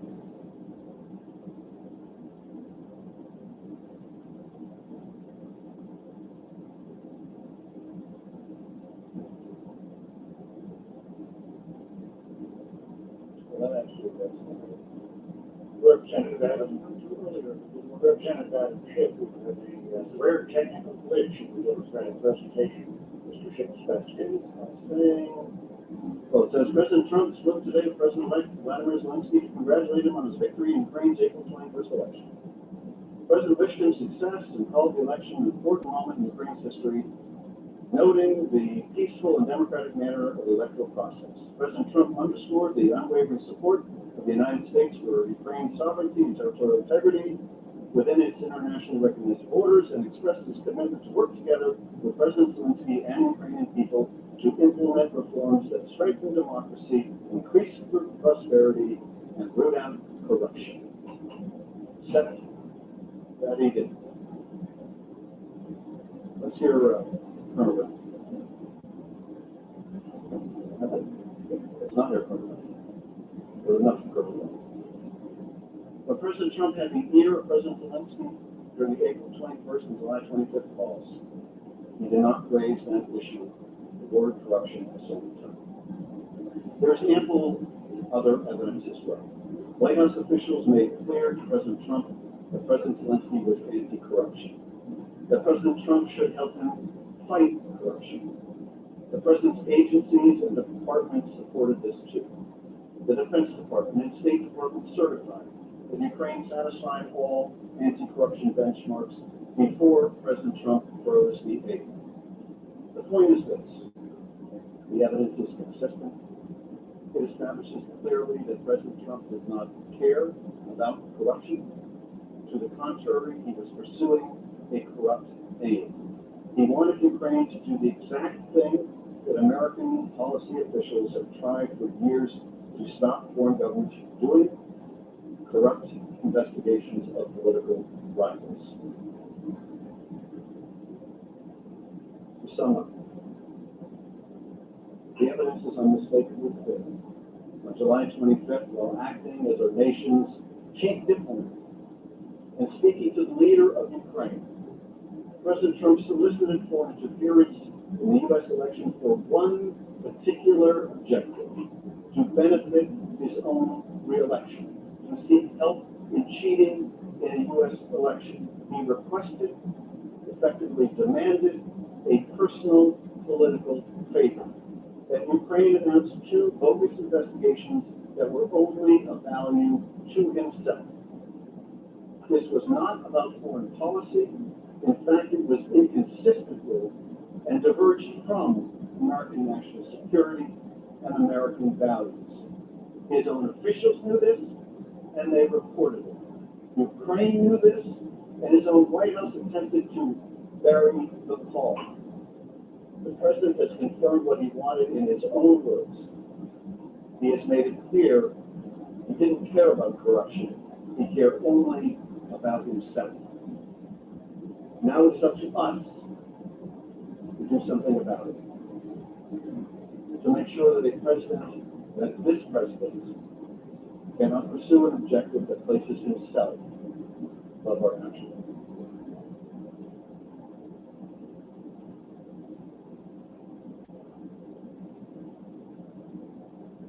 Representative Adam Schiff from California, now being succeeded in Peruvian by Joe Lofgren of California.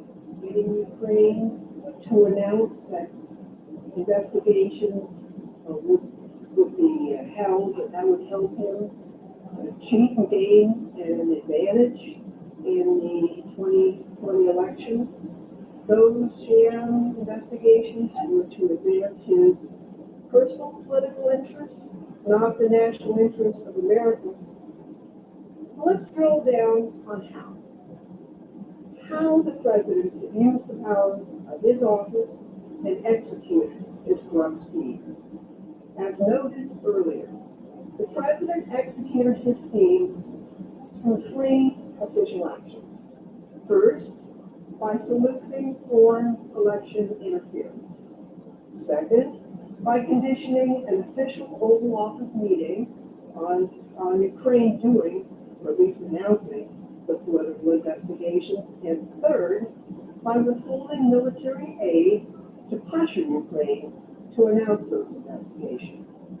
All three of President Trump's official actions were an abuse of his power as president and done for personal gain.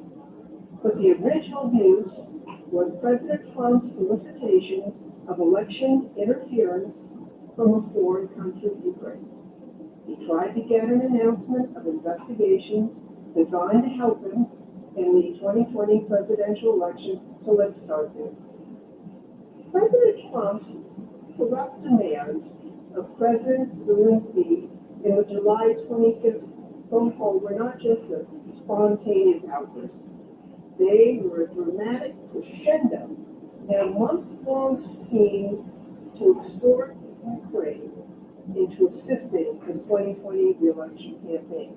As was shown, there's evidence of President Trump himself demanding that Ukraine conduct the investigations. But President Trump also delegated his authority to his political agent, Rudy Giuliani, to oversee and direct this scheme. And that was beginning in late 2018 and early 2019. And here's how that scheme worked. First, in January of 2019, Mr. Giuliani and his associates discussed the investigation with the then current and former prosecutor generals of Ukraine. As we discussed, both were corrupt. Then, in late April 2019, the scheme hit a roadblock. The reform candidate, Zelensky, won the Ukrainian presidential election. Fear was that President-elect Zelensky would replace the corrupt Ukrainian prosecutor Giuliani had been dealing with. President Trump removed Ambassador Yovanovitch because his agents, including Giuliani, believed she was another roadblock to the corrupt scheme they were undertaking in his behalf. In her place, President Trump, he directed a team of hand-picked political appointees, U.S. officials who were supposed to work in the public interest, to instead work with Mr. Giuliani to advance the president's personal interests. Those were the three amigos.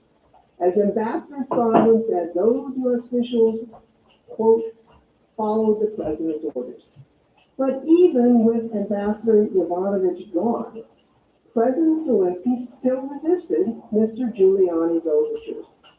So Giuliani, at the president's direction, throughout May and June, he ratcheted up public pressure on Ukraine to announce the investigation. No luck. It was only then, when Mr. Giuliani could not get the deal done, that President Trump turned to the second official action, using the Oval Office meeting to pressure Ukraine. Before we turn to the scheme for soliciting foreign election interference, we need to understand how Mr. Giuliani, the president's private agent, assumed a leadership role in this scheme that applied escalating pressure on Ukraine to announce investigations helpful to the president's political interests. Why is that so important? First, let's be clear. Mr. Giuliani is President Trump's personal lawyer.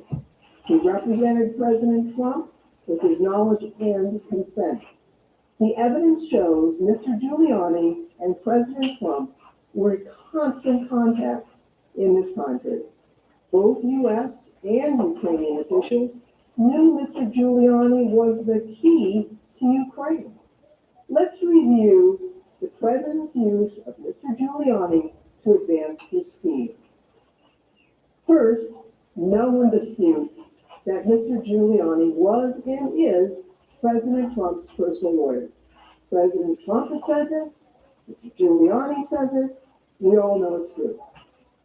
Second, President Trump at all times directed and knew about Mr. Giuliani's actions.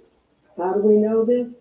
Let's start with a letter signed by Giuliani to President Zelensky. And here is that letter. On May 10th, 2019, Mr. Giuliani wrote to a foreign leader, President-elect Zelensky. The letter reads, and I quote, "In my capacity as a personal counsel to President Trump and with his knowledge and consent, Rudy Giuliani, not a government official, to speak about President Trump's specific request." And he makes it clear it was in his role as the president's counsel. Now, Mr. Giuliani didn't just tell the foreign leader that, he also told the press. The day before Mr. Giuliani's letter to Zelensky, the New York Times published an article about Mr. Giuliani's upcoming trip to Ukraine. And here's the slide about that article. It said, and I quote, "Rudy Giuliani plans Ukraine trip to push for inquiries that could help Trump." Mr. Giuliani said his trip was to press Ukraine to initiate investigations into false allegations against the Bidens and the 2016 election, and that it was at the request of the president. He stated that President Trump, and I quote, "basically knows what I'm doing, sure," as his lawyer. President Trump repeatedly admitted knowledge of Mr. Giuliani's activities and to coordinating with him about the Ukrainian activities. Politico reported on May 11, 2019, and I quote, "In a telephone interview with Politico on Friday, Trump said he didn't know much about Giuliani's planned trip to Ukraine, but wanted to speak with him about it. I've not," and this is the quote of the president, "I've not spoken to him in any great length, but I will," Trump said in the interview. "I will speak to him about it before he leaves." President Trump knew and directed Mr. Giuliani's activities in May 2019, when Mr. Giuliani was planning his visit to Kiev, and that remains true today. The Wall Street Journal reported that when Rudy Giuliani returned from a trip to Kiev just last month, quote, "the president called him as the plane was still taxiing down the runway. President Trump asked his lawyers, quote, 'What did you get?' Giuliani answered, 'More than you can imagine.'" Even as President Trump faced impeachment in the House of Representatives, he was You're coordinating. listening to special coverage of the Senate impeachment trial from NPR News. The president asked. You're listening to NPR special impeachment coverage on 89.3 KPCC Pasadena, 89.1 KUOR Redlands, 90.3 KBLA Coachella, and 89.5 KJAI Ojai. The House got call records. They show contacts, not content, between Giuliani, the White House, and other people involved in the president's scheme. For example, on April 23rd, Rudy Giuliani learned President Trump had decided to fire Ambassador Yovanovitch. On that day, according to phone records, Giuliani had an 8-minute and 28-second call with a White House number. Let's look at what happened the next day on April 24th. Giuliani was again in repeated contact with the White House. For example, he had one 8-minute. This is special coverage of the Senate impeachment trial from NPR News. Later, he had another call, which lasted 3 minutes and 15 seconds with the White House. Now, when a reporter recently asked who he called at the White House, Mr. Giuliani said this: "I talked to the president mostly."